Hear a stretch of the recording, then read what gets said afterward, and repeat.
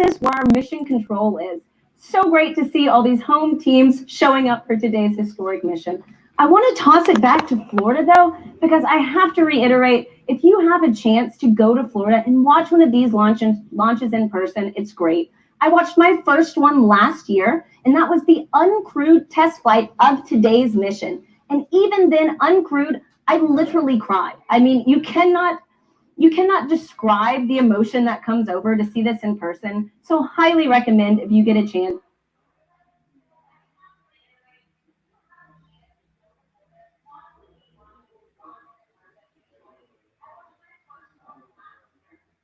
Go on down to Florida. For those of you just tuning in, we are using the hashtag #LaunchAmerica on NASA's social media channels. So join the conversation with us, and maybe we'll show it during the broadcast. So earlier in the show, we polled users on Twitter to see which of you watched the final shuttle launch in 2011, and the results are in. So looks like about 40% of you were able to watch the last shuttle launch, but 60% of you weren't. And I have to say, I'm not gonna lie, I'm with those 60%. This will be my first time watching humans lift off to space from the US, and I'm not kidding when I tell you I'm literally thrilled to do this and share it with you all today. So the next question we have for you, as Bob and Doug finish their final suit checks, we would like to know if you were in the room with them right now, what would you say to them on social media? Use the hashtag #LaunchAmerica, and we'll show it later on in the show. Now let's head back to Marie at Kennedy. Marie? All right, thanks, Tahira. We're looking live at the back doors of the ONC building. Those are the iconic doors that Bob and Doug are going to be walking out in just a minute. But first, we want to pause to honor today's efforts with our national anthem, and the incomparable Kelly Clarkson treats us now with her virtual rendition from her home to yours. Oh, say, can you see by the dawn's early light what so proudly we hailed at the twilight's last gleaming, whose broad stripes and bright stars through the perilous fight o'er the ramparts we rode was so gallantly streaming, and the rockets crackling, the bombs bursting in air, gave proof through the night that our flag was still there. Oh, say does that star-spangled banner yet wave o'er the land of the free and the home of the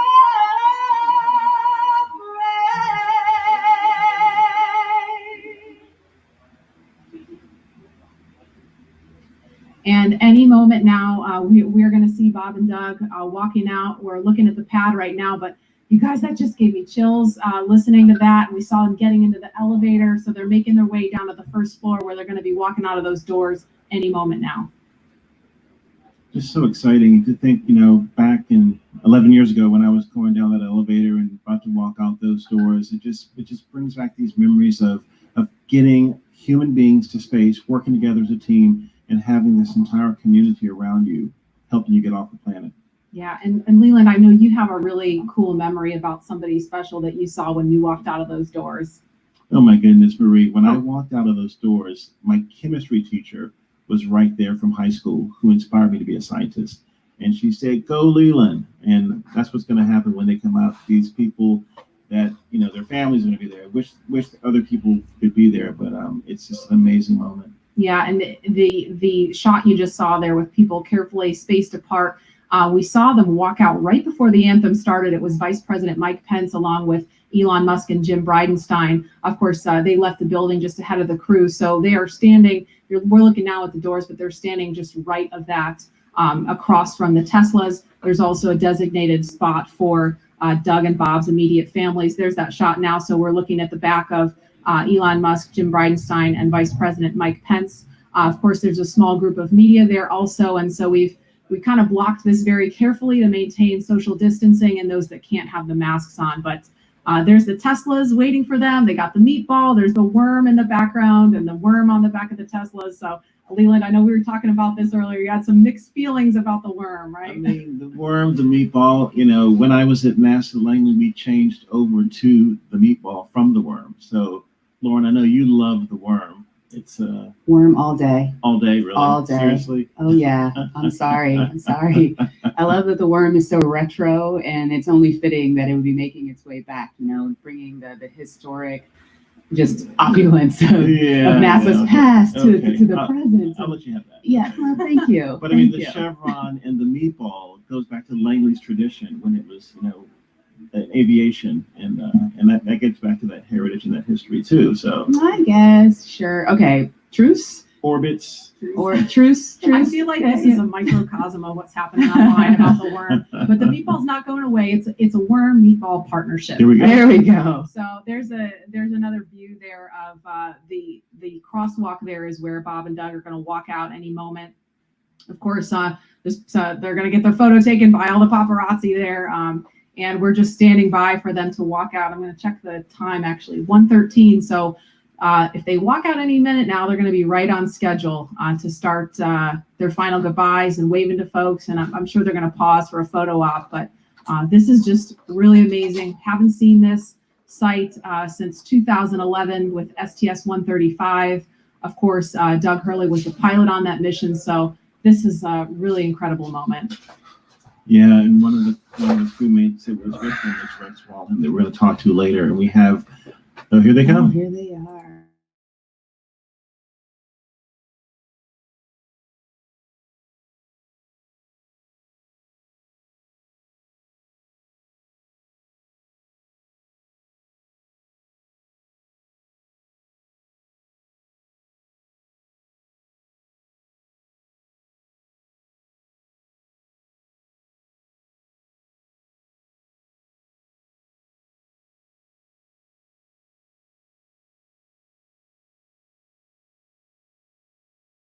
And you can see them talking and waving with their families now. We just saw them do a virtual hug with their sons. Here's Megan and Karen and their sons. Yeah. They're the dads. The dads, yeah. It's so awesome. Bob blowing his family a kiss. Doug actually got to take his wife and son up to the pad on the tower. Yesterday they tweeted out a photo that was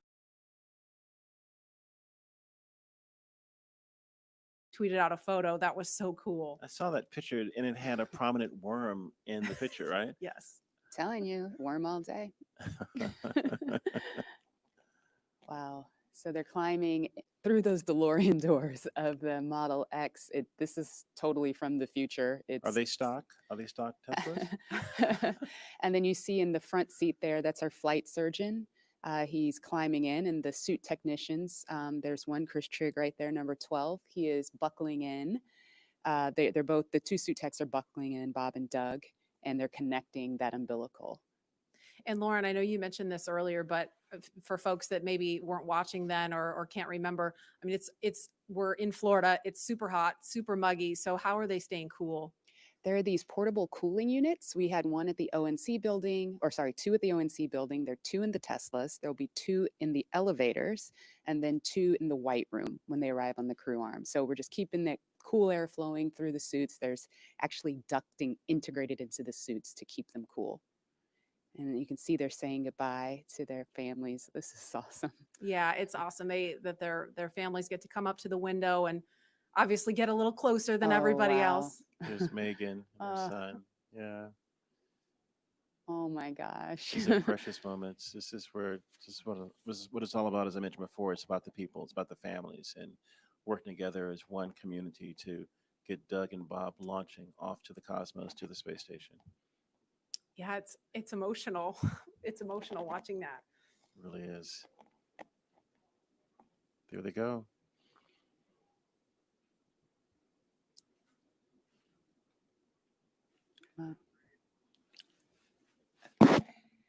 Now, as we see the convoy begin the journey to the pad 39A, we are thinking about each and every one of you, our colleagues and friends at SpaceX and NASA, who have had a hand in seeing the Crew Dragon commercial crew program come to life. And we wish every single one of you could be here up close to see this, but we want you to be a part of this journey regardless of where you are watching today. And so for the next few minutes, while they're making their way to the pad, we want to highlight those people whose hands and words and thoughts built all that we see here today. And we hope all of you watching can feel that pride that each of these NASA and SpaceX team members has for today.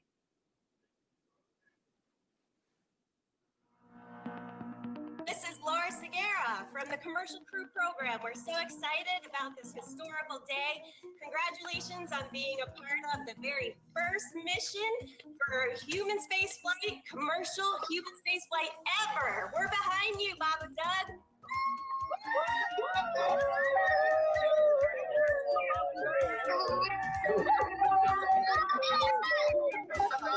I'm Nicole from SpaceX in Cape Canaveral, Florida. Congratulations to SpaceX for hitting another major milestone, and safe travels to Bob and Doug. Bob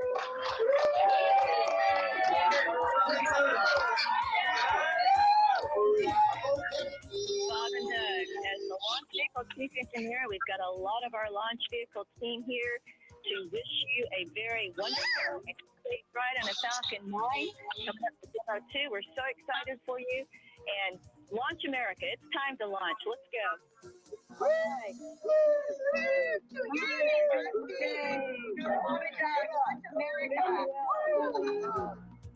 Hi, this is Perla from Hawthorne headquarters. We want to wish Bob and Doug a safe trip to the International Space Station. Go Dragon!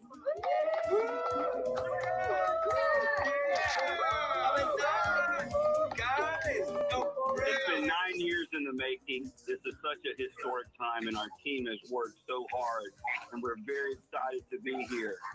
Go Bob and Doug!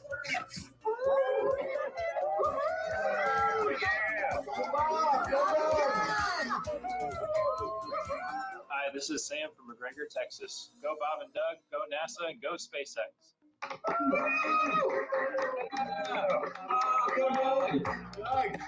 Sean O'Rourke from Johnson Space Center. Bob and Doug, wishing you a great flight. I just wanted to tell you good luck.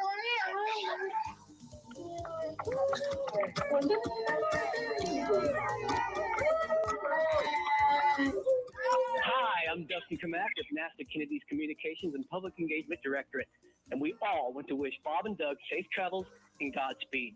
You are both an inspiration to us all. Now, let's get out there and launch America. Let's do it. Come on, launch America.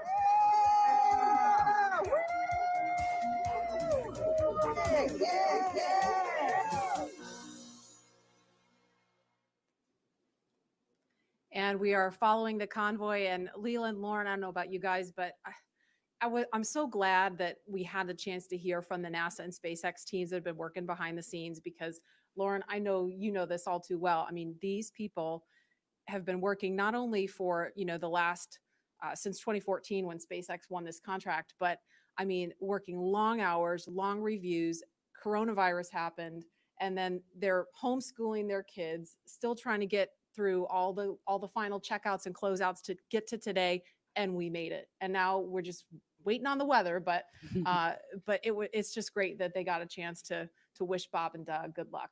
Absolutely. It is a bummer that we can't all be here in person, but to have that opportunity with that wall of cheers is pretty cool. And you're right. I mean, it's been years of extremely hard work. Fortunately, we've had little milestones along the way, like Demo 1 and IFA, the in-flight abort mission, but it was all leading up to this. And I speak for all of my friends and colleagues that are still working on this program. Today is a career just high for all of those people, if not the pinnacle of it. Absolutely. And I know Doug and Bob appreciate them so much. And as they continue to make their way to the pad, the next astronauts to make this journey are also watching very closely. NASA astronauts Shannon Walker, Victor Glover, and Mike Hopkins, and Japan Aerospace Exploration Agency astronaut Soichi Noguchi will also be flying. They'll be in the Crew 1 mission a little later this year. Of course, that's after Bob and Doug return home. Now, Crew 1 will be the second space flight for Walker and Hopkins, who each flew on the Russian Soyuz. And it will be the first space flight for Glover and the third space flight for Noguchi. He flew on both the space shuttle and the Soyuz previously. Now, the Crew 1 mission will be the first in a series of rotational flights to station after Demo 2, once NASA certifies the SpaceX systems for regular crew flights. And right now, Victor and Mike are following along from the Johnson Space Center in Houston, and they are standing by to talk to NASA's Daryl Nail. Daryl, are you? All right, I'm sorry, we don't have Daryl, but as we continue to follow the convoy, we've got actually a little chase car following the convoy. I think we're going to be actually talking to Victor and Mike from right here. Victor and Mike, are you there? We are here. All right, hi guys. I'm just going to ask you first. You're going to be two of the next people to get on board Crew Dragon. So what are all your thoughts and feelings as you're watching Bob and Doug in the Tesla right now? As you can imagine, there's a lot of emotions. Of course, we're excited for Bob and Doug, excited for NASA, excited for SpaceX, and really the whole country. A lot of pride in what it's taken to get to this moment, all the thousands of people that have contributed to getting to this moment. But then there's also a bit of sense of duty of business as usual. So for us, we're going to be watching, we're going to be listening, we're going to be learning, and all of that to help get us prepared for when it's our turn. And your mission called Crew 1. Sorry, I didn't mean to cut you off. Go ahead. I was just going to say it was also great to see them walk out just now and say goodbye to their families and do the virtual hugs. That was great. There are a lot of emotions, but that's probably the best one. And Victor and Mike, I know recently you had Shannon Walker and Soichi Noguchi also assigned to the Crew 1 mission with you. What can you tell us about them and your relationship with them and your training so far with them? Yeah, you know, I'm very excited about Crew 1. We've got a very experienced crew. You guys hit on that a little bit earlier. Of course, Shannon, she's been with NASA for around 30 years.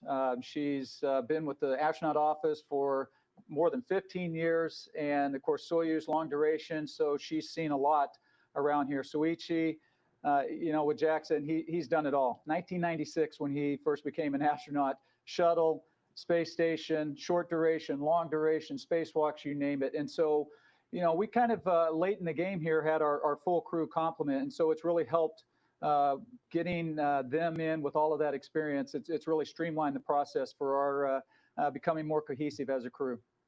Yeah, you know, they really hit the ground running. We showed up to our first sims, and it felt like we had done it several times before. That Bob and Doug are going to do later today, God willing. We also have to be ready to do all of the things that a crew on board the space station does: the spacewalks, the research, the basic upkeep of the space station. And so we also have all that training going on as well. And that's what we've been doing for the past several months together. And now I have a specific question for Mike. I know that you've flown on the Russian Soyuz and not specifically on Space Shuttle, but can you talk about the tradition of the ride out that we're seeing now? Yeah, the ride out, you know, it's very symbolic. It's symbolic of that transition, the transition from months and years of preparation to the actual execution of the mission itself. And so for the astronauts, for Bob and Doug right now, it gives them an opportunity to reflect on all of the work that it took to get to this moment. But then it also gives them time to focus on the job, to really mentally prepare for game day. And then when you think about DM2 and this particular mission, you know, that's this symbolic of this transition from almost 9 years where we have not had human launch capability in the U.S. to a new age of government and private partnerships that are going to be launching humans into low Earth orbit and beyond. And that's happening right here from the United States of America. And a question for Victor, because I know, if all goes well, when you fly on Crew 1 a little later this year, it's going to be your first trip to space. Can you put yourself in the seat right now, in the car with Bob and Doug? I mean, walk me through what that's going to feel like for you, knowing you're headed to the launch pad, you're going to be launching into space for the very first time. It'll be tough to, or it is tough now to imagine what those feelings are going to be like. We were able to simulate that and run through a day of launch exercise and ride out in the Teslas to the launch pad, up the elevator, up the set of stairs, and out the crew arm to where the vehicle would be. And just that day was amazing to me. We were able to do it with the full convoy and to see what that would be like. And that was overwhelming after being a kid watching something similar to that on television. And so I can't imagine what it's going to feel like on our actual day, but I tell you what, I'm looking forward to it. And again, to go back to that moment where Bob and Doug got to say goodbye to their boys, and Karen and Megan, I can't wait to see my kids standing there. It's something that I look forward to. It's going to be great. Victor Glover, Mike Hopkins, thank you so much. And we can't wait to wish you well and cheer you along on that journey. Lauren? So that was so cool. Now, as you're watching this live from wherever you are, you can send a shout out to the crew with a like or a comment on Twitter or Instagram with the hashtag LaunchAmerica and be a part of this moment. So Leland, I mean, it looks like the convoy is headed past the vehicle assembly building. We're looking at the pad now. They've got probably about 3 more miles to go at this point. But what do you think that is going through their minds right now?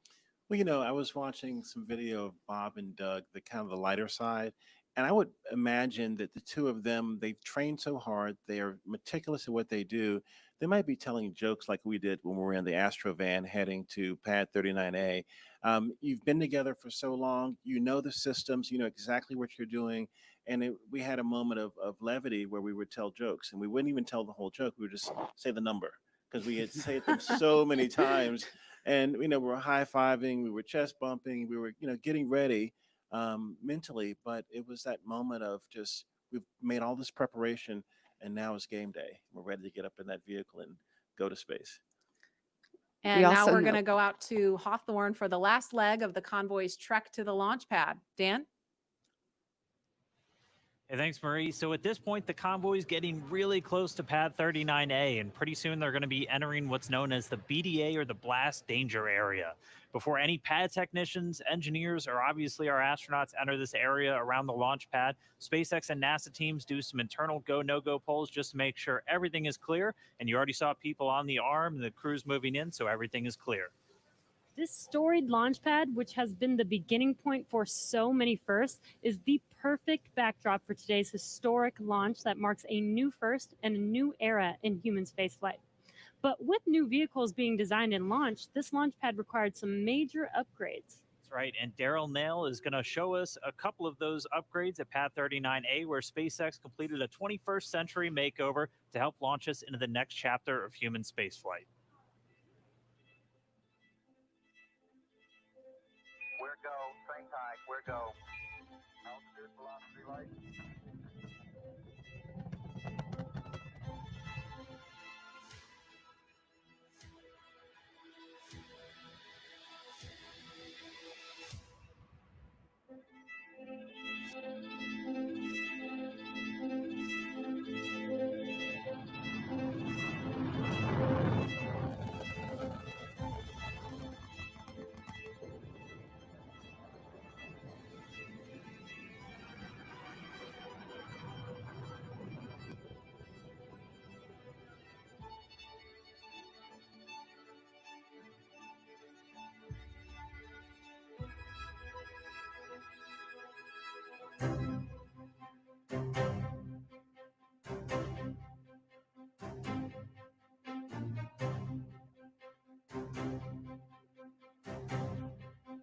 Why, some say the moon.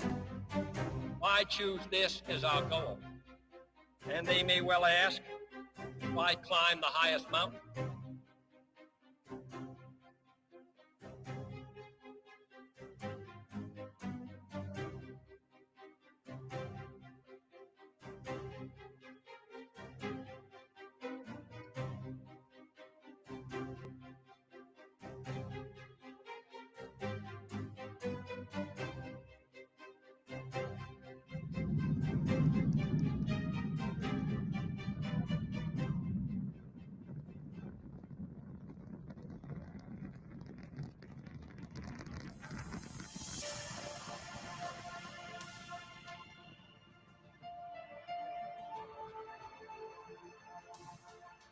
back right. Okay, engine stop. We copy you down, Eagle.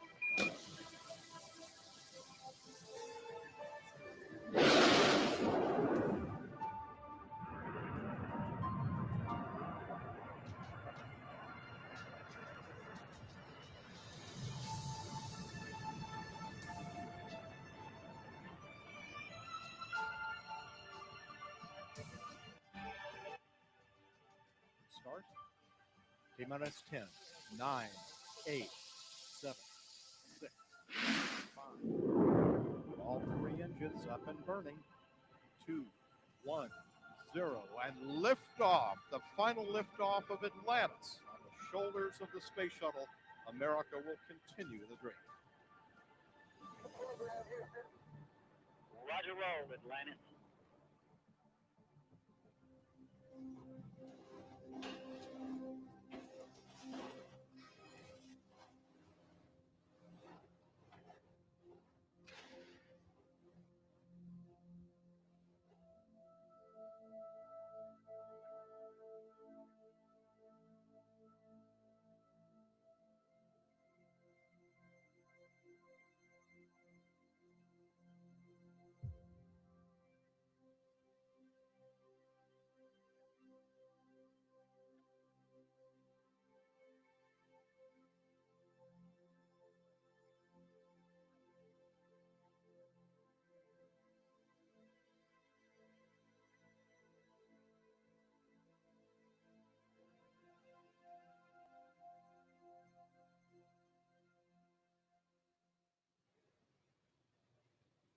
And you can see on your screen, Bob and Doug are getting very, very close to pad 39A. In addition to these launch pad upgrades, SpaceX also made changes to both Falcon 9 and Dragon to enable flying crew. A key update to this latest version of Dragon is its highly reliable launch escape system that is capable of carrying crew to safety at any point during ascent of the rocket.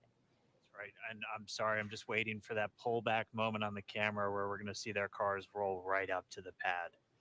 Another key upgrade, though, for everything today is Dragon's new life support system. As you can imagine, and oh, sorry, there we go. Crew arriving at the pad. As you can imagine, flying humans requires keeping a habitable environment inside Dragon throughout the entire flight. And so that's everything like providing breathing air, keeping the capsule at a safe pressure, keeping it free of contaminants, removing carbon dioxide, regulating temperature and humidity, and implementing a waste collection system, aka the toilet. The changes to Falcon 9 were small, but extremely meaningful to meet NASA's requirements for safety for human spaceflight. And specifically, SpaceX had to prove a high degree of fault tolerance, meaning that small failures in the system would not lead to mission failure. Falcon 9 was already able to handle engine failure, but new emphasis was put on making sure that a failure throughout any phase of launch would not mean mission failure.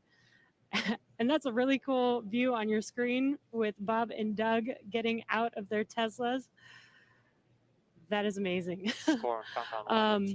And this goes down all the way to latches, control valves, electronics, and wiring, and so much more to keep them safe. All right, well, with the astronauts now on location at pad 39A, Marie, Lauren, Leland, take us through the crew making their final steps towards that Dragon spacecraft. All right, thanks, Dan. That was really cool to see. We can see the Teslas on the screen there. They're going to stop for Bob and Doug to take a little nature break before they make their way up to the pad. And we're expecting it should be about T-minus 2 hours and 55 minutes. So just under 3 minutes from now, we should hear a formal announcement on the loops that the crew is on the pad. So we'll quiet down to listen for that when we get a little closer. But Lauren, you didn't get a chance to mention while they were driving out there, they have a very cool playlist they had on the way out, right? Yeah, I remember Bob tweeting, "What should I listen to on the way out?" So here's what they chose. The first is AC/DC's "Back in Black." I think he actually tweeted that one, or someone recommended it, which is super cool. And the reason being, they are back. Then they also listened to the elevator music from the Blues Brothers film. That song "Girl from Ipanema," and that one? I Sing it, believe Leland. so. I'd Yeah, love to see Leland sing. got another career. Hey. That and meatball loving. But the sort of symbolizing the fact that they're waiting. And the third song was the Star Spangled Banner. the Army French horns version, for very obvious reasons. That one. Yeah, I gotta set the mood, set the tone, right, Leland? You know all about that. Tone, little meatball, all good. And don't make me come over there, Lauren. so we're looking now at the Crew Dragon capsule on top of the Falcon 9 rocket, the impressive crew access arm. That's that black and white kind of hallway you see there. That's how the crew make their way over to Crew Dragon to climb inside. And that Falcon 9 rocket stands about 230 feet tall. The Crew Dragon trunk, from the bottom of the trunk to the top of the nose cone, that's another 27 feet on top of that. So here in just a couple of minutes, Bob and Doug are going to be making their way up in an elevator. They don't have to climb the whole way. It's just about 10 feet of stairs at the last leg of that trip. And lots of people are weighing in on social media. This person says it's happening, and I can't read the rest of it right now, but lots of people really getting pumped using the hashtag #LaunchAmerica online. Somebody says they're watching live now and wishing us a fantastic launch. So we certainly hope so. Last we heard was a 50-50 chance with the weather, so it's going to be exciting.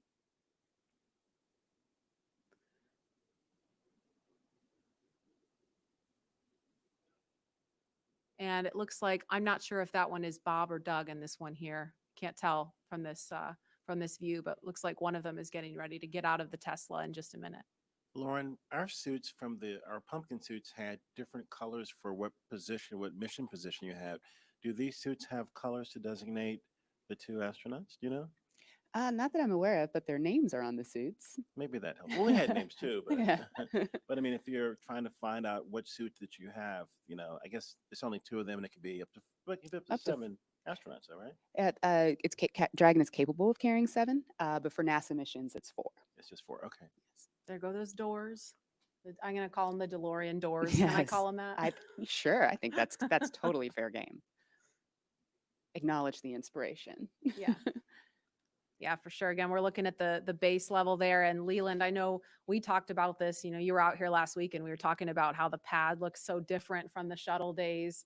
Can you talk about what you remember and kind of how it's different now? Yeah, I mean, the form and the function. I mean, this black pad with the white ticking, and it's a really beautiful. You think about STEM education, but this is totally STEAM: science, technology, engineering, arts, and mathematics. And I think SpaceX has done an incredible job of making things look really beautiful and functional, and everything just fits perfectly. And I think when we were having our launch pad, there were hoses and things hanging off, but this is a very sleek and elegant and kind of futuristic look at the next era of space travel.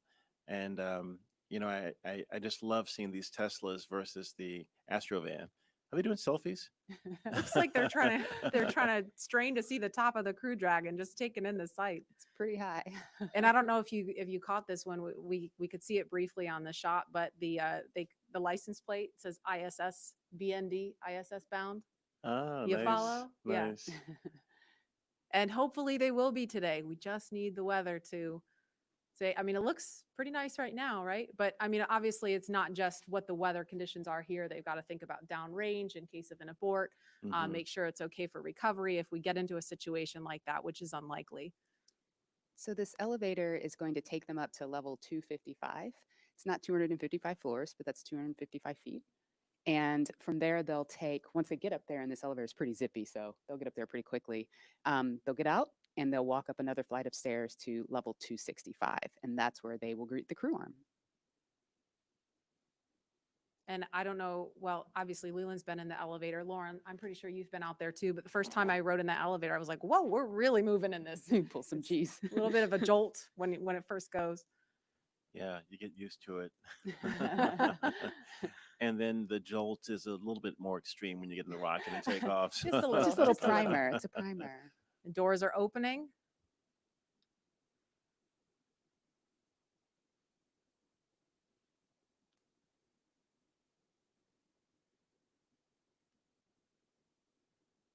And here they come.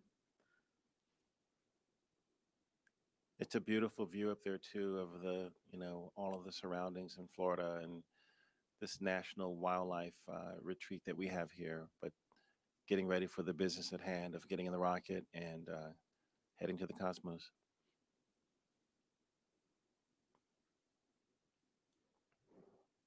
And those are the stairs Lauren mentioned. They're at the it's the 255-foot level right now. I think I Yes. said that right. And now they're headed up the stairs to the 265-foot level. That's a level that will take them to where the crew access arm is in the white room. Yeah, that's the view right there that they're looking at. And Lauren, what are those chevrons, those white chevrons on the floor? Where do they lead to? Those are basically highlighting the exit path. So in the event that that anyone up there needed to get away ASAP, they follow those arrows to where escape baskets await them. There's 7 baskets and they'll hop in there, and it's kind of like a zip line. They'll slide all the way down from that fixed service structure down to the ground, safe and away from the rocket. Great. And at the top right of your screen where you see them, there's actually a phone right up there next to the worm. There's the worm again, Leland. But there's I'm okay a phone. with that. I'm okay with that now. It really pops up there. Yeah, it's like it belongs there or something. It's funny, isn't it? Leland, tell us about the phone. What's the significance of the phone up there? Yeah, I mean, you can call family members that you maybe weren't able to come to the launch, and in this case, there are quite a few of them. But you know, it's a last minute to say goodbye and say that you're going to talk to them when you get to space.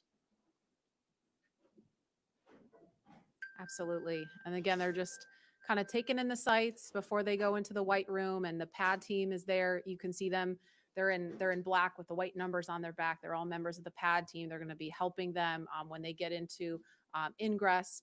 Actually, we're at T minus 2 hours and 50 minutes right now, at about T minus 2 hours and 35 minutes. So just under 15 minutes from now is when the astronauts will ingress. That's the term we use for climbing into Dragon. And of course, they will have the assistance of the suit techs and get buckled in. And so we want to head over to Hawthorne now for a preview of what's in store for not just Bob and Doug, but future space travelers. Shortly after we begin to regularly fly NASA astronauts to and from the space station, SpaceX will also begin flying private passengers to station and beyond using Dragon. That's right. NASA is going to be enabling up to 2 private astronaut missions to visit the space station each year, just as part of our support of a broader economy in low Earth orbit. Just one of the many ways NASA's opening access for companies to manufacture products in microgravity, for new commercial modules in space, and to enable more people to be able to explore the stars firsthand. And the more people out there exploring the stars, the closer we get to becoming a multi-planetary species. Earlier, we showed you a first-hand look at where you would train if you were to fly with us on board Dragon. But now, let's take a peek inside the spacecraft itself. When we wanted to take Dragon and make it human rated, I think we took a different approach to spaceship design than has previously been done, because we wanted this to feel like a 21st century spaceship. We wanted it to inspire another generation of astronauts. Really, everything when you look at Dragon was driven by function. We took into account everything from the placement of all the cargo supplies to the light rail on the top, doubled as a handhold. Probably one of the biggest features of Dragon are the touch screens on the inside. We designed them not just to be very functional, but with a user experience in mind. It's very intuitive to know what we need to do at any given moment in time. When I think about comfort for the astronauts, it's really every aspect of how you could interact with the spaceship that comes to mind. We have 3 different seat sizes. We even go so far as molding the foam around the astronaut's body so that there's not any pressure points, and it's just generally a pleasurable journey to space. Dragon is a spaceship that's all about safety and reliability. We designed it to be 2 fault tolerant, which means that any 2 things could fail. So I could lose a flight computer and a thruster, and I could still bring the crew back home safely. We also added a launch escape system. If anything goes wrong on ascent, the crew can get away from Falcon and get picked up safely. I've worked on Dragon since 2012. When I see Dragon lift off, I think I'm going to feel a buildup of emotion of 8 years of working with some of the best engineers and technicians across the country that put their heart and mind into making this incredible moment happen for everybody. UIS has started on schedule.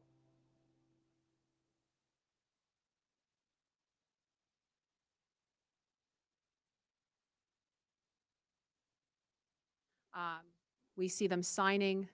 Looks like they're signing something in there right now. Yeah, we give them a black Sharpie to sign the white room. It's starting a new tradition. Yeah, we didn't do that. That's nice. That's It's a awesome. good tradition. Yeah. And while we were in the video, we saw Bob and Doug walk down the crew access arm. Leland, it's like that, futuristic look that you talked about. I mean, what did you think seeing that and how that kind of compare and contrast what that was like during shuttle? It's really beautiful, I think. I mean, back when I was flying on shuttle, everything looked. Oh, look at the thumbs up from Bob. He's getting excited. Just a few little photos at the end there.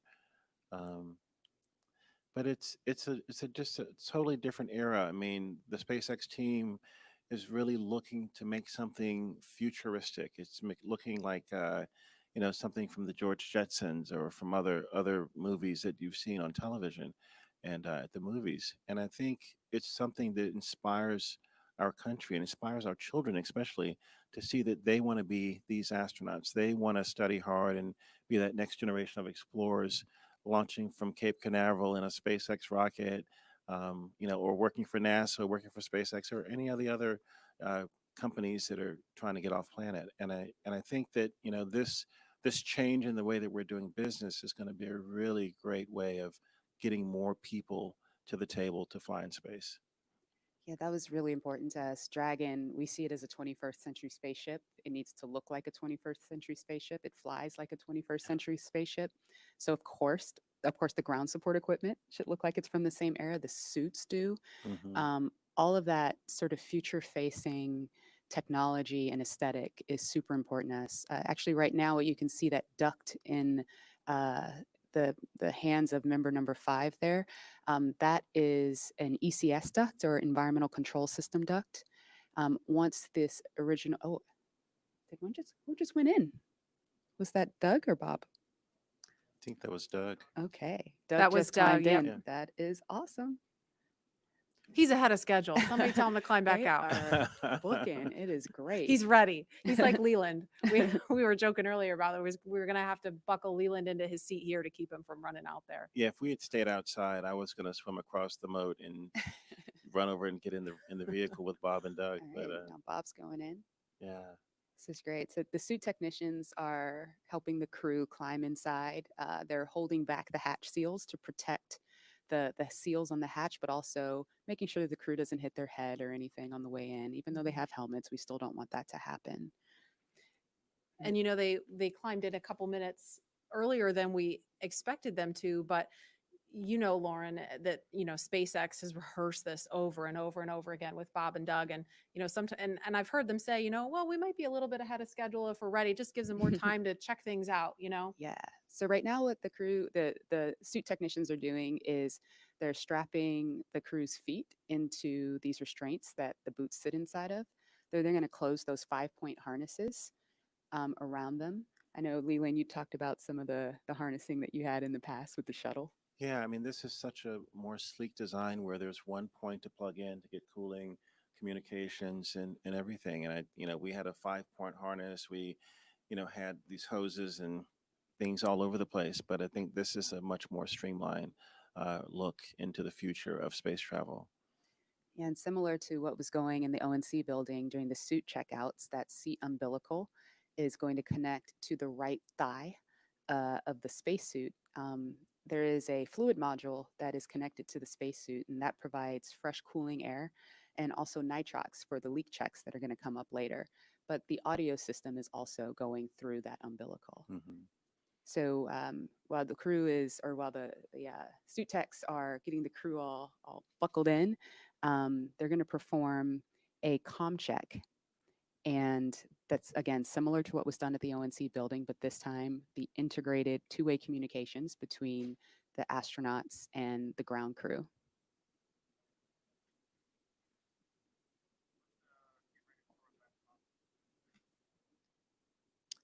And we're going to head back to Hawthorne now, as we just saw Bob and Doug ingress Crew Dragon. Dan?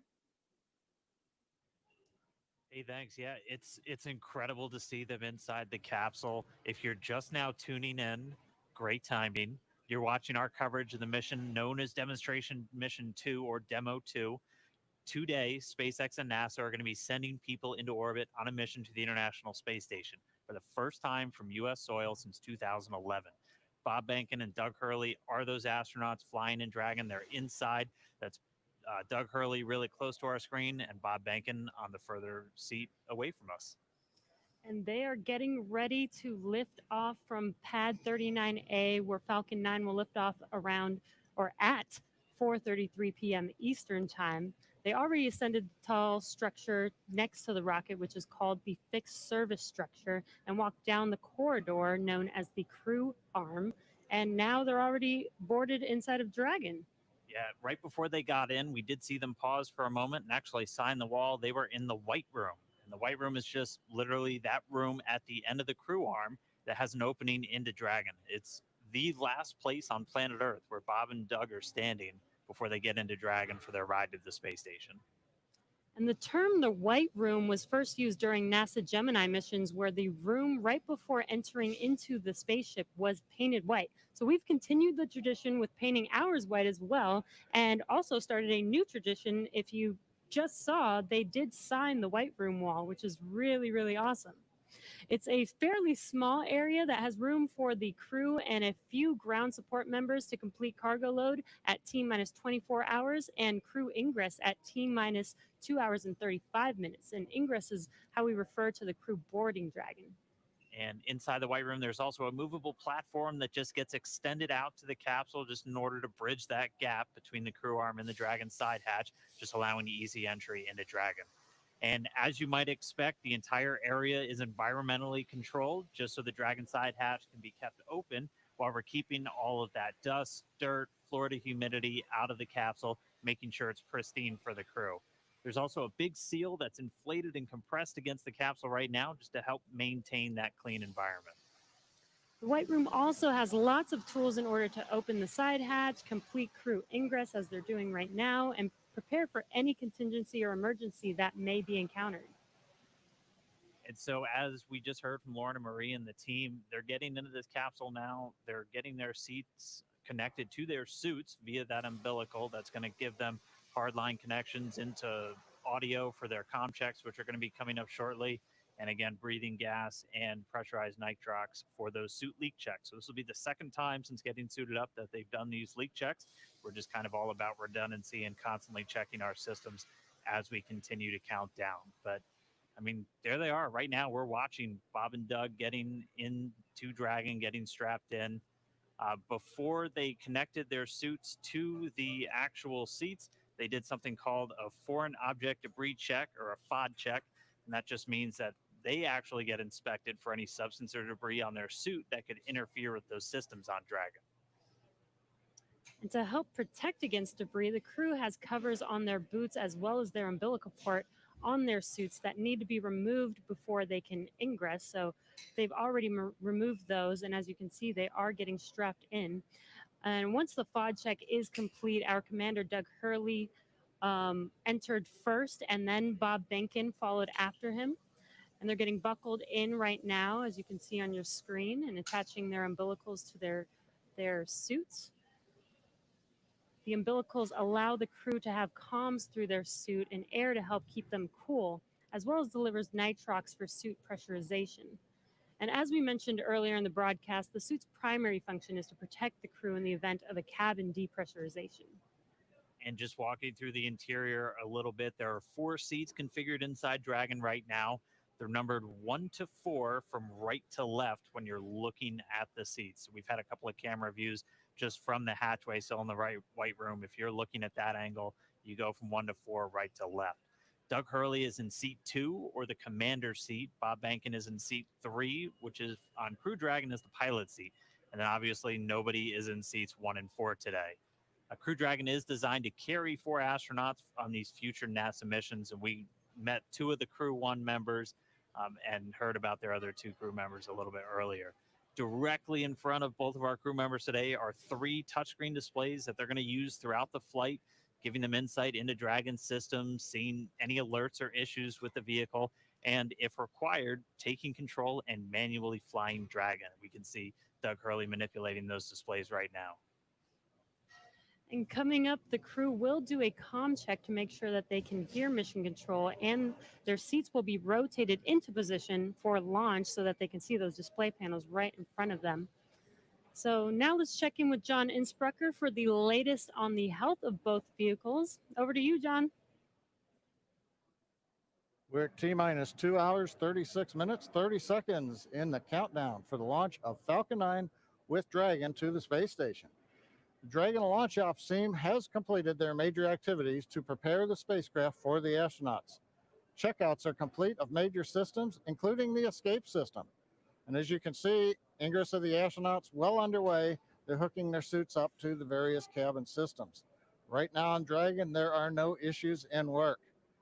Comm checks will be coming up shortly on the Dragon spacecraft with the crew. We might be able to hear some of that, and we'll bring it to you as it happens. Now, currently, the Falcon 9 team is preparing for their final checkouts and propellant load. Checkouts are due to begin at T-minus 2 hours. That's when the majority of the launch crew will actually get on console officially in Fire Room 4 at Kennedy Space Center. Currently on Falcon 9, all systems are go.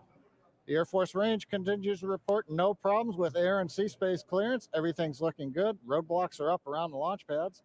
The weather forecast continues to be acceptable, but something we're going to watch all the way through.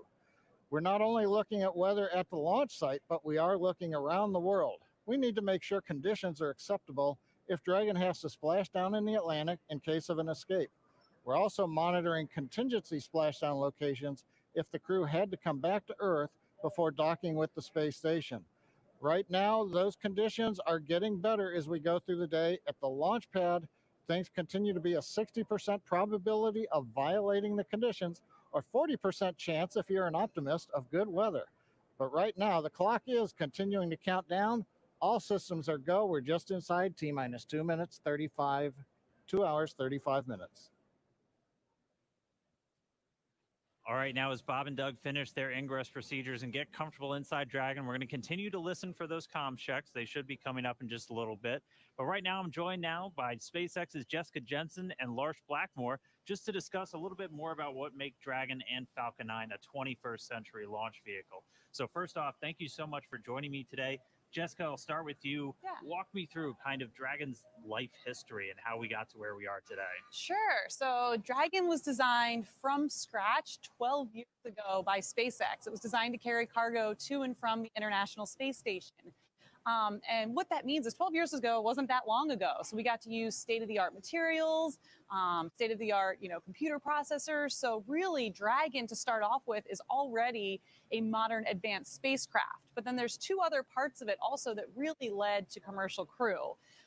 One part of it was that we actually were able to man-rate cargo Dragon while it's in the vicinity of the space station and attached to the space station. So that was a huge learning curve for crew.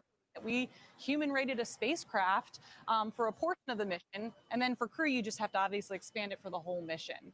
And then the last part was Cargo Dragon has been this amazing test bed for commercial crew. And what that means is we were able to test out like heat shield materials and parachute materials on Cargo Dragon before they ever flew on Crew Dragon.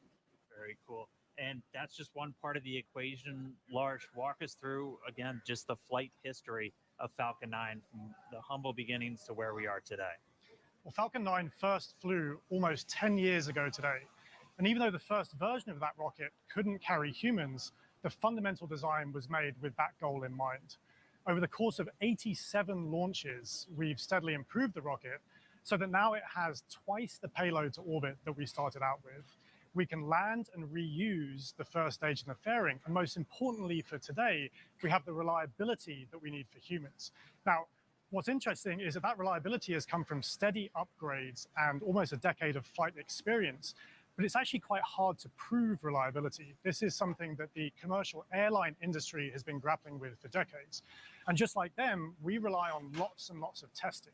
So for instance, if you take the Merlin 1D engine, that has to fly for about 6 minutes continuously to get to orbit. We took one of those and ran it for more than 250 minutes to get the statistical proof of reliability that we need. So it's that testing and lots of analysis that gives us and NASA the confidence that Falcon is ready to fly humans for the first time. And obviously, a lot of additional upgrades, a lot of additional testing had to go just to make sure that both of these vehicles were human rated. So walk us through some of the specific upgrades to Dragon to meet that criteria. So the first one's pretty obvious. We had a cargo Dragon. It has lots of cargo cubbies. So we took all of those out, replaced it with astronaut seats, crew displays, and crew controls. But one thing that people may not know is on Cargo Dragon, we've actually been flying mice to and from the International Space Station for years. And what that meant was we had to design an environmental control and life support system for Dragon years ago. It oxygen, it scrubs carbon dioxide, and among other things, it controls temperature and relative humidity. So even though that was done on a smaller scale for mice, it was a learning curve on how to help man-rate a spacecraft when you have to do it for humans. And then, Lars, same question. What kind of specific upgrades had to go into it to certify Falcon 9 for this day? Well, I already mentioned the reliability upgrades. One upgrade that I think is particularly interesting is the launch abort trigger. So people probably know that Dragon has the ability in mid-flight to separate from Falcon and boost the astronauts away to safety in the case that there's some kind of emergency. And that could be triggered by the astronauts or by the ground crew. What people may not know is that Falcon itself has the ability to cause that trigger. And it will do that entirely autonomously using algorithms, software, and sensors. And that's particularly important in the case of a time-critical fault where aborting quickly means aborting safely. And in some cases, Falcon can do this quicker than 3/10 of a second, so much faster than a human. And Lars, I'm going to pause right there for a sec. We're getting some comm from the crew. And so coming up shortly, we're going to hear these communication checks. Bob and Doug are going to be talking to several positions down on the ground, and they're going to be using both communication speakers inside of Dragon and inside their suits in a series of communications checks. They're also going to be doing these checks over different satellites and ground stations. PLT, com check, umbilical. CDR, loud and clear. PLT, loud and clear. Core, loud and clear. Umbilical, com check complete. Stand by for ground station com check.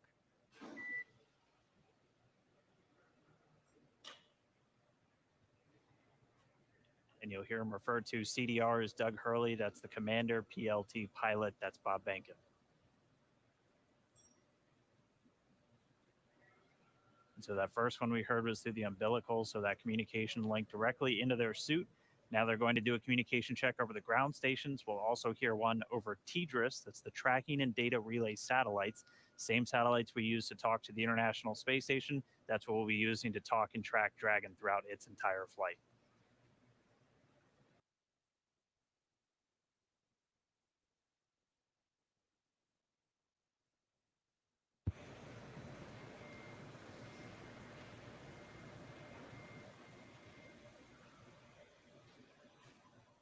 So again, just waiting for a moment for the teams to continue configuring everything. They're going to do these ground checkouts now, and you're going to be hearing them talk directly to the core. It's the crew operations responsible engineer. That's essentially the Capcom if you followed NASA missions in the past.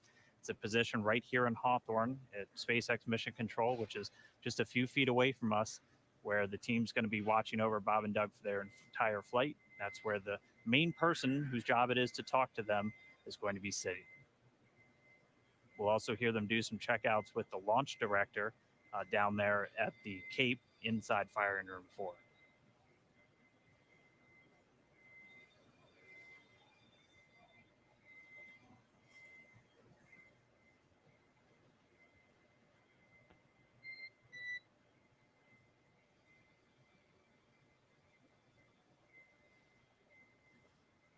And you'll be hearing those very characteristic beeps.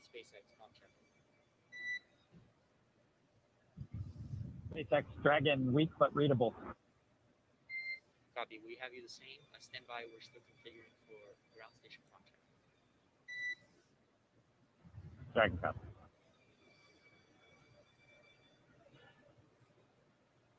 And just to further explain some of those voice protocols that you're going to hear, you might be used to hearing Houston Station or Houston Shuttle or Houston Endeavor back when we were flying those specific shuttles, you're going to hear SpaceX Dragon. That's the SpaceX team calling the Dragon team on orbit. And then Bob and Doug will be able to respond. And so they're going to continue to configure. We'll get these ground station checkouts momentarily. And just a reminder, you're going to hear that very, very unique beeping sound. That's called a quindar. And that's been something that's been used throughout space to ground or air to ground communications throughout spaceflight history. And that's really just for teams who are in mission control or supporting the launch. Know when you hear that sound, it's time to listen. Dragon, SpaceX, comm check, ground station. Dragon has you loud and clear. Much better, Jay. And core, loud and clear. Ground station comm check complete. Stand by for TDRS comm check.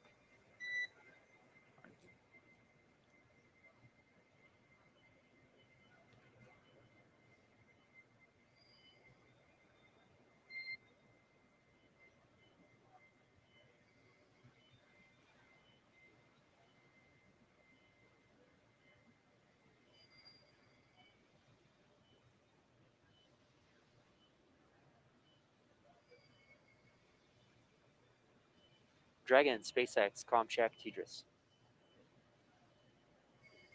SpaceX Dragon, loud and clear. Core, loud and clear. TDRS comm check complete. Stand by for checks with MD, LD in the launch configuration. Dragon, MD on countdown 1, comm check.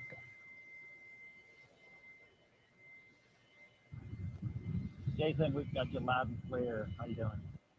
Doing great. How are you guys doing in there? Stand by for comm checks. Great day to launch a spaceship. Agree. And stand by for comm checks over Dragon to ground. Dragon, MD on Dragon to ground, comm check.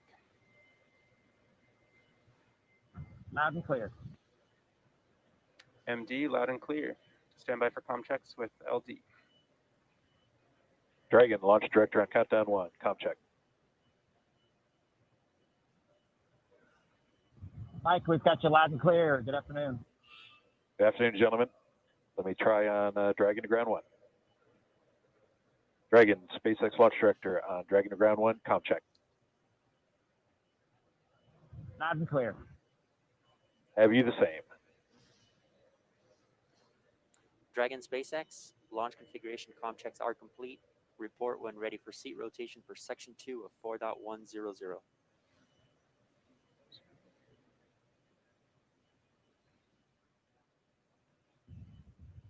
SpaceX Dragon, we're ready for seat rotation.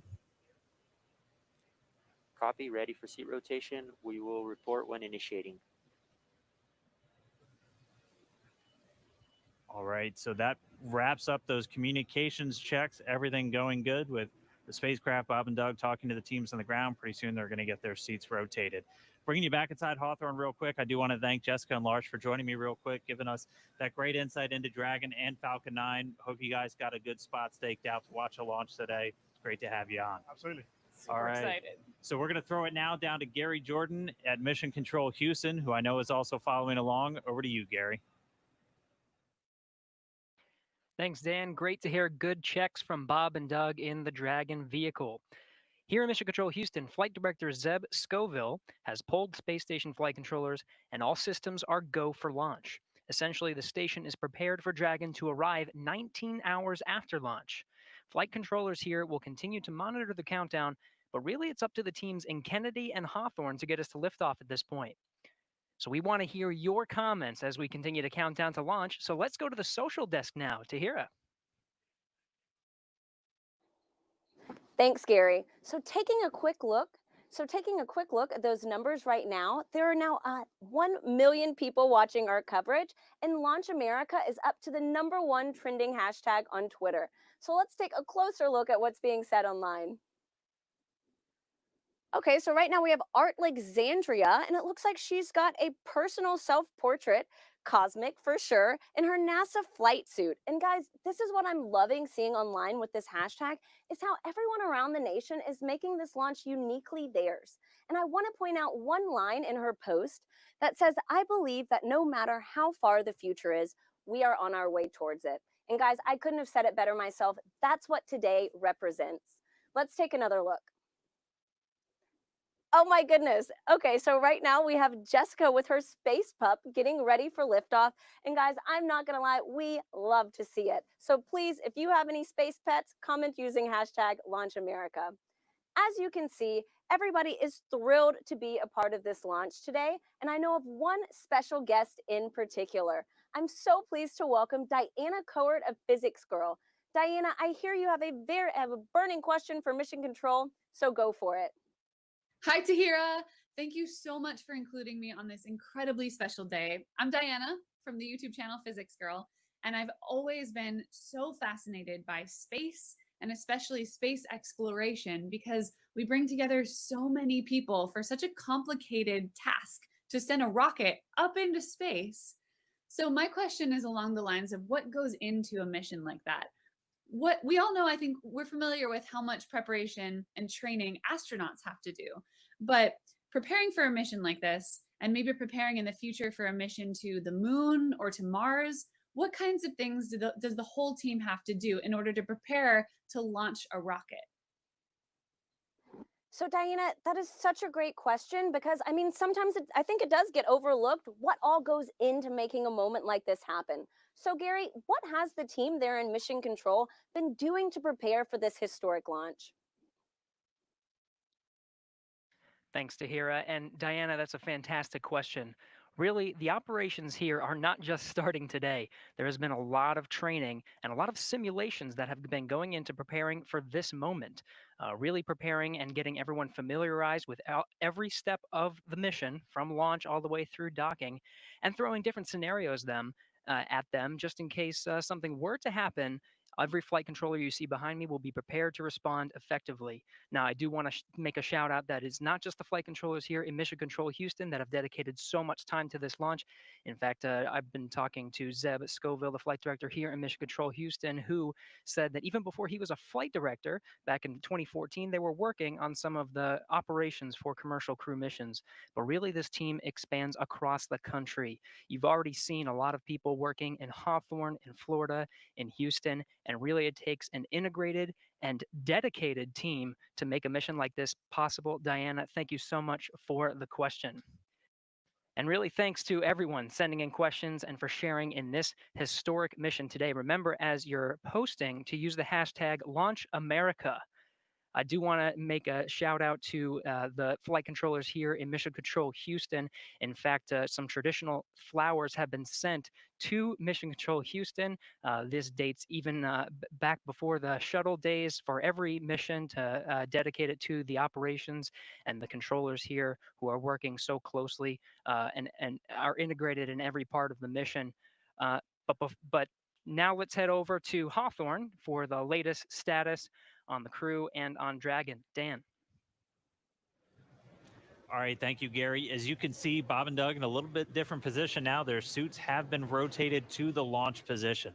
So this just puts their backs a little bit more horizontal with the ground itself, or parallel with the ground itself, and places those displays directly in front of them. We've also already moved into suit leak checks. So this is the second time they've had these leak checks done in their suit. So pressurized nitrox now flowing into those launch and entry suits that they're going to be wearing throughout the dynamic phases of this mission.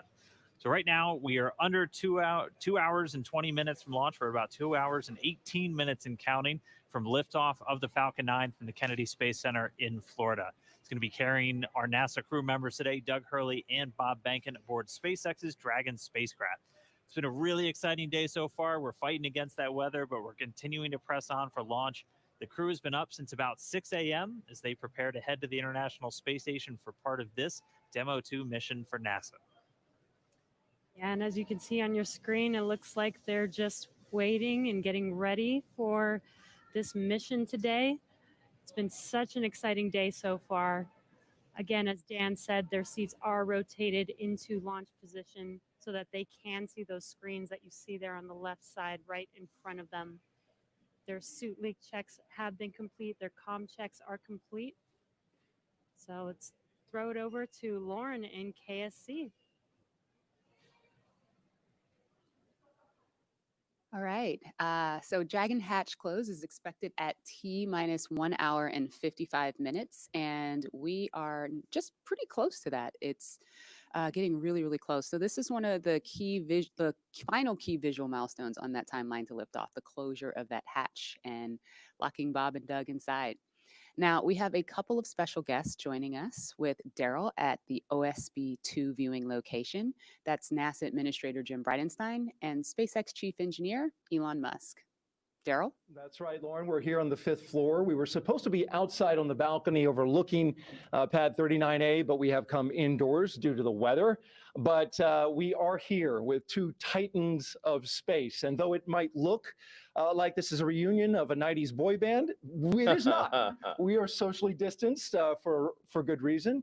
But we are here to talk about space. And I want to thank you both and tell you both it's a privilege and honor to be with you today. We're going to start off with you, Jim, and ask you a couple questions here. I want to ask you, first of all, it's been almost 3 years that you were sworn in as NASA Administrator, and you knew from the very first day that you would be right here at the Kennedy Space Center in this moment when a commercial partner was ready to launch. Tell me what it's like to be leading NASA at this very moment. So I want to be clear. I did not know that when I got sworn in. I will tell you, a lot of folks said it couldn't be done. But of course, as soon as I got the job, Elon and I have had a number of conversations. Elon committed that this was something that SpaceX could achieve. We've had challenges. We've had setbacks. We've seen catastrophic losses of capsules and challenges with parachutes. What's that? On the ground, uncrewed. I want to be really clear. Tests, but that's what's unique about SpaceX. SpaceX can do things that NASA historically has not done. They test, they fail, they fix, they fly, they test, they fail, they fix, they fly, until the point where we are today, where not only is SpaceX comfortable, but NASA is comfortable. We are ready to go. But if you would have told me even 2 years ago we'd be right here, I might have even been questioning it then. But this is a monumental achievement. It's a Herculean task by the SpaceX team, which we're very grateful for, and also by the NASA team that has been working hand in glove with them to get to this point. And it's good we have Jim and Elon both here to fact check each other, so that's good. Thank you for that. Elon, in 2002, when you started SpaceX, many in the aerospace industry didn't take SpaceX seriously. You remember what that felt like. Yet here you are, you just sent 2 astronauts in a car made by your car company to launch pad 39A with a spacecraft made by your space company.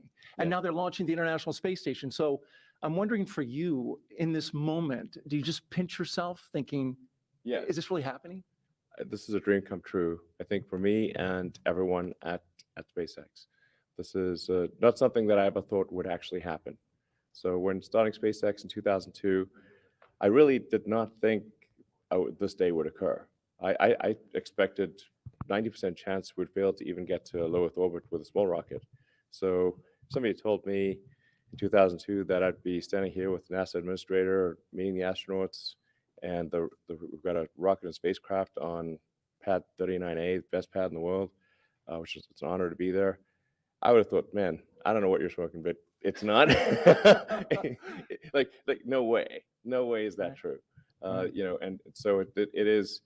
Say it's even a dream come true. I didn't even dream that this would come true. Let me put it that way. You know, but it is. I am incredibly excited to be here on behalf of the SpaceX team.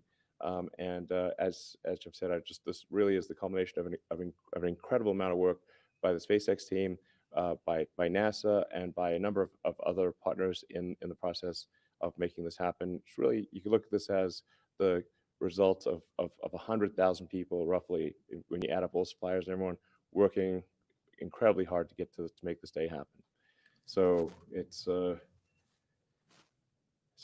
really hard to believe that this is real. And you're here, and it's amazing. And many of us have been amazed as we've watched you accomplish these things over the years. Jim, back to you. This is all about the commercialization of space. And so in the early going for commercial crew program, it wasn't something NASA was used to. You know, Mercury, Gemini, Apollo, shuttle. NASA gave the designs and the contractors went out there and built it. This is different. It is. They're building it now. What were some of the hurdles that you had to overcome to get to this point? Well, I think getting people to recognize that when the government provides both the demand and the supply, you're limited in what you're able to do. And of course, back when this program was initiated under Charlie Bolden, General Charlie Bolden, astronaut Charlie Bolden, Congress was not supportive and did not provide the proper funding. And yet he persevered, he pushed forward. And now I think everybody recognizes we have to commercialize space. We've had success now with commercial resupply of the International Space Station. Now we've got commercial crew to the International Space Station. Eventually we need commercial space stations.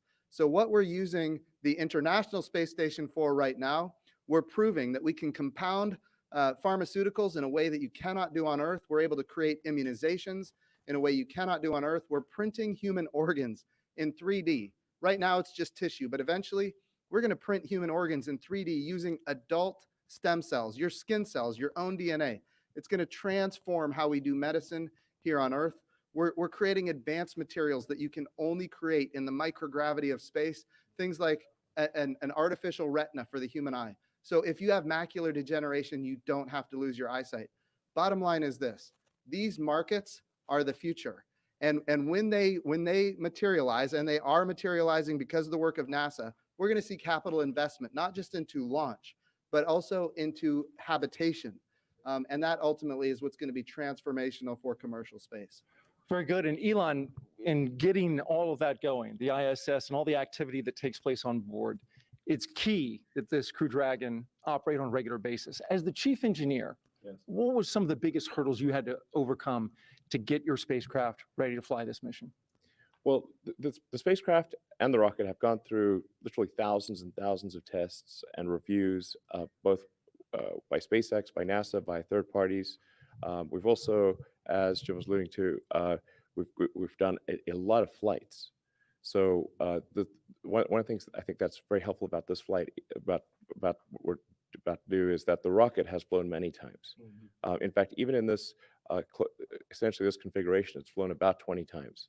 So that means we really have, and I don't want to tempt fate, but a well-proven rocket. And we've flown Crew Dragon to the space station once, successfully brought it back. We've done a tremendous amount of testing on the ground, and when you do the testing on the ground, you always push the limits.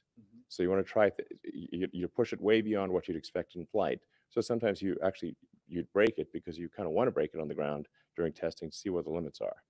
So this is a result, like I said, of thousands of tests, of thousands of design hours, and a tremendous number of smart people working incredibly hard to make this day happen. And you've got 2 astronauts on board now. Yes. Do you feel that responsibility? Yes, absolutely. I felt it, I think, most strongly when I saw their family just before coming here. And did you say anything that you can share? So we've done everything we can to make sure your dad's come back okay. Thanks for sharing that with us. Jim, you had some words with the astronauts. What was your take on how they were feeling? I will tell you, Doug Hurley, Marine Corps test pilot, of course, veteran of multiple space shuttle missions. Bob Benkin, flight test engineer, United States Air Force, again, veteran of multiple space shuttle missions. This is not new to these guys. All I could do is convey to them how much all of America appreciates what they're doing, that the entire world is watching, and just how grateful we are as a nation. And I will tell you, their demeanor is loose. They are ready to go. They were joking around. They're talking about what they had for breakfast and how it might come up later. It was steak and eggs. Yeah, right, I saw that. Yeah. Right. So it was nice to see. They are in their element, and we are just so grateful and proud of them. Well, that's good to hear. That gives you great confidence, I'm sure, in your positions as you hear that. We're going to go to a social media question, and we've got this question coming from Brooklyn. And she wants to know, I noticed some changes in the crew spacesuits. They look much thinner and lighter. What changes in the space capsule allow to have these futuristic suits? Well, we spent a lot of time designing the spacesuit. I personally spent a lot of time on the spacesuits. It took us 3, almost 4 years to design suits that both look good and work well. So you can see a spacesuit in the movie, looks good, doesn't work. and then you can make a spacesuit that works, but then doesn't look good. Because fundamentally, it's a pressure suit that's got to survive in vacuum. Right. So it's you know, so it tends to puff up, you know, when it's under pressure, and it's got to handle all that pressure. So it took us many iterations to get the suit to really wanted to look great. Fundamentally, what it's about is like we want to inspire kids to say that one day they want to wear that uniform, they want to wear that spacesuit, and get them fired up about, yeah, I want to be an astronaut, I want to work on aerospace engineering, I want to advance space flight. And I think what today is about is reigniting the dream of space, and getting people fired up about the future and excited. It's just one of those things that I think everyone, from all walks of life, from all parts of the political spectrum in the United States and elsewhere, should be really excited that this is a thing that is made by humans for humans, and it's just a great, exciting, inspiring day. And it's one of those, like I said, one of those things that makes you glad to wake up in the morning. Yeah, yeah. You know, functional and inspiring. And there's one on a model right over there, and you got me so excited. I might run over there and put that thing on, Elon. Yeah.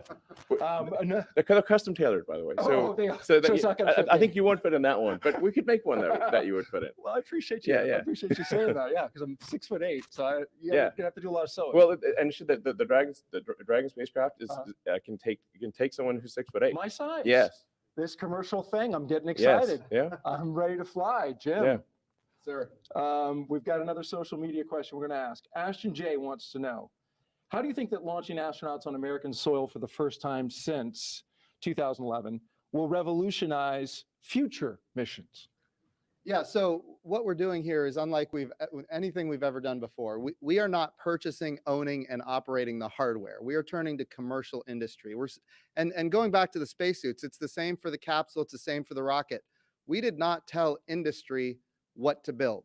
We gave them top-level requirements. We said, here's the requirement for payload, here's the requirement for safety.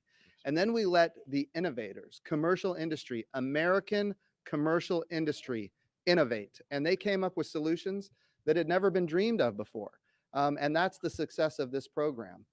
So we're really revolutionizing how we do spaceflight. And I really think when we look into the future, we're going to see these models of doing business with public-private partnerships apply not just to low Earth orbit, which is what we're doing today, but we're taking this model to the moon and even onto Mars. And I hear something about Tom Cruise shooting a movie at the International Space Station. Is that right? I'll tell you what I told Elon just yesterday, and that is this. People ask me about Tom Cruise all the time now, and the answer is yes. We would love Tom Cruise to fly to the International Space Station and make a movie. I'm all for that, and we're going to do what we can to make that happen. But you should know this. There was a day when I was in elementary school, and I saw the movie Top Gun. And from that day, I knew that I was going to be a Navy pilot. It's just the way it was. The goal here, and this is what we're doing today. Exactly. And Elon is all about this. Get the kids fired up about wanting to wear that spacesuit. That's exactly. Wanting to fly that, go to orbit, go to the moon, go to Mars, reigniting the dream of space, and just getting, people of all walks of life, young, old, excited about the future.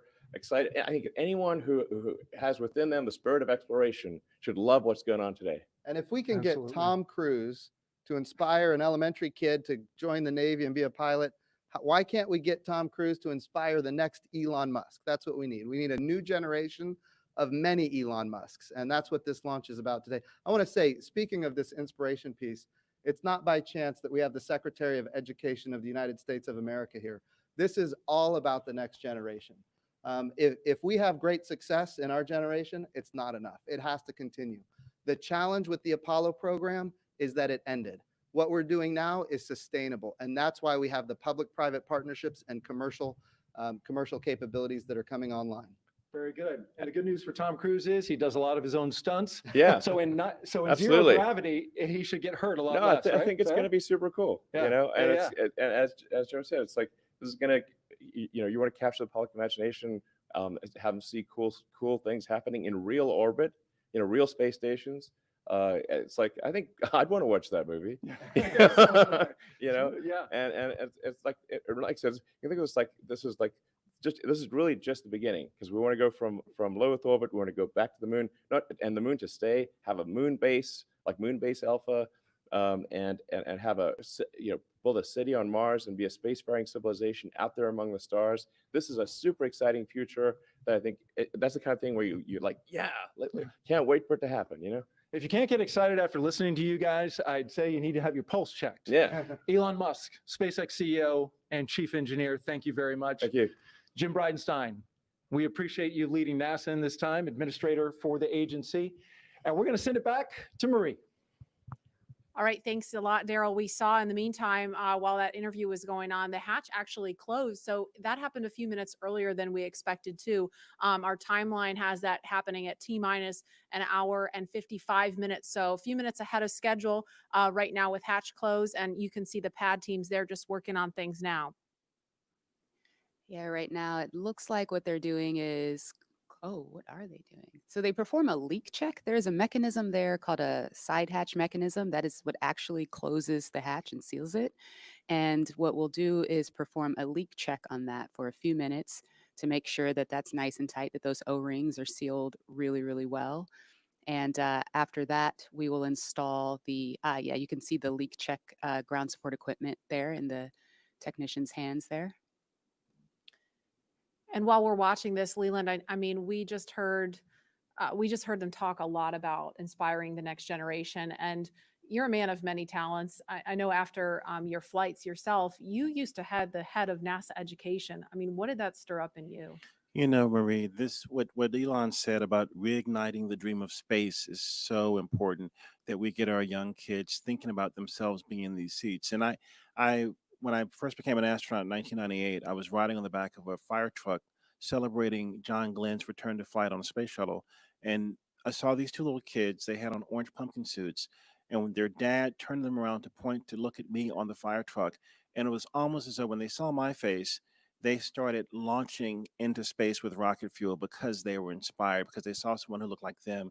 And I think that if we can reignite this dream through SpaceX's launch, through the partnership with NASA, we can get so many more kids to believe in themselves and know that they can be just like Doug and Bob flying on the SpaceX Dragon.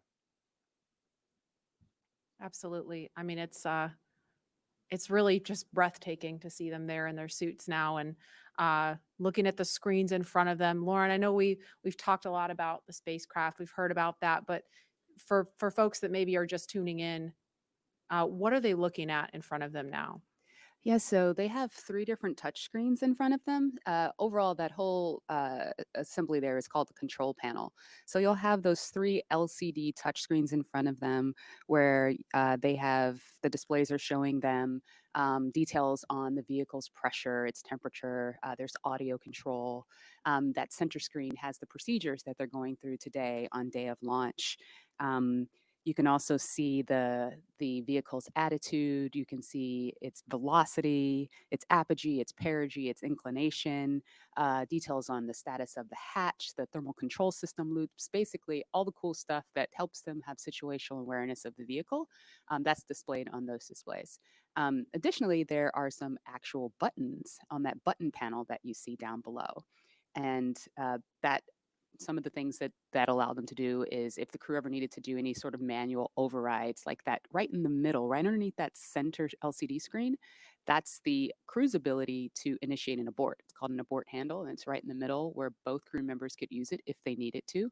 And the audio controls are also on those button panels. When they're not in their suits, there's actually speakers that are coming off of the control panel that allow them to hear mission control, hear the core, hear ISS when they're not in their suits where the audio systems are integrated into that.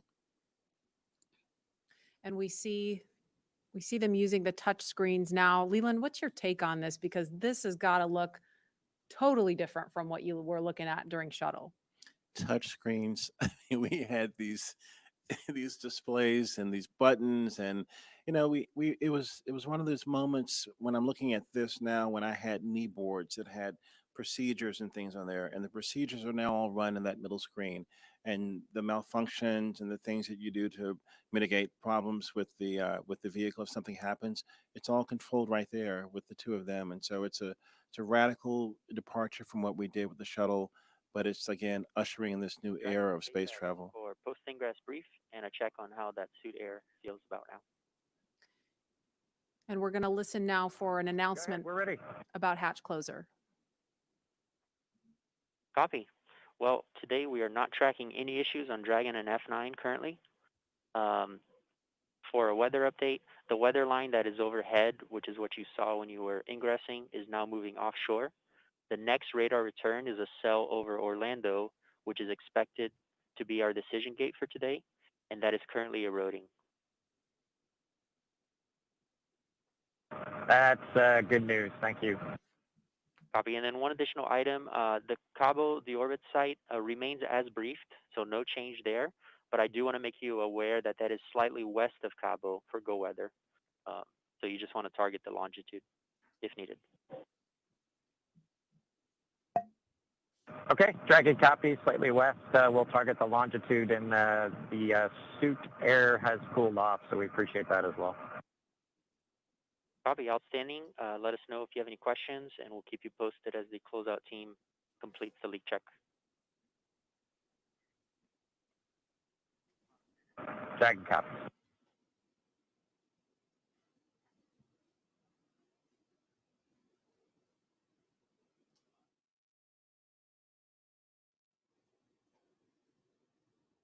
So what we actually heard was a little bit more discussion about the weather, still looking at things, and we're about a minute away from an announcement about hatch closure, excuse me.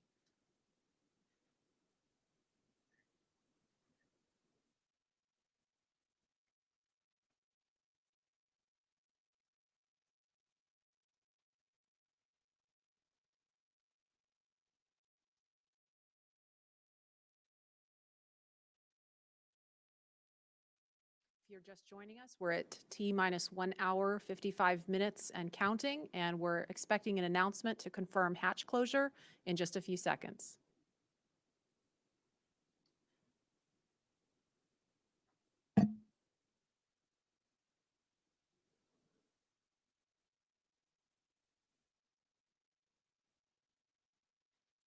Dragon, SpaceX, for comm checks with Falcon 9.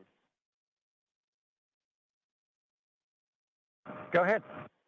Okay, we are ready for that at that time, if you are ready. We are ready.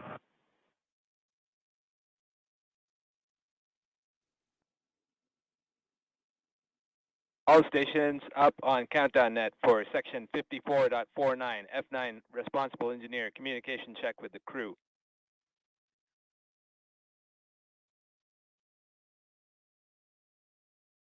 Start with guidance, navigation, and control. Dragon GNC on countdown 1, comm check. GNC Dragon, loud and clear. GNC loud and clear. Stand by for comm check by the propulsion engineer. Dragon, prop on countdown 1, comm check. Prop Dragon, loud and clear. Prop, loud and clear. Stand by for comm check with the avionics engineer. Dragon, avionics on countdown 1, comm check. Avionics Dragon, we have good loud and clear. Avionics loud and clear. Stand by for comm check with the ground segment engineer. Dragon, ground segment on countdown 1, comm check. Ground segment Dragon, loud and clear. Ground segment loud and clear. Stand by for comm check by launch control. Dragon, launch control on countdown 1, comm check. Launch control Dragon, loud and clear. Launch control loud and clear. Stand by for comm check by the chief engineer. Dragon, chief engineer on countdown 1, comm check. Bala, Dragon has you loud and clear. Chief engineer, loud and clear. This completes the F9 responsible engineer comm checks. Dragon, chief engineer on Dragon to ground. Go ahead, sir. I was just doing a comm check on this loop. Good luck, guys, and buckle in.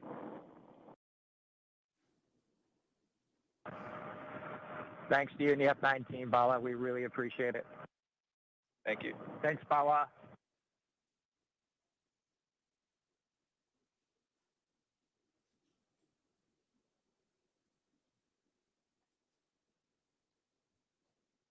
So we just heard a series of comm checks there. And Lauren, I don't know if you want to describe a little bit more about why that's important. And we heard the acronym GNC. They said guidance, navigation, and control really quickly, and then went back to the acronym GNC. Can you kind of explain to folks what that means? Yeah, the launch chief engineer, Bala, as you heard them thanking him towards the end, initiated a comm check with all of the different subsystems that those engineers that are on console and those operators today, and talking with the crew, making sure that they were able to communicate with them bidirectionally, and just handing that check off from all of the different stations on console today. That was really, really cool. We obviously don't do that when there's a satellite on top of the rocket. So this is the first time for a real flight that we've done that operation. Just very awesome. And now that the hatch is closed, a lot of the work of this team is done. But I mean, they're obviously not finished. They're not ready to leave the white room just yet. You were talking to some folks about what's going on in this room now. Yeah, that's right. They should be completing the hatch leak check. That's you sort of pressurize that area between, there's 2 O-rings that are there, and we want to pressurize that area, see if it holds pressure. It's a very, very sensitive test, very high criteria for passing. And so once that leak check is shown to be okay, and that the capsule or that those O-rings are able to hold pressure, what the team will do is they'll go back into that area, into that access panel, and install what we call the SPEP, which is the side pressure equalization plug. Once that is plugged, you've really closed everything up. And when the crew splashes down, what they'll actually do is pull that plug to equalize pressure across the hatch so that you don't cause the hatch to buckle due to a pressure, or sorry, the hatch or the capsule, the weldment, any of the vehicle to buckle due to a pressure differential. So they should be adding that plug, and then they'll cover up that side hatch access panel with the TPS panel or thermal protection system panel, close it up, and that'll make sure it stays safe on ascent.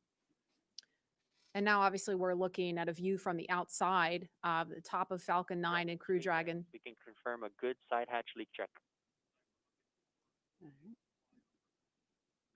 Dragon copies, good leak check.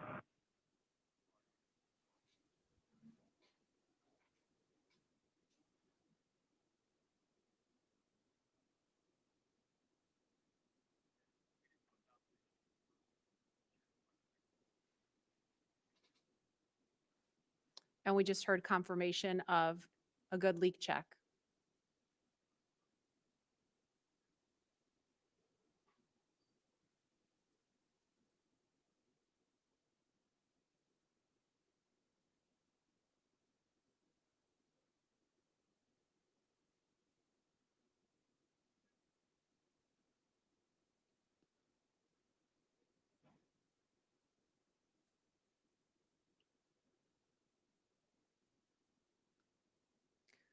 If you're just joining us, you're looking at the Falcon 9 rocket with Crew Dragon sitting on top. Inside that capsule on top are NASA astronauts Bob Behnken and Doug Hurley.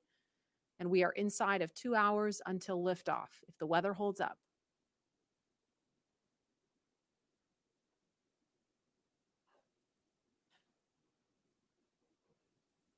There's another stunning aerial view of the crew access arm extended out towards Crew Dragon. That is the final path that the astronauts took to climb aboard Dragon before they strapped into their seats and the hatch closed.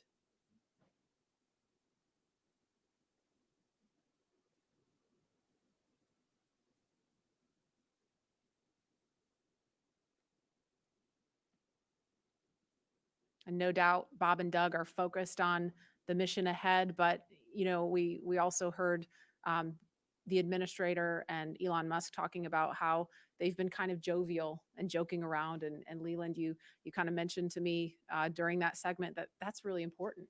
It really is, Marie. When we were in the vehicle, after we got to this point when the hatch was closed, we were all going back to those moments of our training, you know, when we were going through, you know, ascent and entry training on the shuttle and just different phases of flight that we would be going through.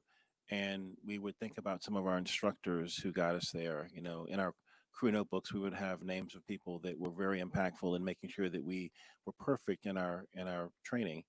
And that looks like a view of Air Force One. flying near launch pad 39A for a special guest to have a special view of the astronauts on the launch pad. President Trump on board, making his way to Kennedy Space Center to hopefully view a launch at 4:33 this afternoon.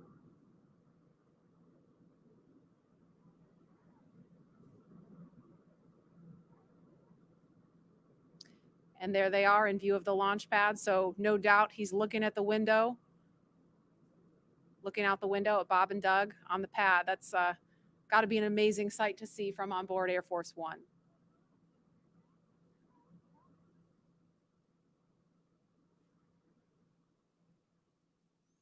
And we are at T-minus 1 hour, 46 minutes, 22 seconds and counting from launch. And guys, the last time we actually did a little bit of research when we found out that the president was coming. The last president to witness a launch from here at Kennedy Space Center was Bill Clinton. That was back in October 1998 for STS-95. So it's been a minute.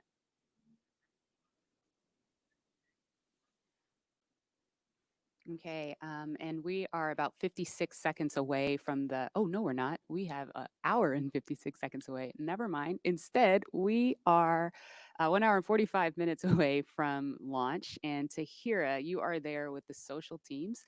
I bet you are seeing some excitement on all the things we just saw on the screen there. Hey, Lauren. I mean, like you said, things are really ramping up on social media right now, especially seeing that hatch close and also just watching this flyover happen.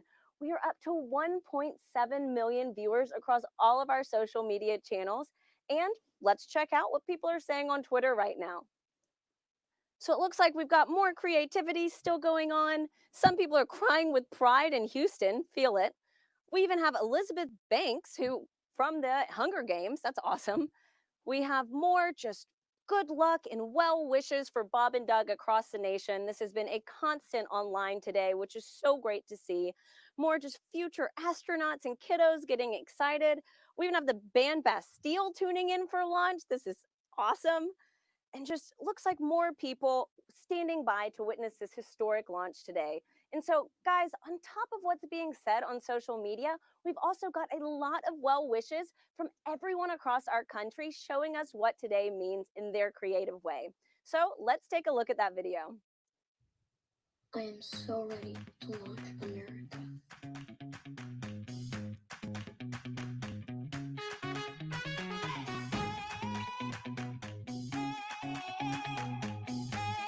Hi, I'm Audrey Clark, and I built this baking soda rocket, and I'm gonna launch it.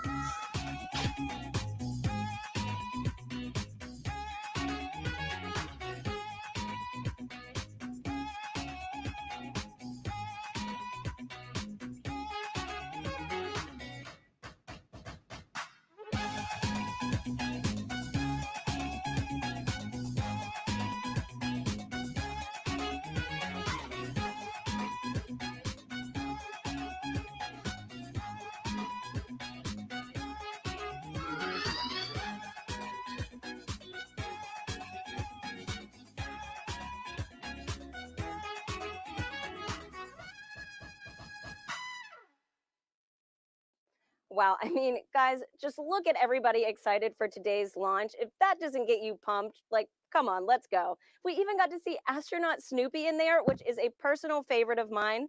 I actually have my lucky Snoopy pin here. You probably can't see it, but he is literally my spirit animal. Anyways, guys, get excited. The time is almost here. And with that, let's toss back to Lauren at Kennedy. Lauren. Thanks, Tahira. Tahira likes the Snoopy. I like the little girl doing the worm, Leland. She wasn't doing the meatball. She was doing the worm. There's someone out there doing the meatball, I'm sure. I want to know what that looks like. No, I don't. I don't. Clearly, this is capturing the attention of people all across the country and the world. So please continue to join the conversation by using the hashtag #LaunchAmerica across Facebook, Twitter, LinkedIn, and Instagram. And we've had the opportunity to share with you a lot about the SpaceX Crew Dragon vehicle the crew is sitting in right now, a lot about the crew themselves and the significance of today as the official return of human launch capability to American shores. And now we want to turn our attention to where the crew is going, the International Space Station. And for that, let's take you to Mission Control in Houston. Gary? Thank you, Marie. The International Space Station is an incredible facility whose construction, operation, and ongoing science, all these efforts have been made possible by an unprecedented international collaboration. So to tell us more about the space station, we have International Space Station Chief Scientist Kurt Costello with us. Kurt, welcome. Gary, thank you. It's an amazing day to be here to talk to you about this historic launch to the ISS. It really is. Now, many viewers may not realize that there is a laboratory that's the size of a football field, 250 miles above the Earth, and that it's been there for nearly 20 years conducting revolutionary science. Can you share with us more about what the space station is and what it's accomplished so far? Sure, Gary. Over those 20 years, we've conducted over 3,100 experiments on board this space station. Those 3,100 experiments have been done by over 4,100 investigators and represent the work of over 108 regions and countries. The work going on the space station is not only there to help us with our exploration goals for how to go further into space, but also to bring back benefits for Earth and to produce a commercial marketplace in low Earth orbit. All three of these objectives, along with the international cooperation that it took to build such an amazing laboratory in space, are great examples of the objectives of the ISS program. Kurt, we know that today's mission is critical to providing us with a steady cadence of operational flights. But why is it so important for us to have this capability from a research perspective? That's a great question. Today's test flight brings us to the beginning of the commercial crew program, a commercial crew program which will raise our occupancy on the US segment of the space station to 4 astronauts. And that 4th astronaut comes as a real premium to doing research on the space station. The tasks don't get particularly more intensive to do systems and maintenance, so that 4th astronaut, that time becomes dedicated to performing more science. In fact, enough time that it will essentially double the amount of crew time we have to perform experiments on board station. The return to US soil also brings us the ability to return samples more quickly and get human samples back down to the ground more quickly as well. Kurt, you're talking about all this great research, you're talking about scientific experiments, but what would you say to someone who's watching this and thinking, this isn't relevant to me, I'm never going to space, I don't do science? What do you say to those people? Well, again, one of the focuses is on the ISS benefits for humanities. And for all of us who've been stuck at home during the COVID-19 pandemic, we've been wondering, wouldn't it be nice to have more bandwidth? Why does the internet slow down? Some of the research we're doing on board space station, particularly into Z-band optical fiber, is using the fact that we don't have sedimentation in a microgravity environment to develop new materials that'll help us build more perfect fiber optic cables, which will allow us for better bandwidth and lower cost in implementing networks here on Earth. And then if you're not really a tech geek, maybe your interests lie more in human health. And then we have multiple experiments going on to help us develop new drugs, new treatments on board the ISS. Pharmaceutical companies are working on methods that allow us to crystallize proteins in space in a more purified and more standardized method. And this could lead to monoclonal antibody suspensions that we can treat through injection instead of a painful infusion. We also are developing studies into our capability to produce tissues and organs in space.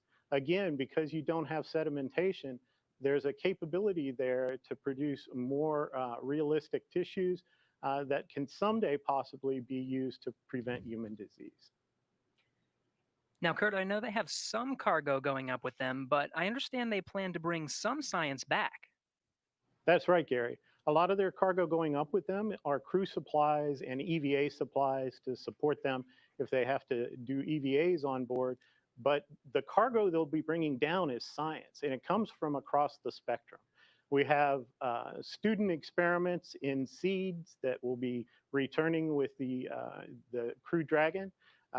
We also have a number of experiments that are dependent on their samples returning in frozen lockers on board the SpaceX Dragon to be able to do the science there. Those include rodent research tissues from the National Lab Rodent Research 17 mission, and also our veggie experiments, which are experiments in growing plants in space that will be needed when we go to more distant locations like the Moon and Mars. International Space Station Chief Scientist Kurt Costello, thank you so much for your time. Let's hear now from one of the next astronauts to fly to station on a Crew Dragon, talking with Marina Jurica. Marina. Thank you so much. I am so honored to be a part of today's momentous launch. My guest is no stranger to the International Space Station and will return there for the first time in nearly a decade for his third space flight with the Crew 1 launch expected later this year. Having logged 177 days in space from flights on the Space Shuttle Discovery to the Soyuz, JAXA astronaut Soichi Noguchi will have spent more time in space than any of his other crewmates. It is my pleasure to welcome him here with us today. Thank you so much for joining us, Soichi. Honjitsu wa arigato gozaimasu. Wow, that's wonderful. Marina, how are you doing? Thanks for having me today. This is wonderful. Today we are celebrating the launch, so I'm happy to be here. Thank you so much for being here with us. I am sure you have felt the excitement for today's launch, Soichi, and you will be on the next Crew Dragon flight after this one. Are you excited to launch from Kennedy Space Center again, and how are you preparing for this new vehicle? Yes, definitely we are excited to go back to Kennedy Space Center. My first space flight was from Kennedy Space Center on the Space Shuttle Discovery. That was 15 years ago, but my memory is still fresh. I still feel the vibration of the launch, the same launch pad of 39A that the demo to go up, and the same launch pad that we will go up as a Crew 1. And our crew is getting ready for the final training phase, which will come in the coming weeks. And the mood is really high, and we are ready to go up. And as you know, the International Space Station and space exploration is an international effort.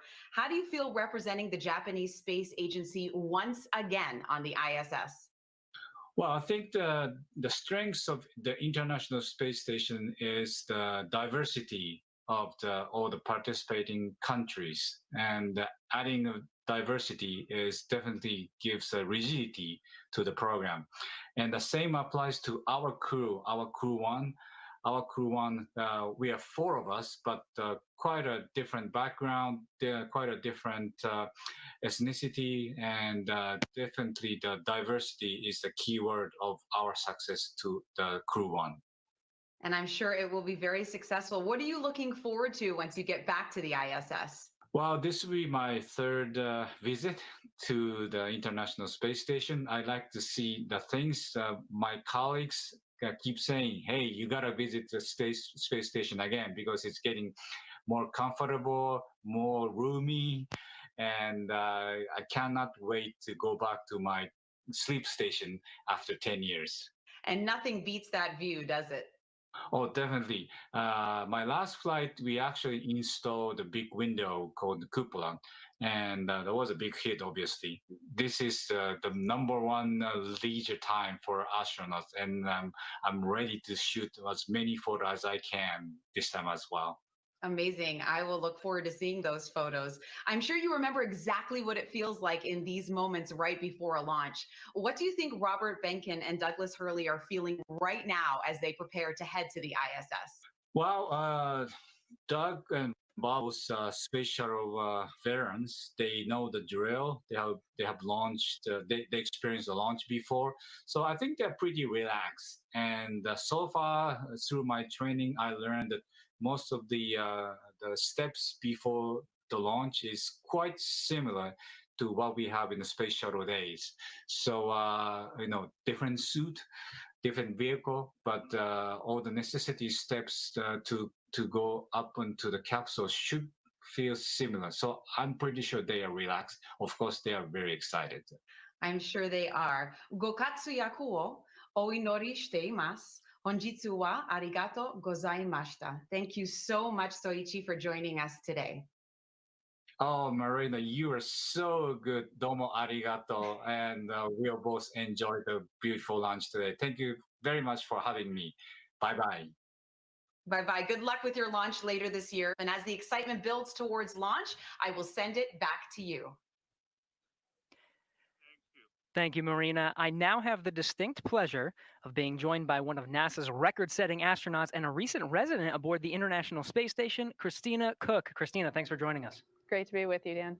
Christina, we're coming up on 20 years of continuous human presence on the space station, and you were one of those humans. What's it like to see a new milestone like this launch unfold after so much history already? So much history indeed. It is really just such a testament to NASA. Not only are we pushing the boundaries of knowledge and discovery and exploration, but we're pushing the boundaries on how we accomplish that mission. We're bringing in commercial partners, we're fostering a space economy. So we're making sure that we're always pushing forward, always taking that next step. I think it's such a privilege to be part of an organization that recognizes if we're not actually making steps and innovating every single time we do this, then we're not truly answering humanity's call to explore and to push those boundaries. Christina, I know Bob and Doug are veterans themselves, but what advice do you have for Bob and Doug, given your experience as a long-duration station crew member? Well, being able to live on board the International Space Station and work there is just such a privilege. You know, you're a steward of this amazing laboratory that's bringing so many benefits down to Earth and also learning how we can push farther into the universe. So it is quite an honor. And I think that's the main thing about how it feels to be up there for a long duration. You know, in terms of advice, Bob and Doug have been great mentors for me. They've given me advice for so many years. It's strange to be the one who could be in a position to offer them anything. But I would say that as, you know, shuttle flyers, they used to participate in missions that were really, really intense, go, go, go all the time. Long duration space flight is more of a marathon than a sprint. So I would tell them to take that moment, enjoy it, and, you know, really welcome the opportunity to have part of your mission be taking it all in and sharing that with the people that got you there. Thanks again, Christina. Always a pleasure to hear from you and fantastic words. Thank you for sharing. Thank you. My pleasure.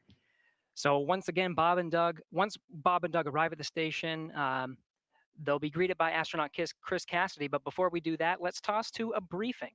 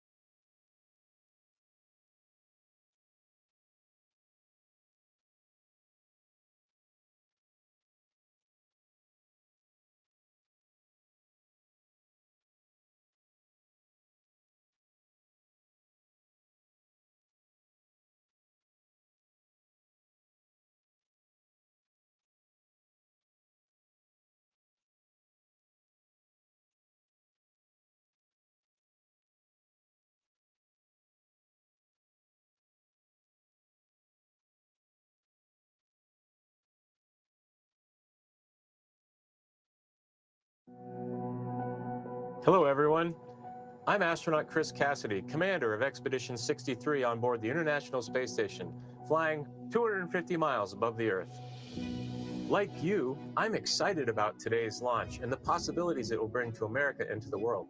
But also, I'm very excited that two close friends will be arriving and joining the crew. I had the privilege of flying with Doug Hurley on both of our first shuttle missions back in 2009. Together, we came to the International Space Station and helped construct the amazing facility that it is today. Although this will be my first mission with Bob, it was my honor to follow him as the chief of the office when he left back in 2015 to begin training for this amazing mission.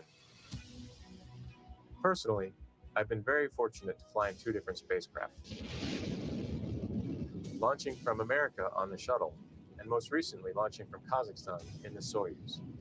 But I can't tell you how exciting it is to know that we're once again launching Americans from the coast of Florida. And finally, here's a story I'd like to share with you. Back in 1981, John Young and Bob Crippen launched on Space Shuttle Columbia, the very first space shuttle flight, marking the last time we flew Americans on a brand new vehicle.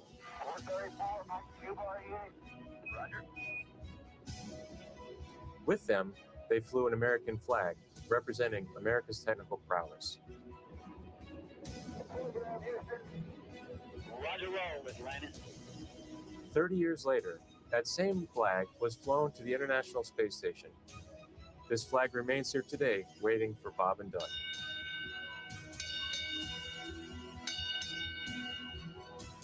Our flag means so many things to our country, and this small piece of America represents what we'll be able to achieve together. We'll never stop exploring. And so Bob and Doug can take this very special flag home to Earth, where it awaits its next journey to the cosmos.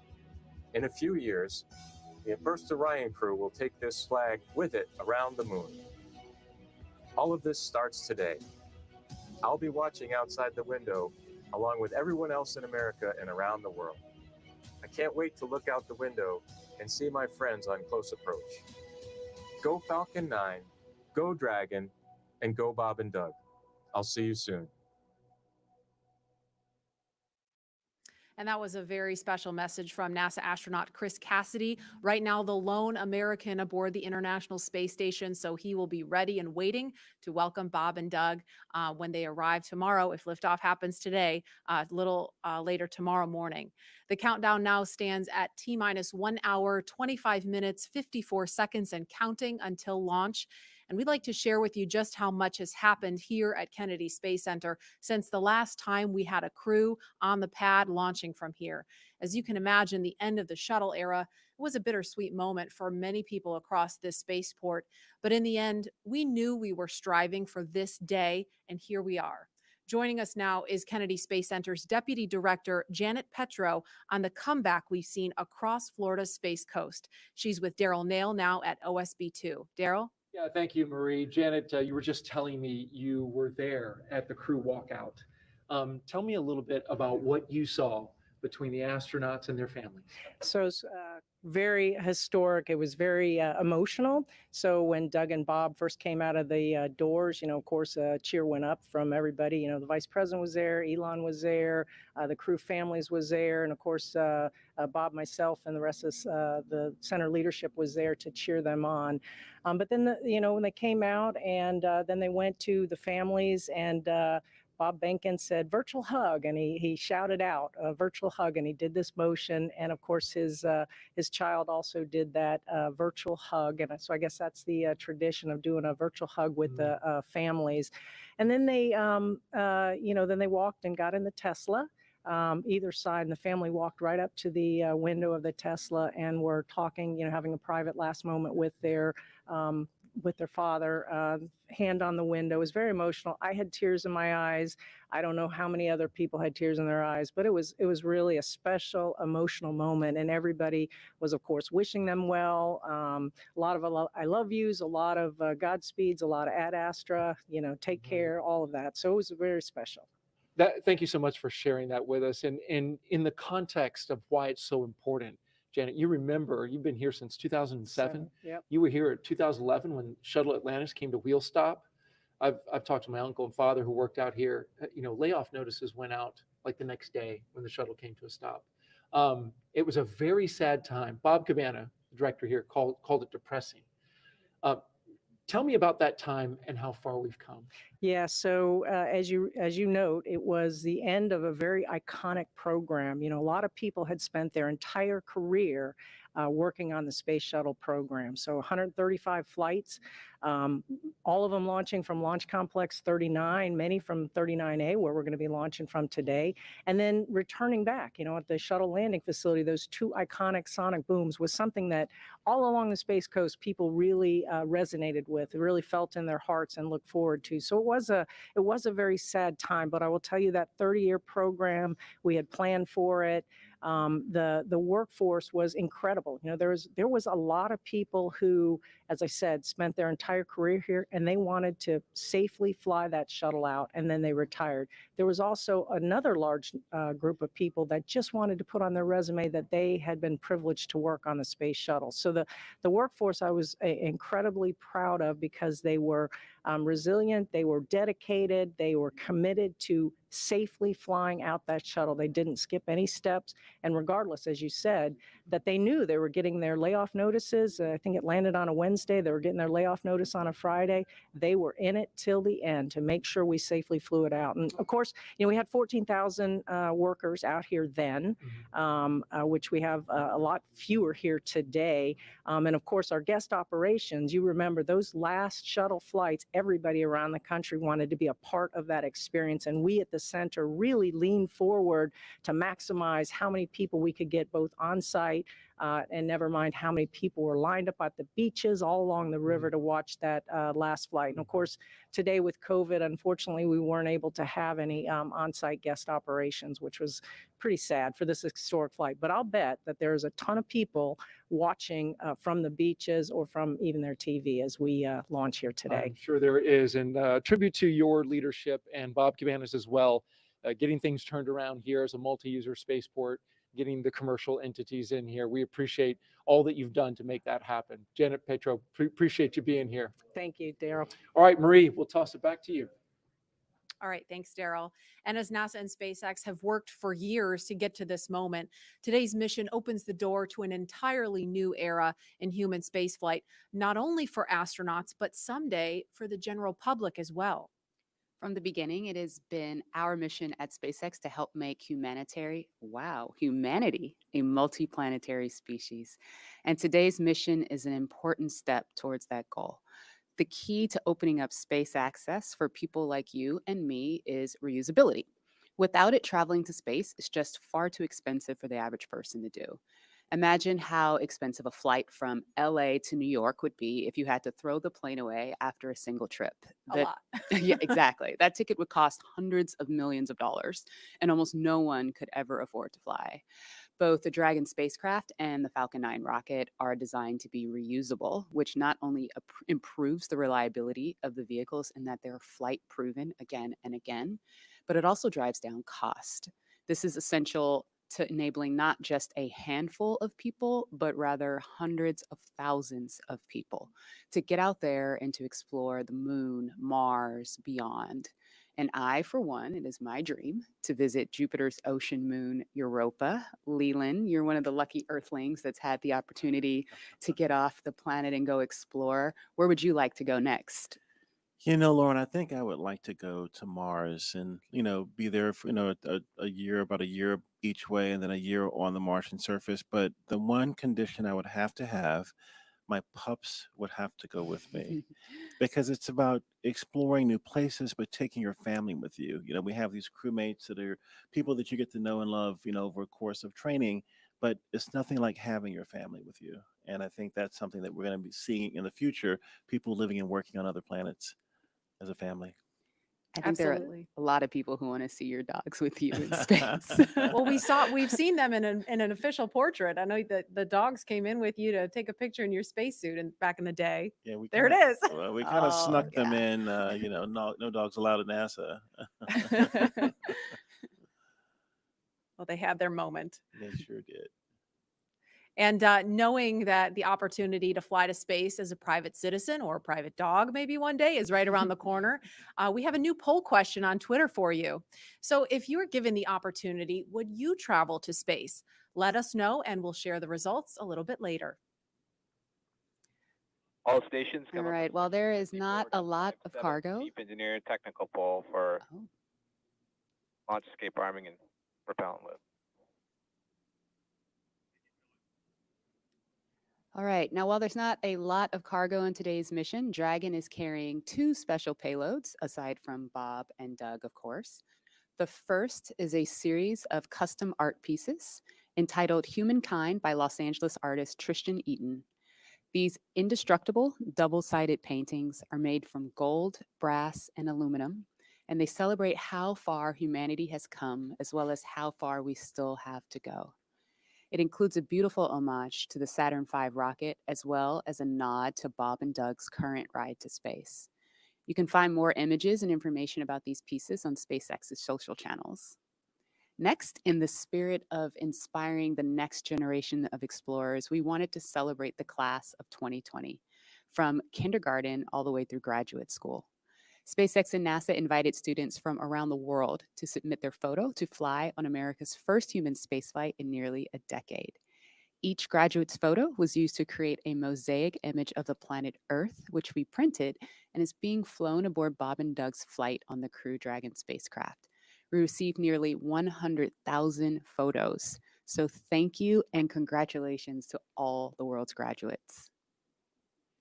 I am so proud of what we're doing today. And I think about regular people flying in space on a SpaceX rocket one day. When I first went to space, I thought my primary task of installing the Columbus laboratory would be my aha moment, but it was when Peggy Whitson invited us over to the Russian segment to have a meal. She said, "You guys bring the rehydrated vegetables, we'll have the meat." And we're doing this, having this meal, and it's with African American, Asian American, French, German, Russian, the first female commander breaking bread at 17,500 miles an hour, going around the planet every 90 minutes. And when I think of that perspective shift that I got looking out the window, flying over my hometown, flying over Leo's hometown in Paris, flying over Yuri's hometown in Russia, it brought us all together as a civilization. And I think that's what spaceflight does for us. The more people that have the opportunity to go to space will feel like it's an international family of people working together for the good of humanity and all humankind. Absolutely. And it's exactly what that piece of art was all about. Yeah. And following today's mission, we will be one step closer to a future where we can all have that experience. We can all have that orbital perspective and the ability to explore new worlds. In just over an hour from now, Bob and Doug will be the first people to launch on an American vehicle in almost a decade. For the team at SpaceX, it's really hard to put into words how honored we feel about the trust that Bob, Doug, and NASA have put into our team to carry out this critical mission. I worked on Crew Dragon for 2 years, and I can just imagine what all of my friends and colleagues are thinking right now as they sit in anticipation and excitement for what's to come. Absolutely. And speaking of those who have carried the hopes and dreams of science and exploration, we have a few shout outs to share with you from some big fans of NASA and SpaceX. Wow, we're making history again. The NASA program. I'm there with you guys in spirit. Bob, Doug, good luck. I know you'll be fine. I'll be watching and got everything crossed, arms, legs. I'm tied in a knot. Can't wait for you to get back safely. This is the first time a U.S.-built rocket has taken people into space in 9 years. It's quite an accomplishment. So for us at the Planetary Society, more rockets means more exploration. More people in space means more exploration. More countries involved in the endeavor of spaceflight means more exploration. This is how we know the cosmos and our place within it. So congratulations, SpaceX. Here's wishing your team, and the crew especially, a safe journey and the joy of discovery. Let's go. And a big thanks to William Shatner and Bill Nye for those well wishes.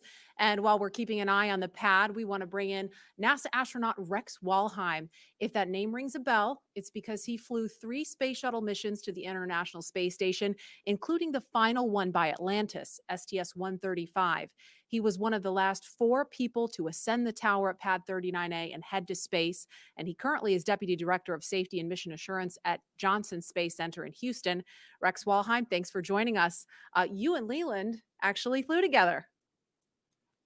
Hey, Rex We did. dog. Great flight. Really enjoyed flying with Leland. Hey, old dog. Rex, you flew on the final shuttle mission, we said STS-135 with Doug, in fact. What's it like seeing him in Crew Dragon right now? It's great. This is what we've been looking forward to. You know, after the end of the shuttle program, you know, it was a very important time where we wanted to transition to this commercialization of space flight to allow these commercial companies to take our astronauts to and from the space station. So in the 9 years we've had since we last landed on Atlantis, we've really worked hard for that. We've worked with our SpaceX partners and our Boeing partners, and here we are. Today's the day. We're taking that first step in this new era. What do you remember most about launch day for STS-135? I think it was just you felt the weight of it. The space shuttle was a storied program, 135 flights, and thousands of people had poured their lives into this program to launch probes to the planets, to launch the Hubble Space Telescope, and then, of course, to build the International Space Station. So you knew the incredible accomplishments of this program, and so you wanted to finish strong. And then when it finally became launch day, you'd finished the studying, you'd worked really hard, and now it was time to kind of soak it in. And I think that's what Bob and Doug are doing right now. They're sitting on the vehicle, talking to each other, listening to the sounds, and feeling the vibrations as it starts up. And it's going to be a great experience for them. Hi, Rex. What is your take on private astronauts going to space? I think it's great. I think the more we can do to commercialize space, to make access easier, the better we are. And I think that's part of this whole program. You get the cost down, then more people can afford it. And you get the cost down, you can do more things in space, more science, more research. And it is a transformative experience to fly in space, and I wish more people could see that. When you look out on the planet, like Leland was talking about earlier, with your crewmates from different countries all around the world, it gives you a different perspective. It gives you a perspective that we're all crewmates on this planet Earth. And we kind of get that now with the pandemic. We understand that we're all in this together. And that's what the space program does. And I want to see more people get a chance to see the Earth from that vantage point. And I think it'll bring us all closer together. Hey, Rex, a very serious question here. The worm or the meatball? Leland, I saw you dissing the worm earlier. How can you do that? The worm is awesome. I'm so glad to have the NASA worm insignia back. It's great. All right. Well, thank you very much, Rex. We appreciate you. And as we watch Bob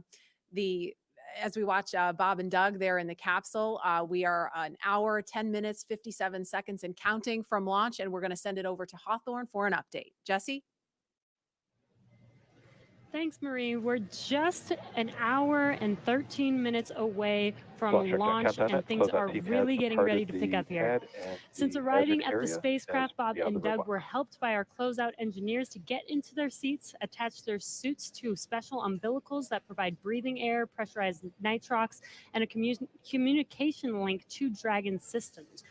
They conducted leak checks, which were successful, and communications checks with the Corps here in Hawthorne, which is the person who will speak to them directly throughout the entire mission, as well as the launch director in Florida. This is where they are checking their comm path through both ground stations and the tracking and data relay satellites that we'll use to talk to the crew the entire way to the station. That's right. And after those suit checks were complete, the closeout team was able to seal up the hatch, which also got its own leak check, and we confirmed that it was good to go. The closeout team at this point has already departed the area around the pad. They're about 25 minutes ahead of their schedule. And right now, weather operators are kicking off their final check on wind speeds at the pad, which are going to be used, and they're really important for that final go, no go for launch. Before we get to that final go, no go, various teams at both NASA and SpaceX are going to do some internal go polls, just making sure conditions are good with Falcon 9, the Dragon, the crew, the range, and the space station before the final go is given. So let's check back in with Houston real quick for a status on the team there supporting the space station on their readiness for launch. In Mission Control Houston, led by Flight Director Zeb Scoville, has been polled, and we're go for launch. All systems on board the station that are required to be healthy for the mission are reported good, and we're standing by. Station power and communication systems are looking healthy, life support systems and thermal conditions are normal, and the trajectory is right on track to ensure that Dragon's flight will meet right up with the orbiting complex as planned. Chris Cassidy aboard the International Space Station is finishing up some tasks, going into his pre-sleep period, and will be able to watch the launch of Bob and Doug. Mission Control Houston will largely be in a monitor mode for the first 18 hours of the flight, with the team here really jumping into the mix tomorrow when Dragon gets in range of the International Space Station and we begin integrated operations. So I'll send it back. Everything's green on our board from the International Space Station. Go Falcon 9, go Dragon, and Godspeed to Bob and Doug. All right, thank you, Gary. If you are just now joining us, you picked a really good time. because we are 1 hour, 8 minutes and counting away from launch. And this is our coverage for this mission known as Demonstration Mission 2 or Demo 2. Liftoff time still holding for 4:33 p.m. Eastern, tracking no issues with Falcon 9 or Dragon, and we're still waiting for that weather to hopefully cooperate. We're still tracking a few things like precipitation and flight through clouds. We're hoping that clears within the next 20 minutes or so. Over the last 3 hours, our crew members, Doug Hurley and Bob Behnken, donned their SpaceX suits in the historic crew quarters suit-up room and made their way out to Launch Pad 39A. They walked out of the crew quarters building just as every astronaut to fly from this spaceport has done since Apollo 7. They were transported to the pad where the crew now on board the Crew Dragon spacecraft, and we're continuing to get views of them inside that cabin live. Today is a historic launch. It will be the first time a commercially built spacecraft will launch people into orbit, and the first time since the U.S. has sent people to the space station from American soil since 2011 with the retirement of the Space Shuttle program. Over the next hour, we will conduct a series of polls to get ready for launch, have Bob and Doug arm the launch escape system, and begin fueling Falcon 9. Launch is set for 4:33 p.m. Eastern. This will include a 12-minute flight to orbit and then a 19-hour flight to dock with the International Space Station at 11:30 a.m. Eastern Time tomorrow. Today's mission is the culmination of years of work between the teams at SpaceX and at NASA. Demo 2 is going to be an end-to-end flight test. We're going to start with launch today, go all the way to docking with the space station, and then when Bob and Doug come home, splashing down in the Atlantic. And this is going to be the final test for NASA to certify SpaceX for regular crew flights to the space station. And we've been hearing a little from the crew on board Dragon, which they are currently strapped into their seats, as you can see on your right screen. They're already through their seats, or they've already been strapped into their seats, and through communications and leak checks, they're able to follow all the milestones still ahead on those displays just above them that you can see there. Go ahead. Yeah, we're gonna equalize the pressures in the common manifolds just to raise them a little bit. So we will be momentarily cycling the tank isolation valves. Just wanted to let you know for awareness. Just wanted to take a pause to listen into the nets. Okay, we appreciate that, Jay. So they'll be getting insight into all of the Dragon and Falcon 9 systems as we proceed towards launch. At T-minus 1 hour and 7 minutes, let's check in with John Insprucker for a status update on both of those vehicles. What's the update, John? Well, the good news is we've had a smooth countdown this afternoon. SpaceX team is working no technical issues on either the Falcon 9 or the Dragon spacecraft. For the Falcon 9, operators have they're actually still in work. They're going to complete in a few minutes propulsion checkouts that are being done on both the first and second stages. The team will be assessing their launch readiness with a final go, no-go poll. That'll come at T-minus 45 minutes, and that'll be followed by propellant loading starting at T-minus 35 minutes. Now, earlier today, Dragon operators performed a series of checkouts of Dragon's flight systems. The spacecraft is also currently go for launch. Our NASA crew, astronauts Doug Hurley and Bob Behnken, that you can see inside the Dragon capsule on the right-hand side of the display, they are currently going through the various screens, simple checks. Their hatch is closed, suit leak checks are complete, count checks are good. The next major event for Dragon is going to be retract of the crew access arm that you can see on the left monitor up alongside the Dragon capsule. That's going to happen somewhere between 45 and 42 minutes before liftoff. Now, the big one right now is the range. The range is currently red for launch from historic pad 39A. Now, the air and the sea space is clear, and the worldwide network of ground stations, as well as the tracking and data relay satellites, they are ready to support Dragon as it heads into orbit. But the range is red for the weather. We recently did clear, we went green for lightning, but we are still violating several constraints. Rain, cumulus crowds, field mills, which is essentially you can tell that the atmosphere is energized around the launch site. We are expecting that we'll possibly clear that. We're going to hear a weather briefing at 1 hour with the expectation that those conditions may clear shortly afterwards and allow us to move into propellant loading. Also, we've been releasing balloons. What we're seeing at the upper altitudes is conditions look good for Falcon 9 with Dragon.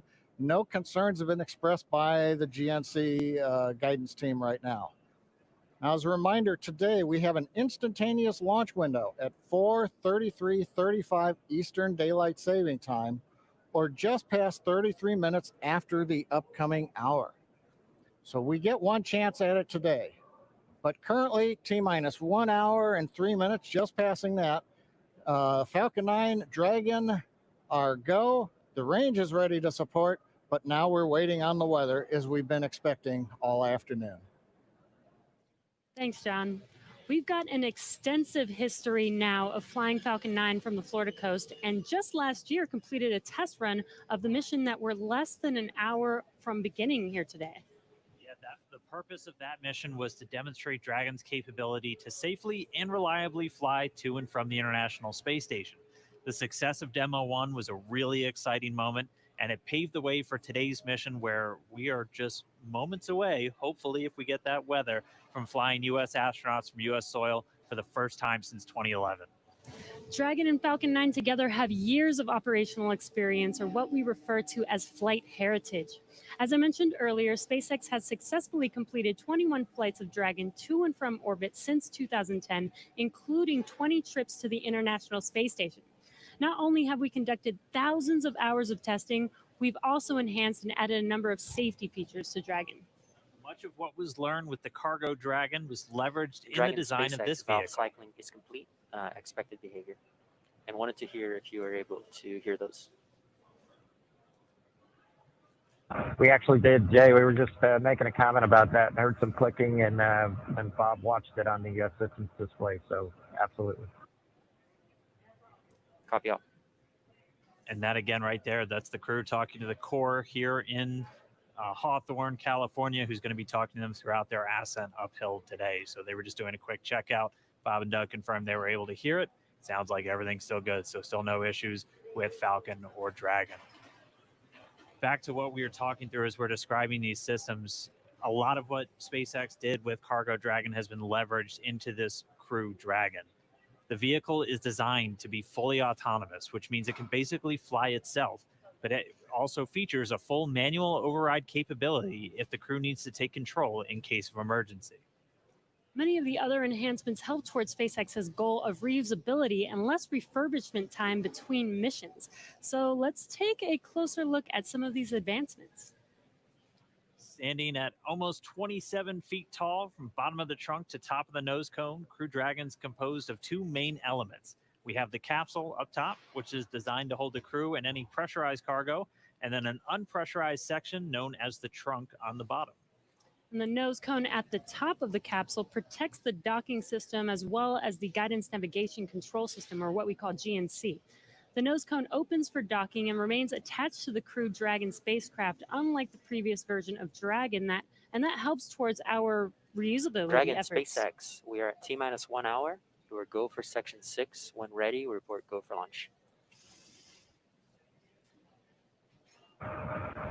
SpaceX Dragon will put section 6 in work. So the crew just has a couple checks, Copy. and when they are ready for launch, we're going to hear them report to the core that they are go for launch. Continuing to walk you through the Dragon spacecraft, opposite of that nose cone is the trunk. We can see it on the left-hand screen there, where it's kind of split right down the middle with the left side black and the right side white. The trunk provides an attachment point to Falcon 9, the Dragon capsule, and can carry any cargo uphill. On the outside, one half of the trunk contains a radiator that rejects heat from the active thermal control system into space using SpaceX's new Pica tiling technology. The other half contains solar cells that are used to charge the spacecraft's batteries during flight. SpaceX Dragon, Bob and I are go for launch. And you heard that call out right Copy, there. go for launch. Next up will be the go, no go pull at T-minus 45. Bob and Doug are go for launch, and Hey, next up, Captain, we're holding in step 6.5. you're hearing it live from the nets. This is amazing, very exciting. The spacecraft is designed to accommodate up to 7 crew members with modular seats that can be removed and replaced by additional cargo. The seats are made of carbon fiber and will be custom sized for any crew members flying on board. That That control panel that's centered between the pilot and commander seats consists of 3 touchscreen displays, and that just again allows the crew to operate the vehicle and fly it manually, but also look at all of their procedures, relative position over the Earth, the space station, any alarms, alerts, anything that they could possibly want to do on Dragon is through those touchscreens. And lastly, our Super Draco launch escape system is a key safety feature of Crew Dragon, giving the crew the ability to safely escape from the time of launch all the way to orbit. And that launch escape system was put into work a little bit earlier this year, again on that in-flight abort test. As we look to the future beyond this test flight, the first operational SpaceX crewed mission for NASA will be a little bit later this year after Bob and Doug come home. NASA astronauts Mike Hopkins, Victor Glover, and Shannon Walker, and Suichi Noguchi of the Japan Aerospace Exploration Agency, or JAXA, were chosen to support this mission, being called Crew 1. But today, Doug Hurley is the spacecraft commander for this mission. He previously flew on 2 space shuttle missions as the pilot on STS-127 and STS-135, which was the final space shuttle flight. Here's a closer look at Doug Hurley. Please review your launch commit criteria. Again, this is to review and confirm no violation of launch commit criteria. We are tracking one issue with weather still. And I think we'll need to track that all the way down to launch to clear that. This will also go for arming and launch escape system and go for propellant load. And this is the on Countdown Net reporting that the technical poll was completed. All systems are proceeding. We're monitoring the weather as LD briefed. We're also looking at a watch item on a hydraulics QD rod ring. Ring pressure will come up at -8 minutes 30 seconds, and we'll be able to verify decay rate. No concerns at this time. Everything's reading nominal, but watching that item. No other constraints on Falcon 9 or ground systems.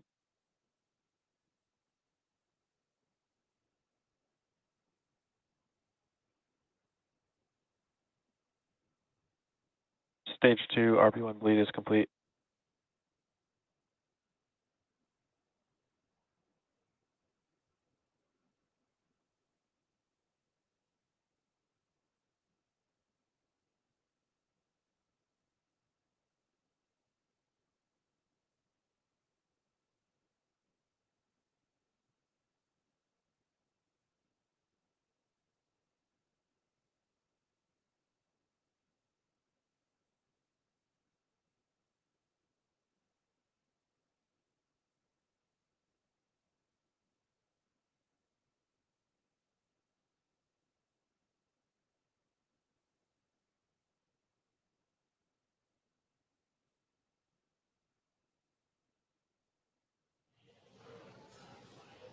All right, we just crossed the 55-minute mark away from launch. Sitting right next to Doug Hurley, who's closest to your screen, is NASA astronaut Bob Behnken. He is the Joint Operations Commander for Demo 2, and Behnken previously flew on 2 space shuttle missions, STS-123 and STS-130, and also served a tour as Chief of the Astronaut Office. So here's a little bit more about the man who said testing out a brand new spacecraft is an astronaut's dream.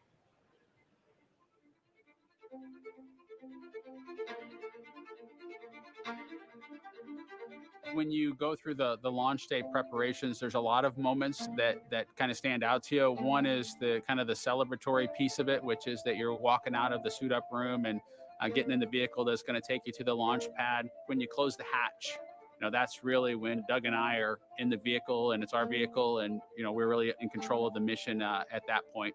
Test pilots, their task proved that man could fly into orbit around the Earth and return live and well to talk about it.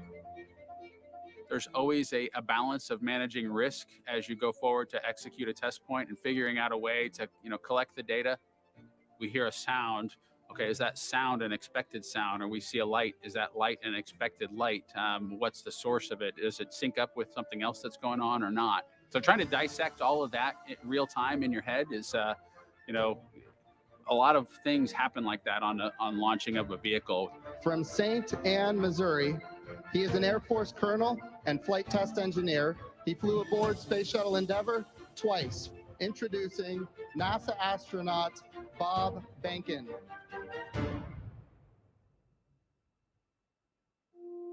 My career at NASA has kind of spanned a couple of decades at this point. I arrived with the class of 2000, went through the training program, primarily focused on the space shuttle and the International Space Station, learning those systems. Having launched a couple times on vehicles, you know, the second time was definitely different than the first time. You can feel a little bit guilty of, hey, should I study one more thing? Or is there one more piece of information I should get? Am I really prepared or not? So that's definitely different between where I was on my first flight and where I'm at right now. It's been really interesting, I think, for both my wife and I to have gone through the process of seeing each other launch in space. I've seen her take that risk and had it be in front of her, and I've done that to her. There's just something different about watching a rocket launch when there are people on board. You feel a little bit differently about the pit of your stomach. And I can only tell you it's multiplied significantly when it's somebody that you know, and then somebody, of course, that's a family member. It's even multiplied more. For me personally, as a spouse, watching everything that Bob has put into this over the last 5 years, the dedication that he's shown, the perseverance is pretty special. For both of us, though, the way our minds work, it won't be until sort of the mission is complete that you have really a chance to savor it and celebrate it. This is a huge accomplishment for an Air Force flight test engineer to be part of the demonstration mission of a brand new vehicle. It's going to be amazing. Without a partner that has that same appreciation, I think it can be challenging for some folks. There's a lot of work and a lot of time that takes away from family that you know, that my spouse appreciates, and I love her for that. Really, my role on the Demo 2 mission is to make sure that we get this vehicle tested and evaluated so that we can move on to more operational missions at the International Space Station. We've got a lot of objectives on board the vehicle that we need to accomplish to really make sure that it's good to go. We'll make sure all those systems are working during the test flight so that the future missions will have them available even if they don't plan to utilize them. Through years of the NASA team helping to share that experience and teaching them the lessons that we've learned by going through this, now there's another capability in the US besides NASA to operate something of this magnitude.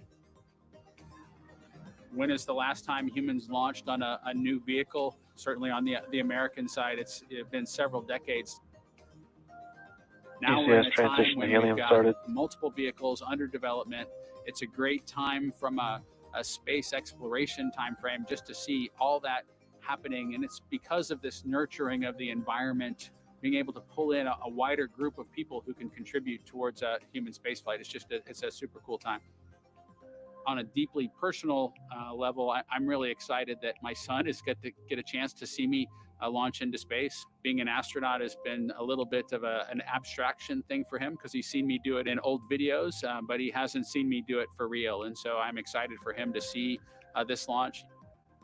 I want to thank the entire Commercial Crew Program team that's worked together to get to this point where we've got vehicles in the launch pad ready to head to the International Space Station.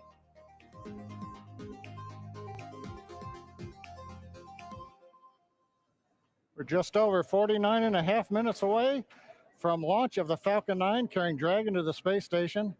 Right now, the launch director and the launch team are preparing for a readiness for launch poll. In this poll, the 13 members of the launch team will electronically indicate a go for launch. This is also the go for propellant load. Now, we're going to hear that in a couple of minutes, so while we wait, we are tracking you watching from all over the country.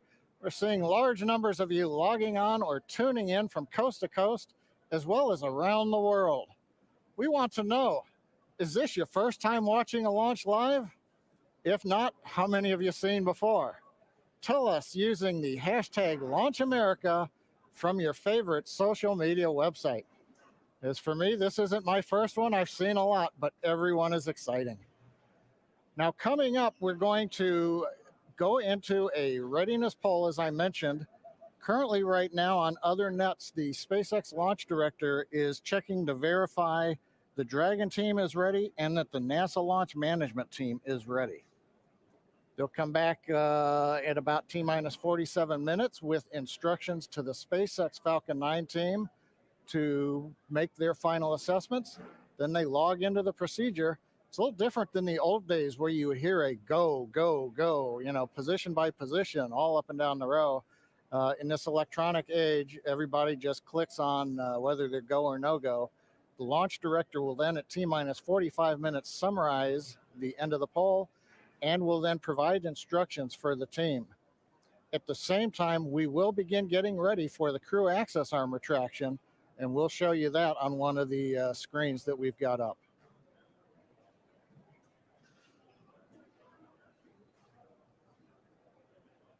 Now, currently, we are continuing to monitor the weather. The weather is still red. It is improving. We're looking at one cell between the radar and the pad. We're keeping our fingers crossed that conditions will improve, but we're going to be watching that for about another 15 minutes.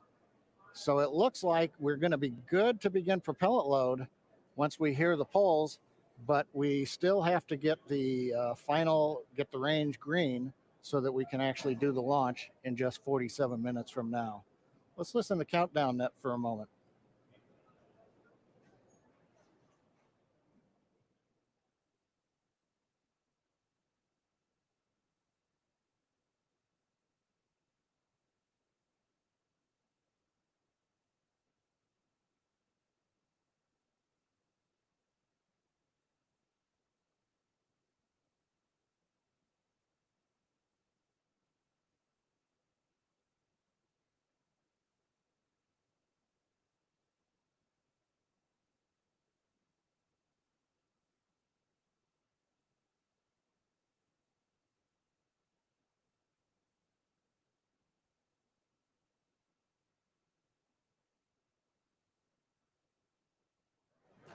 Right now, coming up on 46 minutes, 10 seconds before launch.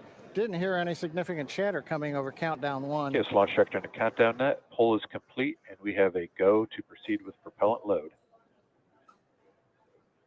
Launch control, proceed with swing into crew arm. Arming crew arm movement for T-minus 45 minutes. Thank you, launch control. A reminder in control room on hold and launch escape protocol. For non-urgent no-go conditions, brief CE or LD, and it will approve aborting the launch auto sequence and proceed to launch abort. For urgent issues affecting the safety of the operation, operators shall call hold on the Countdown Net. Launch control will abort the launch auto sequence immediately and proceed into the launch abort auto sequence. Operators shall also advise the launch director whether structural breakup or fire is imminent or occurring per Dragon manual escape flight rules. Remainder on fire alarm instructions.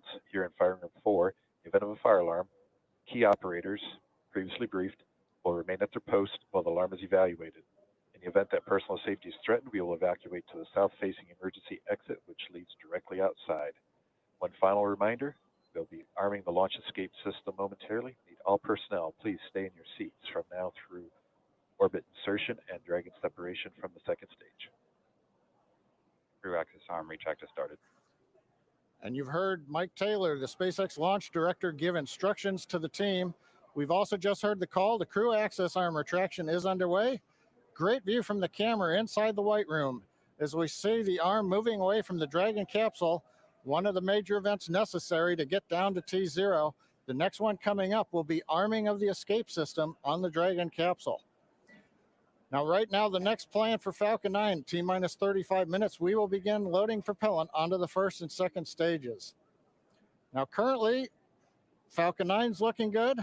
Dragon's looking good. The range continues to be go for launch in terms of the clearance around the launch pad, both the air and the sea space. Looking at the flight corridor, the ground stations, the NASA tracking and data relay satellites are ready to support. And we just continue to monitor the weather.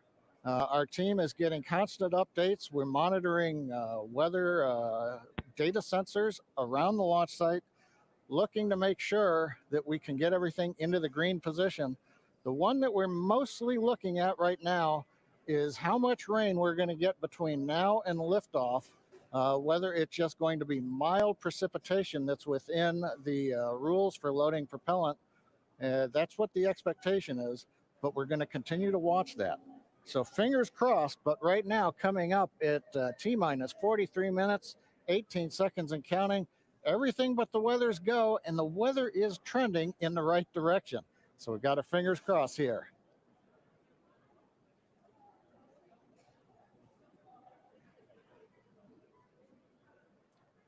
At this time, we're going to send it back over to Kennedy Space Center as the action is picking up on the launch pad.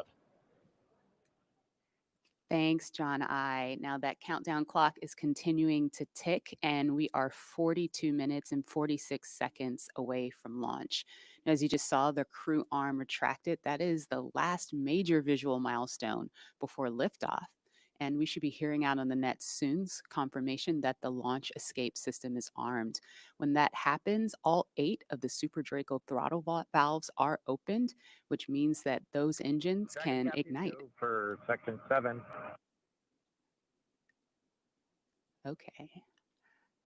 So that means those 8 throttle valves are opened, and if those Super Dracos needed to fire in order for Dragon to escape off of the pad, they could. And so things running just a little bit ahead of schedule right now. Fuel bleed is complete.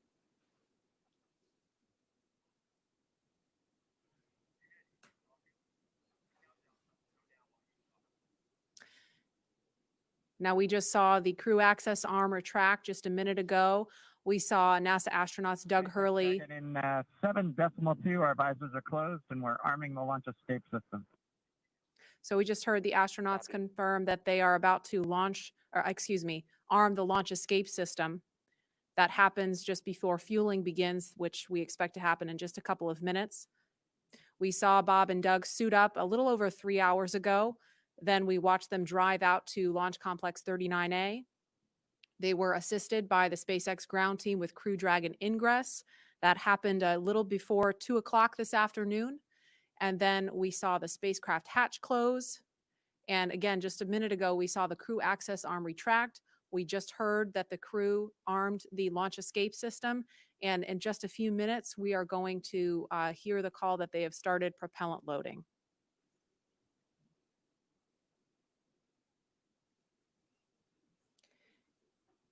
Launch escape system is verified armed. So we just heard that verification that the launch escape system is armed. For switching to GN2.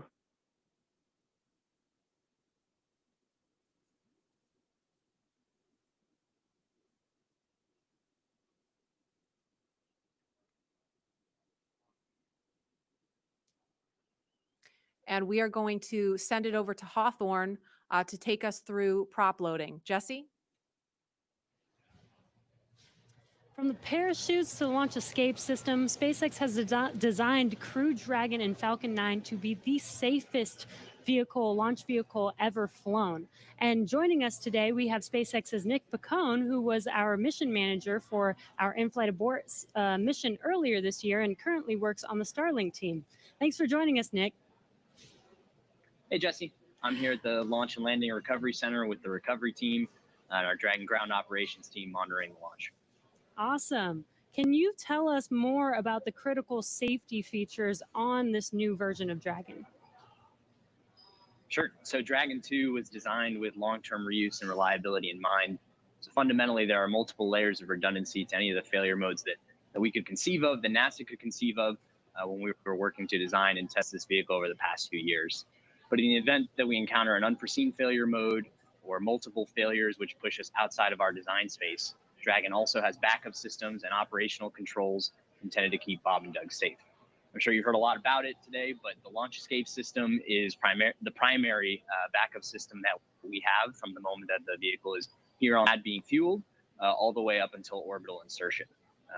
At a high level, the launch escape system, in the event of a major Falcon anomaly or emergency, will terminate Falcon thrust, separate Dragon from Falcon, and it'll use Dragon's 8 Super Draco engines to quickly pull the vehicle away from any kind of Falcon anomaly. And you talked a lot about the launch escape system. How exactly is that activated? Is it autonomous? Is it manually activated? Definitely. So for this system to work as designed, you have to remember that the vehicle could be flying at hundreds or thousands of miles an hour through the lower atmosphere. So it's really important that it's extremely fast and highly reliable with very low chance of false positives. The launch escape system fundamentally is set to look at a set of pre-programmed criteria which are on board the vehicle.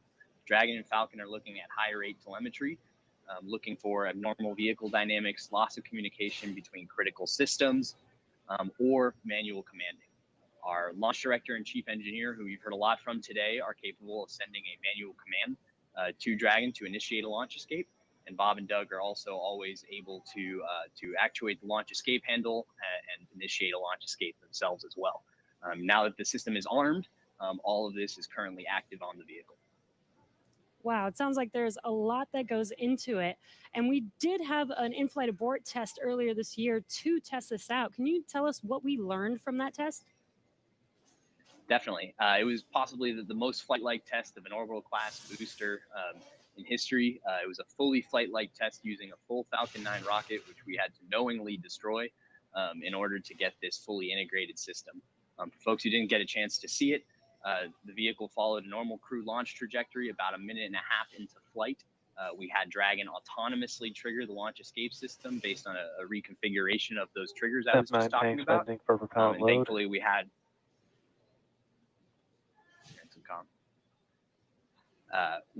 we continued through flight, had a successful parachute deployment and splashdown, and we did see Falcon rather spectacularly blow up about 10 seconds after separation. It's important to recognize that all of that happens from command to actual separation of the vehicle in under half a second.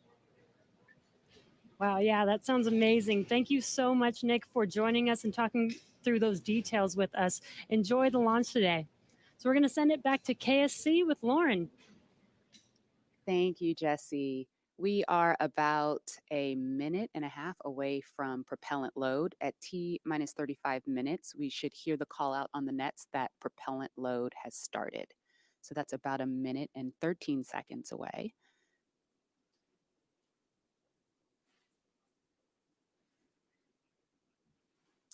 Hey, Marie and Lauren, I am getting goosebumps over here. This is an exciting moment. When I was sitting in the vehicle, when we retracted everything, when all the prop was getting loaded up, I was just going through my crew notebook. I was thinking about, what my first step would be if there was a malfunction, because usually everything goes nominally when you fly to space, but you have to think about the things that you have to take care of, the first steps you have to take care of. And on my mission, I was calling out the abort calls, like if we had lost an engine, where would we go next, when the different abort calls around the country and around the world. So I think that's what those guys are probably thinking about now, and just really getting ready for this mission to go off. Absolutely. And we're just now about 20 seconds from when we expect propellant loading to start. Again, that's fueling of the rocket. All right, we're getting close. We should hear that call out any second now on the nets. So let's listen in. Propellant load has started. Fantastic. So prop load has started. We've started loading liquid oxygen on stage 1 and stage 2. And yeah, liquid oxygen and RP1, which is our rocket grade kerosene. So now that we are 34 minutes and 42 seconds away from the first launch of astronauts into orbit from American soil since 2011, we know that the launch escape system is armed, which happened just before fueling. Dragon prop load happened weeks ago, actually just a few miles down the road at what we call Dragonland. And those propellants, which are MMH or monomethyl hydrogen, that's our fuel, and NTO, or nitrogen tetroxide, that's our oxidizer.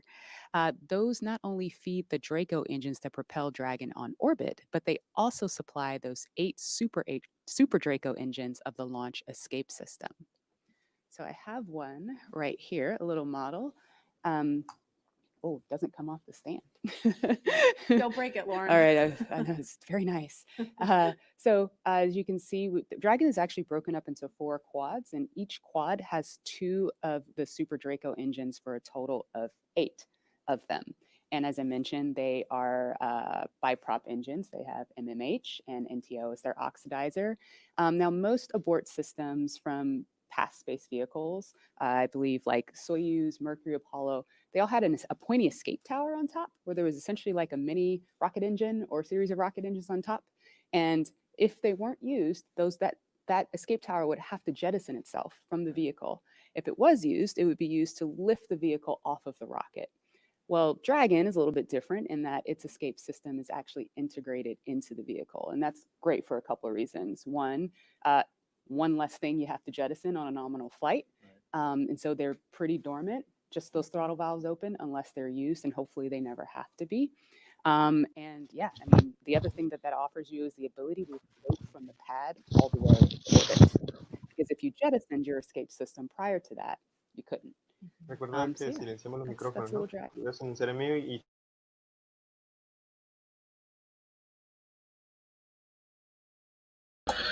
Bueno, muy buenas tardes. Un gusto tenerlos a todos aquí en esta transmisión de SpaceX. Bueno, hoy es un día muy especial y bueno, nos encanta que haya muchísima gente esperando esta transmisión.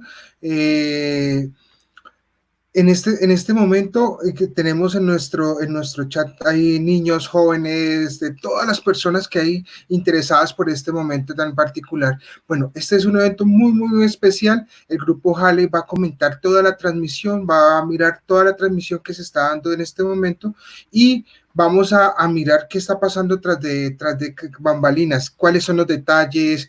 Pueden hacer todas las preguntas, invitamos a que hagan todas las preguntas sobre el material, el combustible, todos los elementos que influyen en este lanzamiento. La persona que nos va a acompañar en este momento es el ingeniero Pedro Salgado, un ingeniero electrónico y un apasionado por la astronomía, en especial por los viajes espaciales.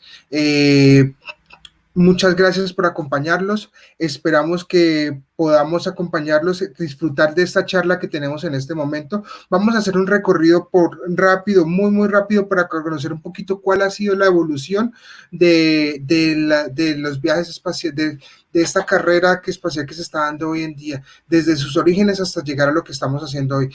¿Qué hace que SpaceX sea especial? ¿Qué hace que estos lanzamientos se hablen de lanzamientos más económicos y más sostenibles? Entonces, todo ese tipo de comentarios los vamos a llegar a transmitir a ustedes. En este momento nos va a acompañar un capitán de la Fuerza Aérea quien nos va a comentar sobre los proyectos que hay en Colombia. Y cuando se vaya a generar el lanzamiento, vamos a estar comentando con Pedro todos aquellos detalles pequeños que ustedes quieren conocer. Bueno, muchísimas gracias por acompañarnos. El grupo Halley hace este esfuerzo para toda la comunidad y esperamos que sea de agrado a ustedes. Pedro.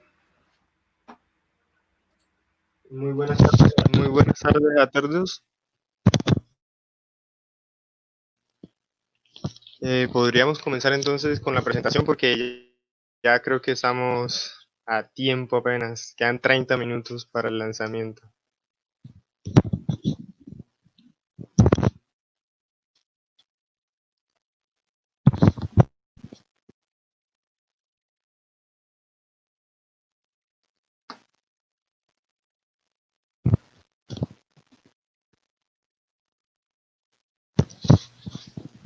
¿Me confirma si se ve ya la presentación?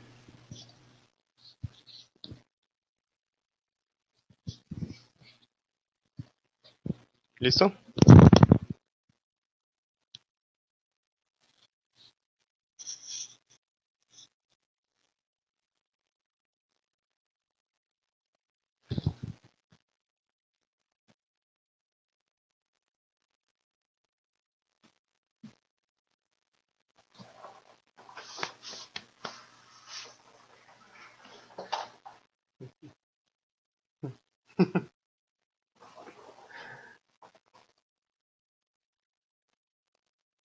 Ahorita se cayó.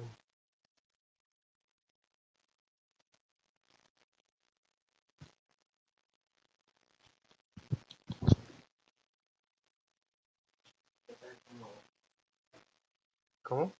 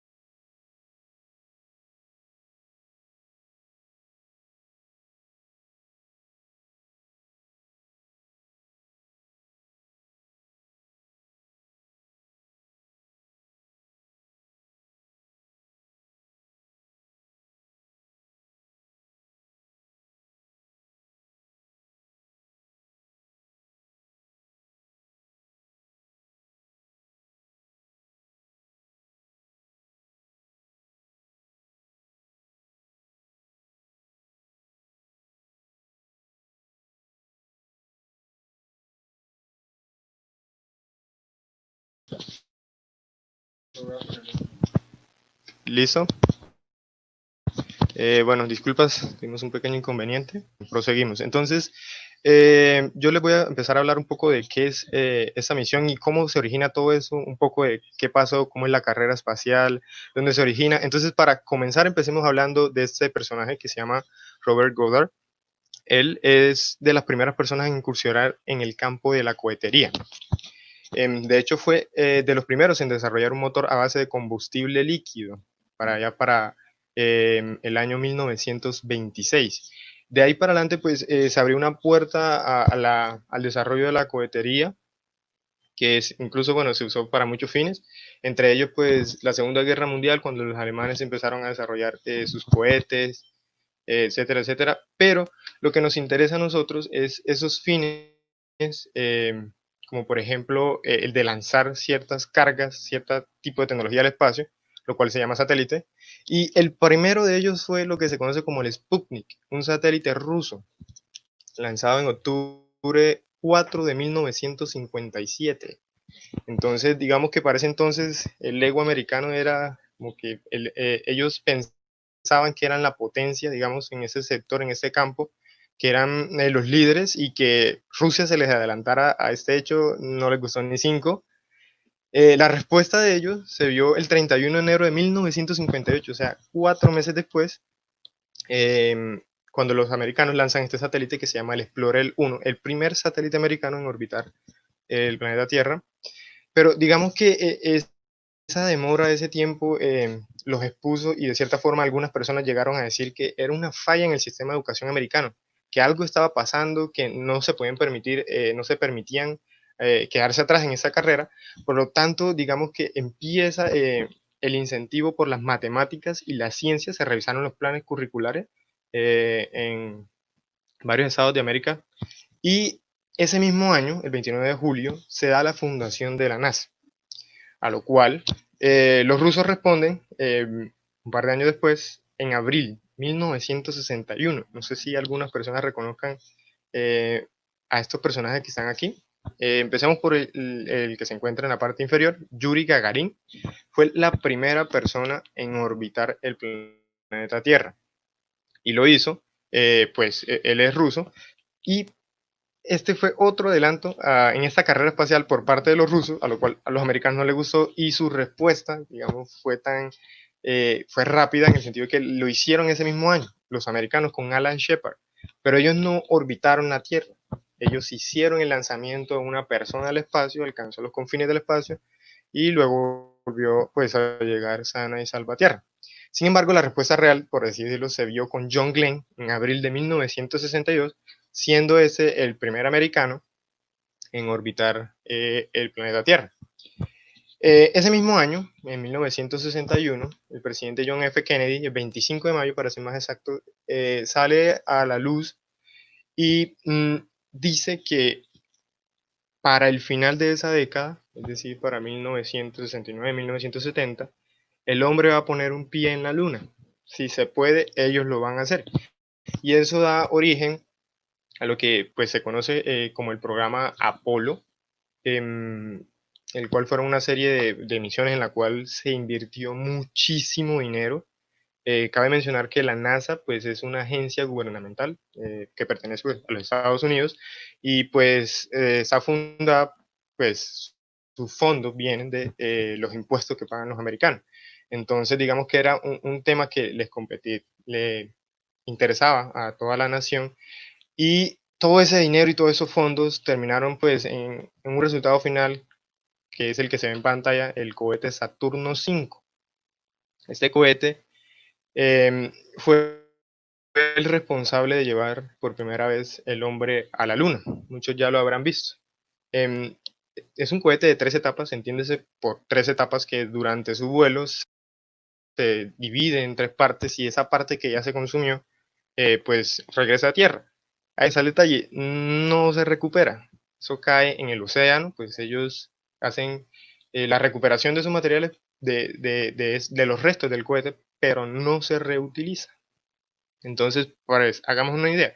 El cohete tiene en la parte inferior 4 motores F1, cada uno tiene un costo de $30 millones. Solamente son $30 millones. Nada más en los motores de esta primera etapa. Es un cohete que tiene pues 3 etapas. Sin embargo, pues incluso antes de ese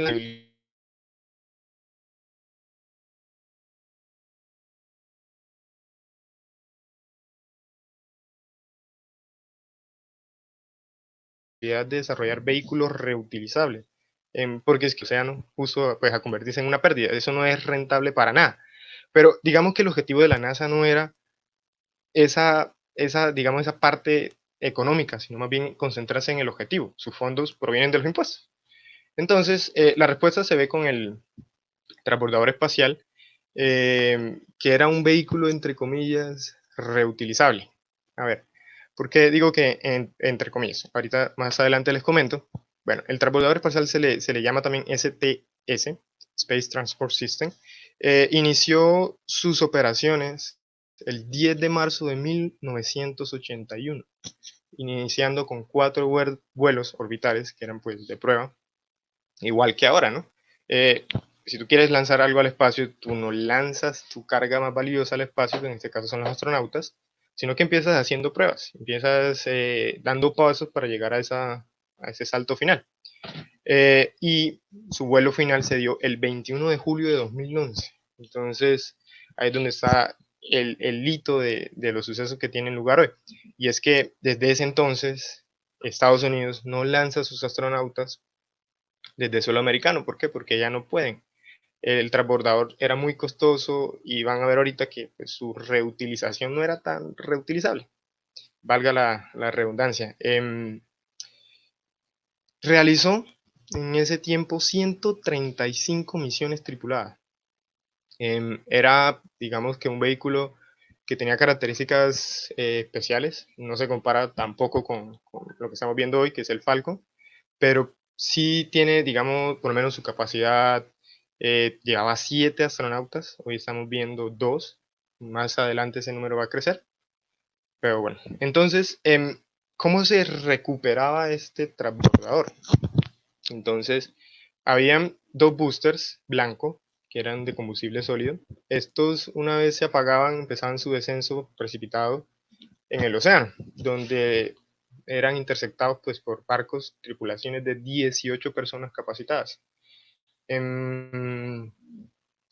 18 personas por booster, es decir que eran 32 personas en total, pues, perdón, 36 personas, para recuperar los 2 boosters que luego tenían que pasar por un proceso de ingeniería, pues, para volver a utilizarse. No es tampoco que los recuperan, los llenan de combustible y los vuelven a lanzar. No. El orbitador es este blanco. Tampoco era tan reutilizable como se piensa. No es que él aterrizara, porque pues digamos que el diseño, la idea era que aterrizara pues como un avión.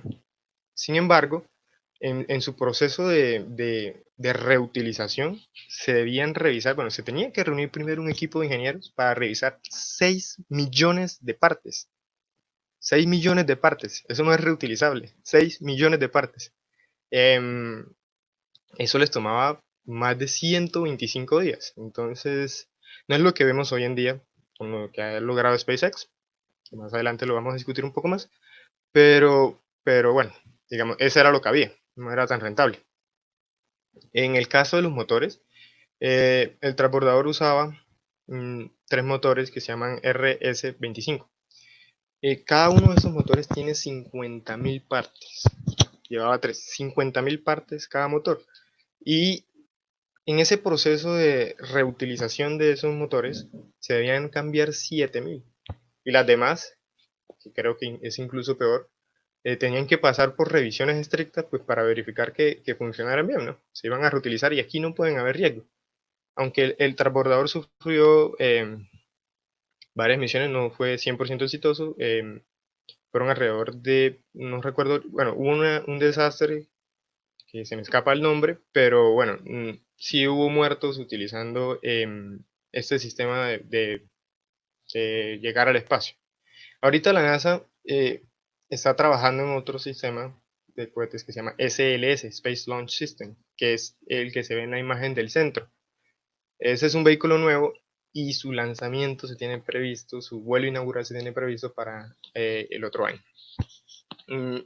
Parte de eso es que, por ejemplo, este año la NASA hizo oficial un contrato por 3.500 millones de dólares para la compra de 24 motores de estos, RS-24. Cada uno tiene un costo de 146 millones de dólares. Sigue siendo muy caro.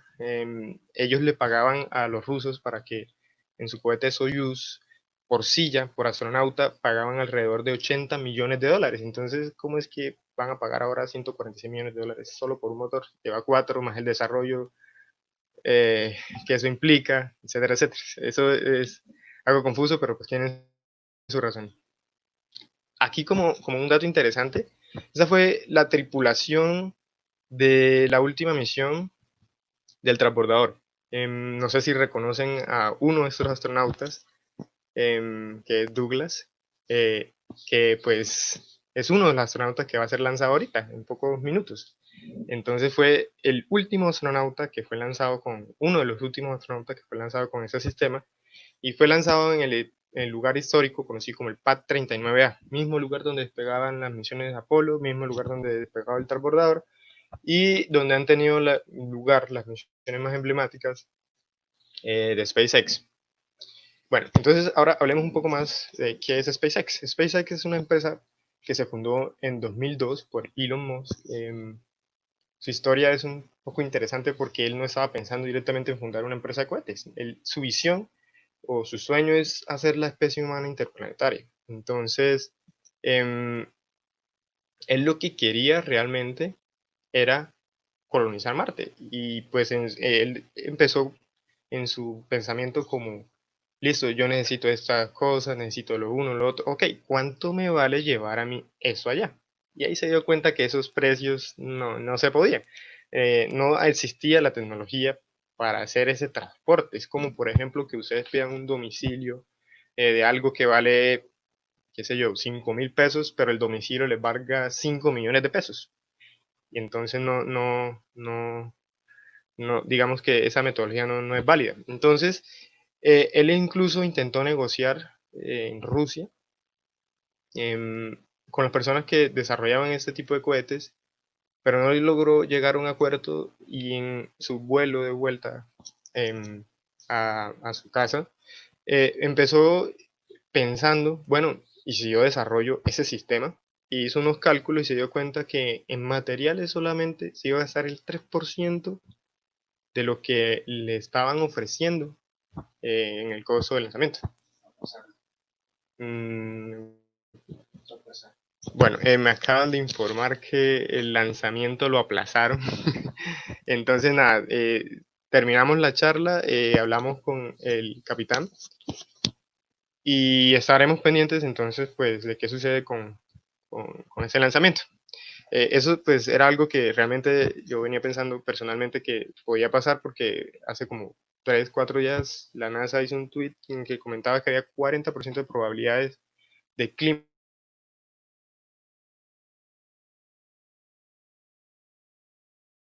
a favor de... Entonces hoy termina con... Pero bueno, entonces culminando un poco esa parte, entonces les venía diciendo que Elon se dio cuenta que él podía desarrollar estos sistemas y que le valdría un 3% de lo que le estaba cobrando. Entonces ahí es donde surge la idea de SpaceX. Y surge con un primer cohete, un primer modelo que se llama Falcon 1. Aquí hay una historia muy interesante, pero pues no me voy a extender en ella. Pero sin embargo les puedo contar que el Falcon 1, siendo el primer cohete que desarrolló SpaceX, es un modelo que no funcionó de primer lugar. Digamos, en un primer lanzamiento tuvieron un accidente. Al ser un cohete pequeño, como lo pueden ver en la imagen, lo lanzaron en unas islas y momentos después de que él despega, sufre un pequeño incidente en su sensórica, y ese cohete se inclina. Esa inclinación da lugar a que el desplazamiento ya no sea vertical, sino que sea un desplazamiento horizontal. Entonces se convirtió en un misil que eventualmente impactó la Tierra. Luego hicieron otras misiones de prueba, hicieron realmente 3. Si escuchan la historia de SpaceX se van a dar cuenta que incluso el mismo Elon decían que no tenían más presupuesto para otro lanzamiento. Sin esa tercera misión no hubieran logrado llegar a órbita, hubieran quebrado. Y en el proceso hubo otra empresa que quebró, ¿no? Porque pues el desarrollo mientras SpaceX desarrollaba el Falcon 1 empezó a tener cierta clientela, pero pues no fue exitosa porque le pagaban por poner satélites en órbita que explotaban, entonces fue más pérdida.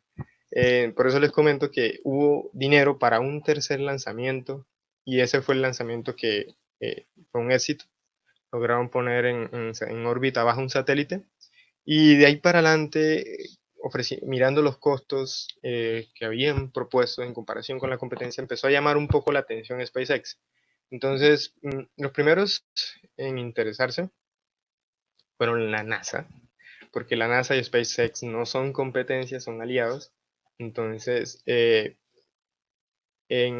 pagaron de cierta forma 270 millones de dólares a SpaceX para el desarrollo de lo que hoy es el Falcon 9 y la cápsula Crew Dragon. Bueno, realmente en ese comienzo se tenía previsto más como una cápsula para subir carga. Entonces, en ese momento, SpaceX ya empieza a llamar muchísimo la atención, porque ahora ya tiene contratos, luego de haber lanzado pues un primer modelo que le funcionó, tiene un contrato con la NASA, empieza a llamar la atención de más empresas y empiezan a buscarlos. Entonces, en ese momento SpaceX solo lograba llegar a poner cargas en órbita baja. Entonces, en la imagen que ven, en la parte inferior, se ve un diagrama del planeta Tierra y en blanco se ven lo que es esas órbitas bajas. Y también vemos lo que son una órbita que se llama geoestacionaria. Esas órbitas fueron un hito cuando SpaceX lo logró, porque de ahí para adelante se instaló realmente como un competidor digno de acceder al espacio. Y era la primera empresa privada, es decir, no tenía competencia. La competencia eran las agencias espaciales, que son entes gubernamentales. Entonces se convirtió en la primera empresa en poner en órbita baja y en poner en órbita GEO cargas. El desarrollo, bueno, ese desarrollo del Falcon 9 es...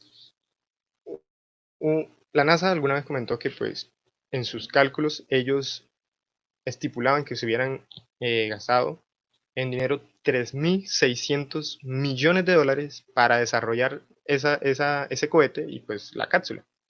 3.600 millones de dólares. Las empresas privadas, aeroespaciales obviamente, de ese entonces, calculaban que se hubieran gastado en ese desarrollo 1.600 millones de dólares, pero SpaceX se gastó 300 millones de dólares. Es decir, los aproximados 270 millones de dólares que les comentaba que invirtió en la NASA y el patrimonio de Elon, que fue lo que fundó realmente en ese entonces la empresa. Eso suma alrededor de 390 millones de dólares. Entonces, digamos que la fundación de esta empresa como tal costó esa cantidad, 390 millones de dólares. Eso es casi 10 veces más económico que lo que hubiera hecho la NASA.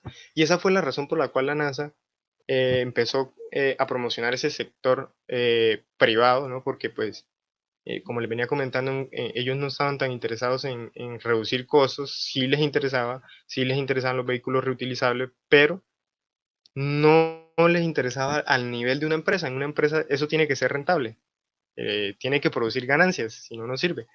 Entonces, de ahí viene ese interés pues, de la NASA. Aquí vemos una pequeña gráfica de los costos en dólares por kilogramo para subir algo al espacio. Entonces, en un comienzo el transbordador espacial estaba cerca de $100.000 por subir un kilogramo de cualquier cosa al espacio. $100.000 por subir un kilogramo, eso es mucho. Entonces, eventualmente ellos empezaron a reducirlo, pero quienes empezaron a marcar diferencia aquí fue SpaceX, ¿no? Porque estamos hablando de que en un comienzo, cuando SpaceX ya estaba fundada, pues el costo actual ya estaba en $26.000, pero pues ellos con el Falcon 1 ya lo habían reducido a la mitad, a $9.000, $10.000 aproximadamente. Que eso se ha venido reduciendo y reduciendo, y pues estos son los pronósticos que, digamos, se tienen para un futuro de reducir esos costos, lo cual es muy importante, porque si queremos convertirnos en una especie interplanetaria, eso tiene que ser económico y tiene que ser rentable, si no, no se puede. Parte de eso, pues, tiene que ver con el desarrollo de un modelo de SpaceX que se llama Falcon Heavy. Este cohete es un modelo relativamente nuevo. Su vuelo inaugural ha realizado solamente 3 misiones, incluida el vuelo inaugural, que fue el 5 de febrero de 2018. Y aquí donde vamos a intentar dimensionar un poco lo que significa esto realmente. En ese entonces ya SpaceX había logrado lo que se conoce como la reutilización de sus cohetes. Después de que logra poner cargas en órbitas, a ellos les interesa ya ahora sí su objetivo, que es reducir esos costos. Entonces sí se enfocan en cómo reducen esos costos, y la forma es pues reutilizando las cosas. Entonces ellos lo logran a través de propulsión. La NASA usaba paracaídas para que sus cohetes llegaran a agua, aterrizaban suavemente, eran pasados por un proceso de ingeniería y reutilizados. SpaceX lo que hace es que usa propulsión, usa sus mismos motores para reutilizarlos. Entonces aquí lo que estamos viendo es los 2 boosters del Falcon Heavy del vuelo inaugural del 2018 que llevaron a órbita un carro, el Tesla, el famoso Tesla, creo que lo han debido escuchar.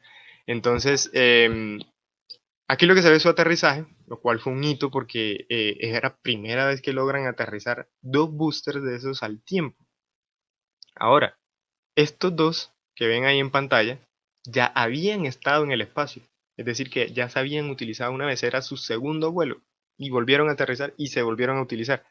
Entonces, aquí es donde se empiezan a reducir más los costos. Y SpaceX sigue llamando la atención de las personas por cosas como esta. Ahora, cada cohete de estos, un Falcon 9 con su carga a bordo, tiene 70 metros de altura. 70 metros de altura es mucho. Y 3.7 metros de diámetro. Entonces, en el momento en que se separa la primera fase de la segunda fase, porque aquí lo que vemos es solamente la primera fase aterrizando, esa primera fase tiene alrededor de 45 metros de altura. Eso equivale a un edificio de 22 pisos de alto. O sea, imagínense un edificio que tenga 22 pisos de altura y un diámetro de 3.7 metros aterrizando lentamente. Eso no es algo que se ve todos los días. Entonces, aquí pues ya SpaceX ganó demasiado reconocimiento, llamó la atención del público, los costos se bajaron aún más, porque la clave aquí es la reutilización. Entonces, poner, por ejemplo, un satélite en órbita utilizando el Falcon 9 puede costarles, bueno, ahí como dato interesante, cuando se lanza el Falcon 9 solo pueden reutilizar el 60% del vehículo, el 40% se pierde, y es plata, es dinero. En cambio, cuando lanzan un Falcon 9, un Falcon Heavy, se puede reutilizar el 90% del vehículo. Entonces lo más rentable es reunir la mayor cantidad de satélites, ponerlos a bordo del Falcon Heavy, el cual se puede recuperar el 90% del vehículo, y así reducimos aún más los costos. Y aquí es donde comentaban en las entrevistas el director de la NASA, por ejemplo, que se empieza a abrir una barrera de comercio espacial, porque si los costos se siguen reduciendo, va a llegar un día en que pues podamos pagarnos un viaje espacial. Podamos pagarnos un salto, llegar a altas alturas en la atmósfera y volver a descender. Entonces, se abre una nueva ventana que nunca se había abierto, porque esto es, digamos, se tiene la concepción de que es algo pues para el sector, para las agencias gubernamentales o para el sector privado como ahorita SpaceX, porque hay otras empresas ahorita. Sin embargo, pues vamos a ver qué nos depara el futuro. Entonces, la reutilización de SpaceX y la historia de SpaceX son una historia muy interesante, pero no la vamos a abordar aquí hoy. Entonces, vamos a pasar directo a lo que era el evento de hoy, y es la misión Demo 1 para llevar carga a la estación, personas a la Estación Espacial Internacional.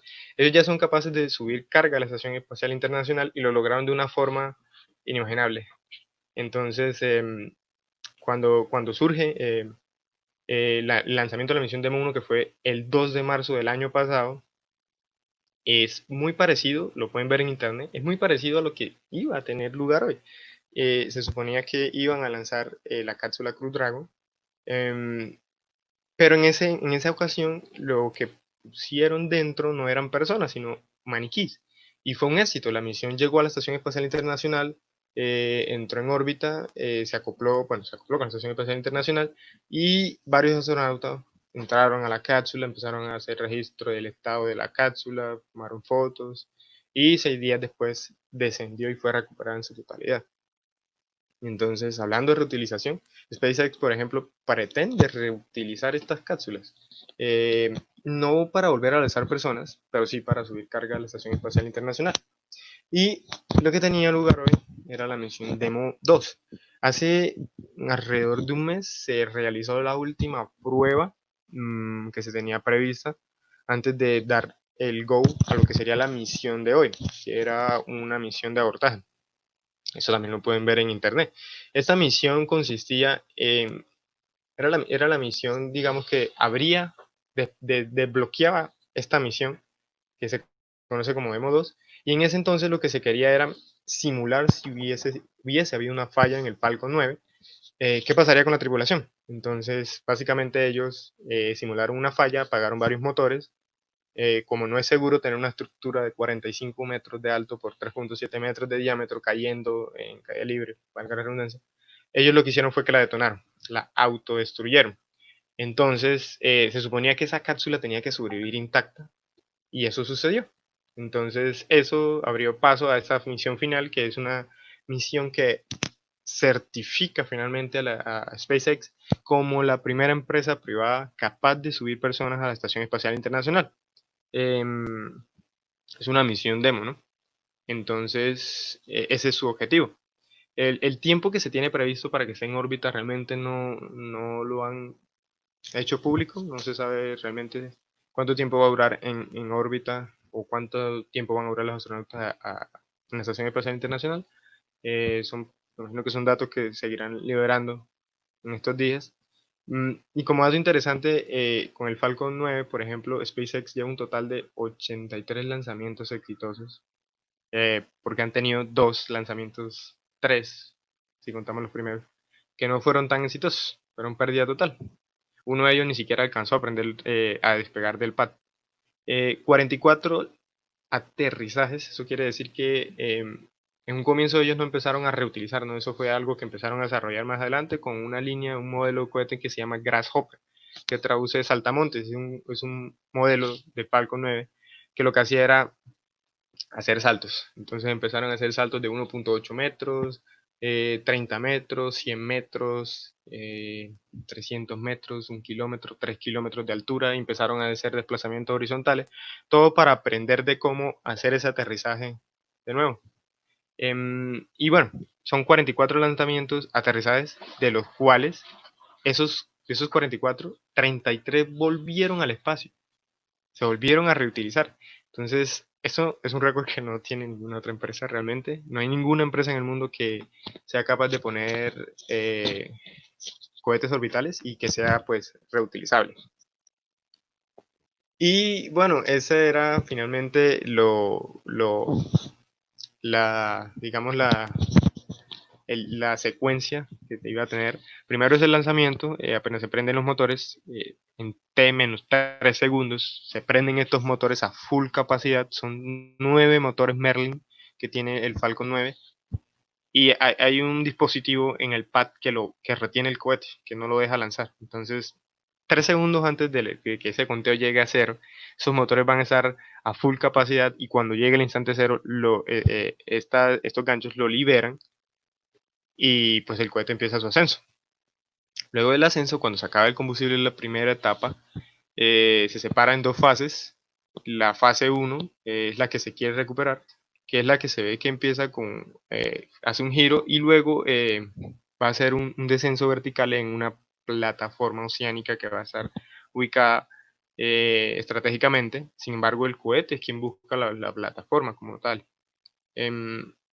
esa plataforma es curiosa, que se llama Of Course I Still Love You, que traduce, por supuesto, todavía te amo. Entonces es como que es algo irónico, es un chiste incluso que tiene Elon con este sistema de reutilización. Y bueno, nada, la parte donde va la cápsula pues sigue su ascenso derecho, bueno, horizontalmente a la Estación Espacial Internacional, ¿no? Los cohetes son utilizados principalmente pues por dos cosas, ¿no? Para poner en órbita algo se necesita primero un despegue vertical para atravesar las capas densas de la atmósfera, pero luego se tiene que hacer un movimiento horizontal porque para entrar a órbita tú tienes que salir verticalmente, pero para mantenerte en ella tienes que tener una velocidad que ronda los 28.000 kilómetros por hora. Entonces eso es algo que pues toma tiempo. Entonces ahora vamos a hablar con el capitán Chacón, que nos va a contar un poco de cómo ha sido este desarrollo, pues, o qué se ha hecho de eso, qué misiones o qué temáticas se han abordado acá en Colombia, específicamente relacionadas con el sector aeroespacial. Entonces, ya nos va a estar hablando.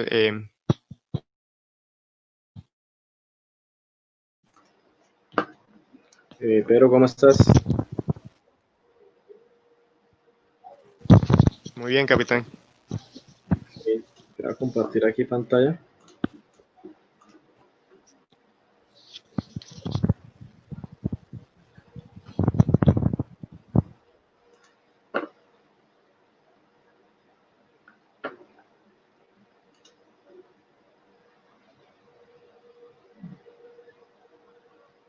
Listo, ya estamos viendo su presentación, capitán. Ok, perfecto. Bueno, gracias por la invitación, Pedro. Nosotros somos, pues, la Fuerza Aérea Colombiana. En estos momentos, pues, estoy en representación del Centro de Investigación en Tecnologías Aeroespaciales, CITAE. Me presento, yo soy el capitán Wilmer Chacón Ardila. Soy oriundo de la ciudad de Bucaramanga, mucho orgullo. Y pues, como de antesala, pues soy ingeniero mecánico de la Escuela Militar de Aviación. Estoy terminando una maestría en Ciencias Militares Aeronáuticas y también estoy cursando un doctorado en Ingeniería con énfasis en Mecánica de Sólidos de la Universidad del Valle y pues decidí en estos momentos, o a partir de que inicié el doctorado, pues ahondarme un poquito en lo que es la pasión pues que creo que todos los que estamos conectados acá tenemos en la parte aeroespacial, con el desarrollo de cohetes, pues inicialmente por ahora pues sonda. Pues quisiera empezar a remitir la presentación enfocando lo que es la misión de la Fuerza Aérea para que entiendan un poquito el por qué la Fuerza Aérea está digamos que realizando estos trabajos, estos proyectos, y es volar, entrenar, combatir para vencer y dominar el aire, el espacio y el ciberespacio. Entonces lo resalto ahí un poco, en defensa de la soberanía, de la independencia, integridad territorial y orden constitucional.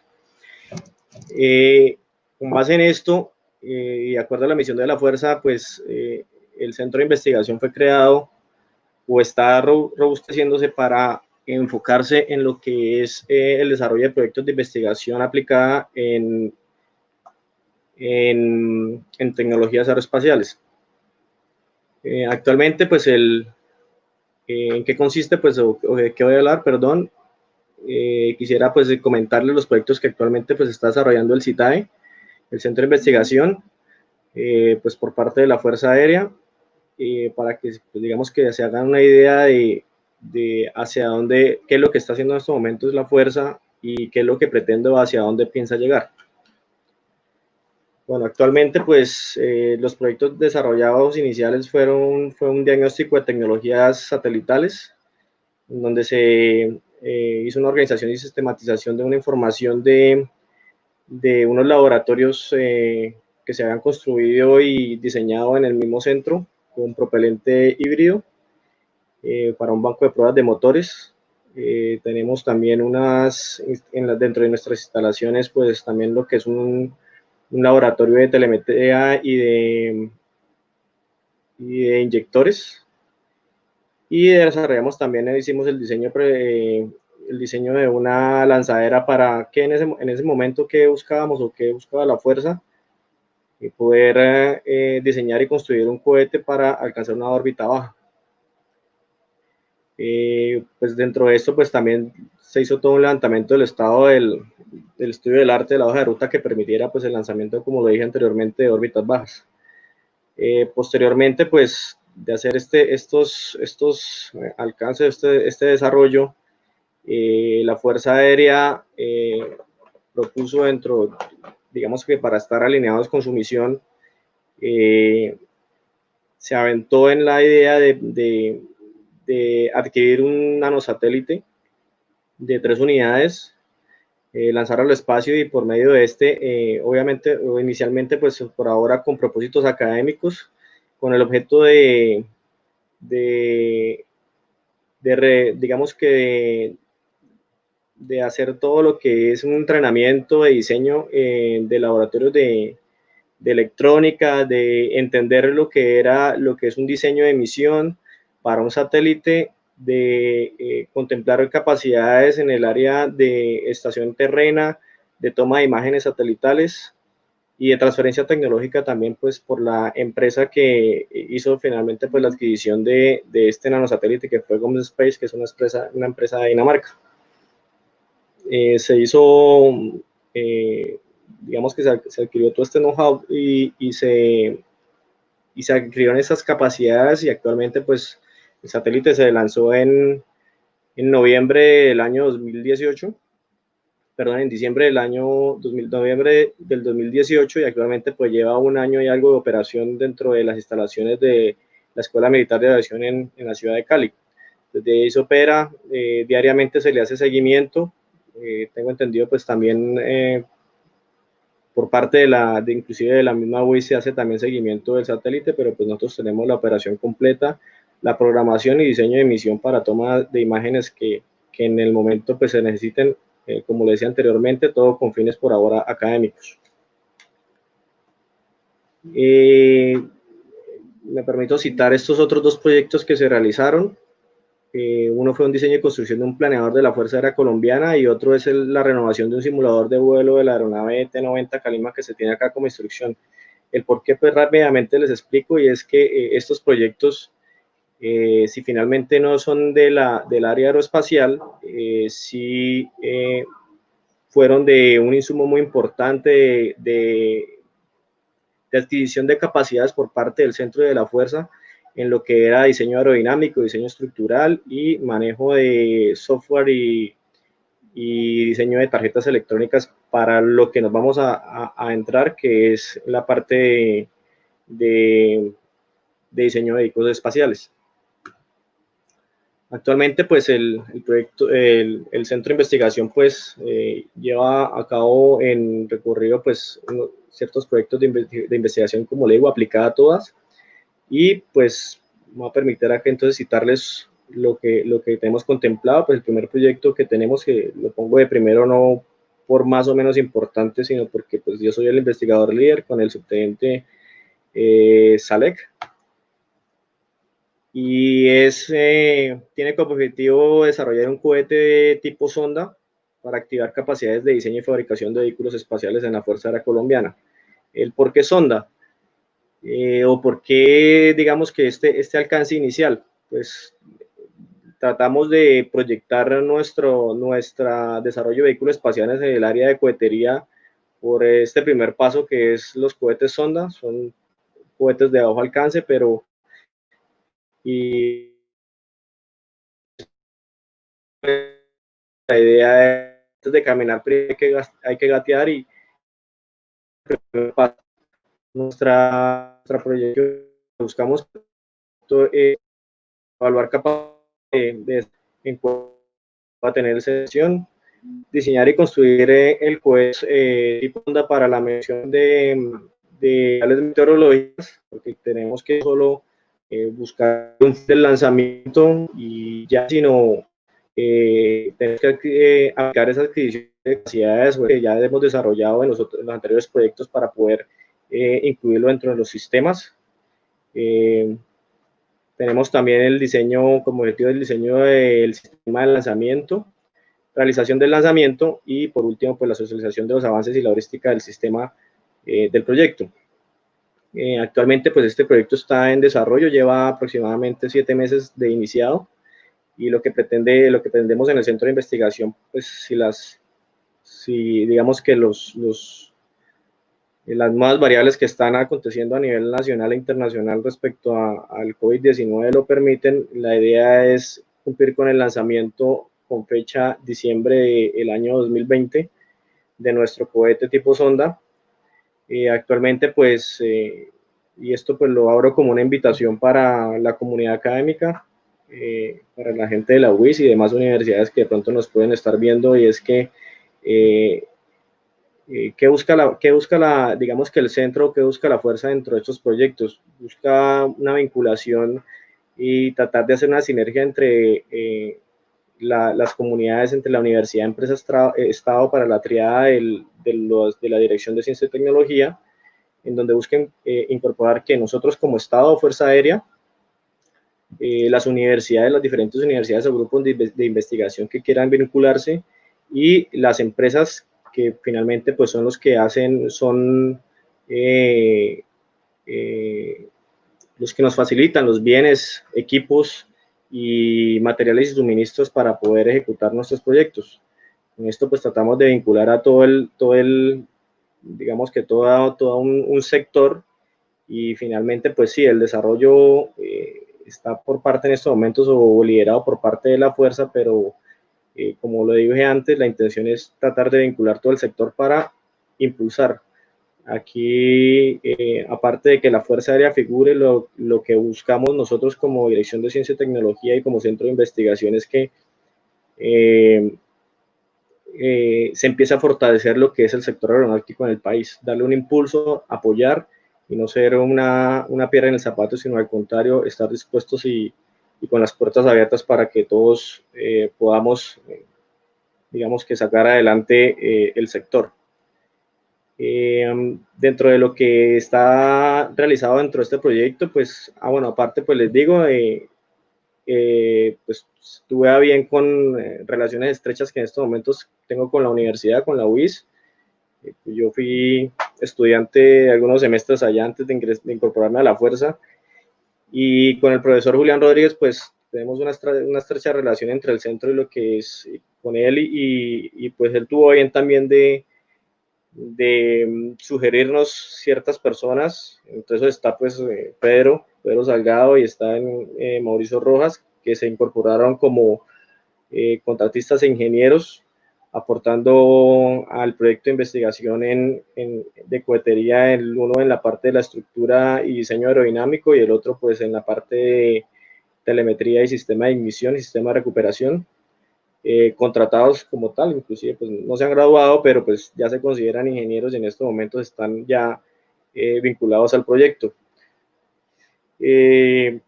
Actualmente pues estamos en lo que son el levantamiento de los diseños preliminares de la estructura y fuselaje del cohete. Ya tenemos unos prototipos ya diseñados, estamos pendientes pues por validaciones. Tenemos también aparte pues, como le decía, lo de la UIS, tenemos también propuestas de pasantías de otras universidades, entre esas está la Universidad Autónoma de Occidente, en donde por medio de una propuesta de un trabajo de pregrado se hizo, o ya se diseñó y está el prototipo de un control de motor en vuelo por medio de un sistema que se llama el gimbal, para tener control del motor cohete. Tenemos también en estos momentos el diseño preliminar de lo que es el sistema de telemetría para la adquisición de datos entre lo que va a ser la carga útil y el sistema de información de variables de telemetría y una estación terrena que iríamos a adecuar en el campo. Un diseño también de capacidades en lo que es la fabricación y testeo de propelente, por ahora amateur, iniciando con propelente sólido. Y buscamos al final pues lo que es el diseño y lanzamiento del primer cohete de la Fuerza Aérea. Como lo digo yo, todo es con fines académicos e investigación aplicada para obtención de variables meteorológicas. Este es digamos que el coro, lo que yo estoy trabajando respecto mi área como líder de investigación de este proyecto. Sin embargo, pues quisiera hacerles de manera general, mostrarles y que ustedes conozcan qué otras cosas se está realizando el centro, qué propone, qué se visualiza y que ustedes desde de su ambiente académico y por qué no pensando como empresa una vez graduados, pues puedan tratar de vincularse y hacer acompañamiento en los diferentes proyectos para que él apuesta a la Fuerza Aérea en su misión y visión. Tenemos otro programa que es el programa espacial FACSAT 2 en estos momentos. El FACSAT 1 pues es el satélite que ya está en órbita en estos momentos. Esta propuesta es la FACSAT 2, que es la fase 2 de ese nanosatélite. El proyecto pues ya en estos momentos cuenta con financiación y está próximo a iniciar también ejecución. Lo que buscamos es también en estos momentos ya pasamos de una fase de entender, de saber cómo se planea una misión, de tener el control de un satélite, pero ahora lo que buscamos es también con convenio con empresa internacional, es entrar en todas las fases de diseño, de acuerdo a unas necesidades específicas que también requiere la fuerza, respecto a cámara, carga útil y demás, sensores y otros tantos especificaciones. Y lo que buscamos es que no nos entreguen el producto o hacer la adquisición completa, sino lo que buscamos es hacer el diseño dentro de las instalaciones del Centro de Investigación acá en Cali y hacer la ensamble e integración de nuestro satélite. Digamos que eso es lo que proyecta ahorita como fase 2 para un posterior lanzamiento en 2 o 3 años y darle continuidad a lo que es ya pues por pérdida de vida útil del FACSAT 1, pues que sea el reemplazo del FACSAT 2 con unas bondades y unas capacidades mucho más altas que la que tiene el FACSAT 1. Y como proyección final, pues lo que se busca es FACSAT 3, no está acá escrito, pero lo que buscamos es como fuerza hacer una constelación de nanosatélites donde se puedan integrar no solo digamos que toma de imágenes satelitales, sino también un sistema de comunicación robusto para el Estado. Bueno, dentro de este FACSAT 2, pues estarían dentro de esas fases del propio proyecto, estaría el análisis y diseño de la misión, un diseño preliminar, diseño crítico.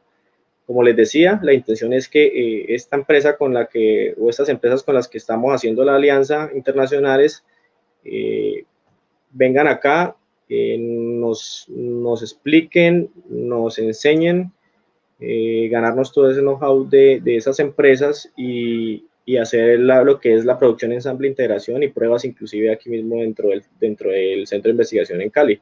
Para posterior, pues, realizar un lanzamiento, pues esto hay que pagar, como decía Pedro anteriormente, hay que pagar lo que es el lanzamiento, ya sea pues el FACSAT 1 en su momento se iba a lanzar en Estados Unidos. Posteriormente, pues no se pudo hacer el lanzamiento y se corrió unos meses y terminó lanzándose con un cohete en la India. Y pues aquí ya va con cuestiones logísticas de la misma fuerza, pues para prever ese próximo lanzamiento donde sea. ¿Qué buscamos con el proyecto? Digamos que en el área de vehículos espaciales por parte de la fuerza, que si bien las fases y como está proyectado los proyectos de satélites o nanosatélites, pues van a un ritmo mucho más rápido y se necesitaba pues mucho menos inversión. Sin embargo, lo que proyectamos en la fuerza como visión ya es que iniciar con nuestros cohetes tipo sonda para posterior a lo largo de a un mediano y largo plazo poder dejar de ya no tener esa dependencia tecnológica con otros países, sino poder enviar nuestros propios nanosatélites al espacio. Quiero citar también este proyecto que se está adelantando. La líder del proyecto de investigación es mi capitán Paola Zárate. Ella también está haciendo un doctorado en estos momentos en ingeniería en la Universidad Autónoma, y el proyecto pues se llama Detectar patrones de minería a cielo abierto mediante redes neuronales profundas aplicadas a las imágenes que en estos momentos está produciendo nuestro satélite en órbita, nuestro FACSAT 1. Digamos que no soy la persona en estos momentos idónea para ahondar mucho en el tema, pero pues lo que busca el proyecto pues es una solución de inteligencia artificial, particularmente como dice el enunciado, con redes neuronales profundas para el tratamiento de estas imágenes satelitales recolectadas por nuestro satélite. Y esto es tratar de orientarlas a lo que son minería ilegal y también patrones de detección de cultivos ilícitos. Digamos que, sin embargo, como les decía inicialmente, lo que pretende la fuerza es todo con fines académicos. Sin embargo, pues se busca explotar capacidades para que sea, digamos que en beneficio no solo de la institución, sino del país, cómo podemos aprovechar y utilizar toda esta información que nos van dando los proyectos, ya sea, pues en este caso, las imágenes satelitales que nos da el FACSAT 1. Y por último, les quería contar también de una perspectiva de capacidades espaciales de la Fuerza Aérea en la Antártida. Para esto, pues el líder investigador es mi mayor Sonia Rincón y la teniente Lorena Cárdenas. Y hicieron un acompañamiento y hubo una visita no, sino un trabajo de campo en donde el objetivo era activar las capacidades en comunicaciones satelitales de la Fuerza Aérea Colombiana en la Antártica. ¿Qué se buscaba? Pues nosotros tenemos la antena que maneja el satélite para la transmisión o la recolección de imágenes satelitales. Lo que buscábamos era implementar también con ingeniería inversa, pues se hizo la implementación también de una antena similar diseñada por el centro e instalada en la Antártida, en la base de O'Higgins. Y como nuestro nanosatélite es de órbita polar, pues mirar cuál era la capacidad de respuesta, cómo era la transmisión y hacerle un control desde la estación terrena de Cali con la antena de allá y pues viceversa, y pues entender cómo era su funcionamiento, instalando la antena allá, la funcionalidad de la transmisión, la recepción de datos y la toma de imágenes desde allá. En este proyecto pues también hizo acompañamiento nuestro técnico jefe Carlos Tulcán, que también pues fue, digamos que el apoyo, unas personas en ingeniería, otras en lo que es manejo de diseño de emisión, y pues nuestro Pedro también en lo que es el técnico el técnico y tecnólogo en lo que era la instalación y operación como tal de la antena. Pues por otro lado, pues les contaba también de pues otros proyectos en ejecución que está realizando la Fuerza, si bien no son en la parte aeronáutica, sí es en la parte aérea, y nos han servido de insumo y han sido muy relevantes en lo que es el desarrollo de capacidades propias del mismo centro. Cito este proyecto que es la actualización de un simulador de una aeronave que tenemos de instrucción, en donde se hizo todo un diseño mecánico, electrónico y de software para hacer el trabajo de lo que era la simulación de un vuelo real. Específicamente pues de este proyecto pues sacamos lo que era el diseño de tarjetas electrónicas y de control de los sistemas de navegación e instrumentos análogos y digitales, que como lo dije antes, pues son el insumo de capacidades y la adquisición de capacidades que logró el centro para poder aplicar directamente en lo que son el diseño de tarjetas también de control de lo que van a ser nuestros nanosatélites.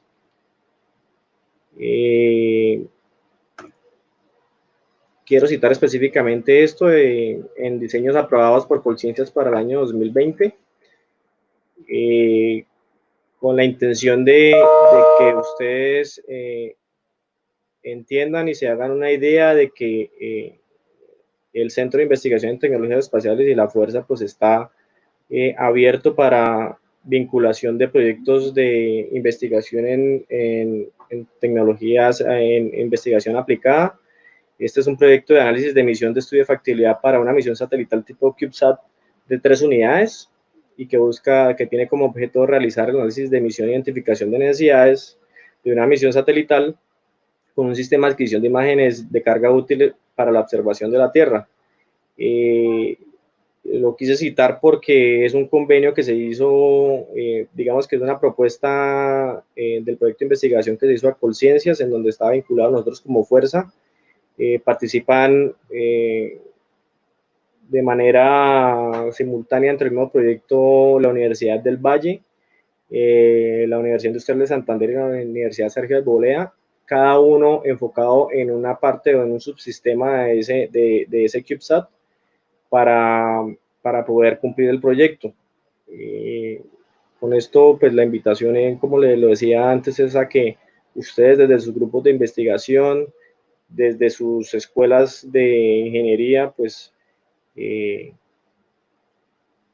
propongan, hablen,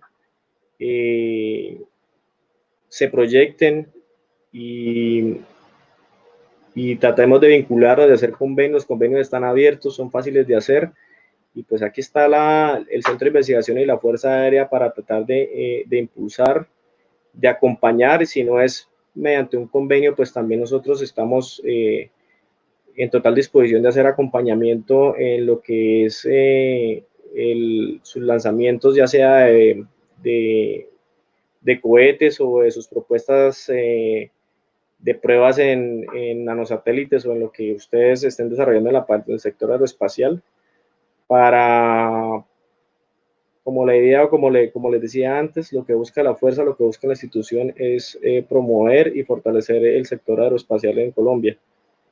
Eso pues sería todo. Por aquí están otros proyectos aquí, básicos, pero no son la parte aeroespacial, y pues esta es la información particular mía. Pues les dejo mi número celular y mi correo institucional y personal.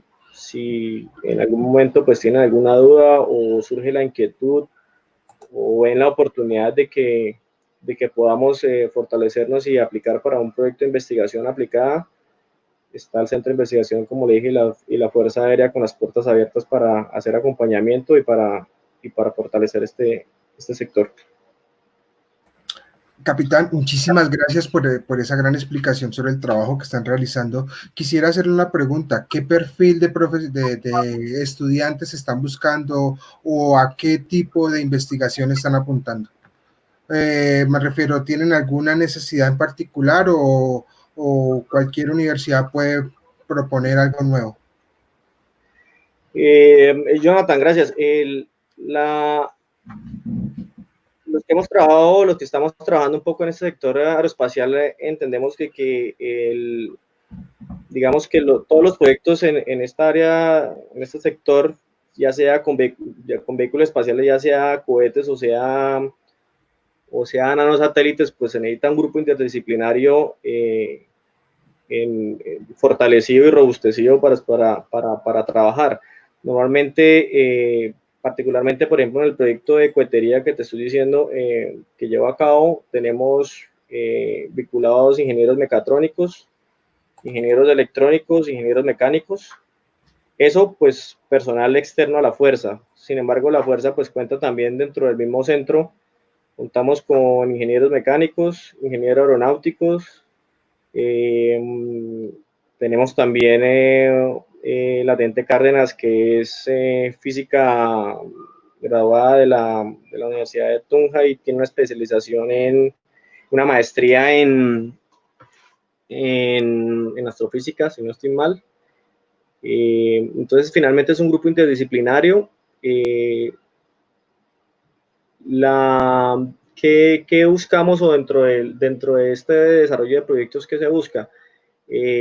Obviamente, pues, dentro de una propuesta de proyectos de investigación, dentro del convenio, pues buscamos que la fortaleza dentro de cada institución o a cada nivel, por ejemplo, nosotros conocemos que parte de las fortalezas de la UIS está en la parte electrónica o en telemetría. Sabemos que muchas de las fortalezas, hay una fortaleza importante en la Universidad de Bolivia con lo que es el tema de propulsión, igual que la Uniandes.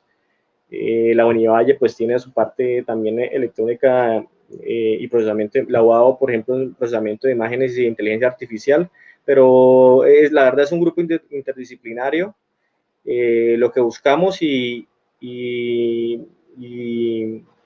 finalmente pues la propuesta será sea la universidad que sea, pues será respetada, y lo que se busca es, como lo dije antes, fortalecer la tríada universidad, empresa, estado por parte de la fuerza, hacer acompañamiento, y en lo que nosotros veamos que tenemos fortaleza o necesidades también, inclusive pues también se irán comunicando pues a nivel de los profesores que se tienen como enlaces en las diferentes universidades. Como decía, pues para nosotros en estos momentos, sin descartar que puedan haber otros, pero digamos que la persona o el profesor con el que mayor tenemos en estos momentos contacto y al que primero en estos momentos se acude de acuerdo a necesidades específicas de proyectos o ideas, es en estos momentos el profesor Julián Rodríguez.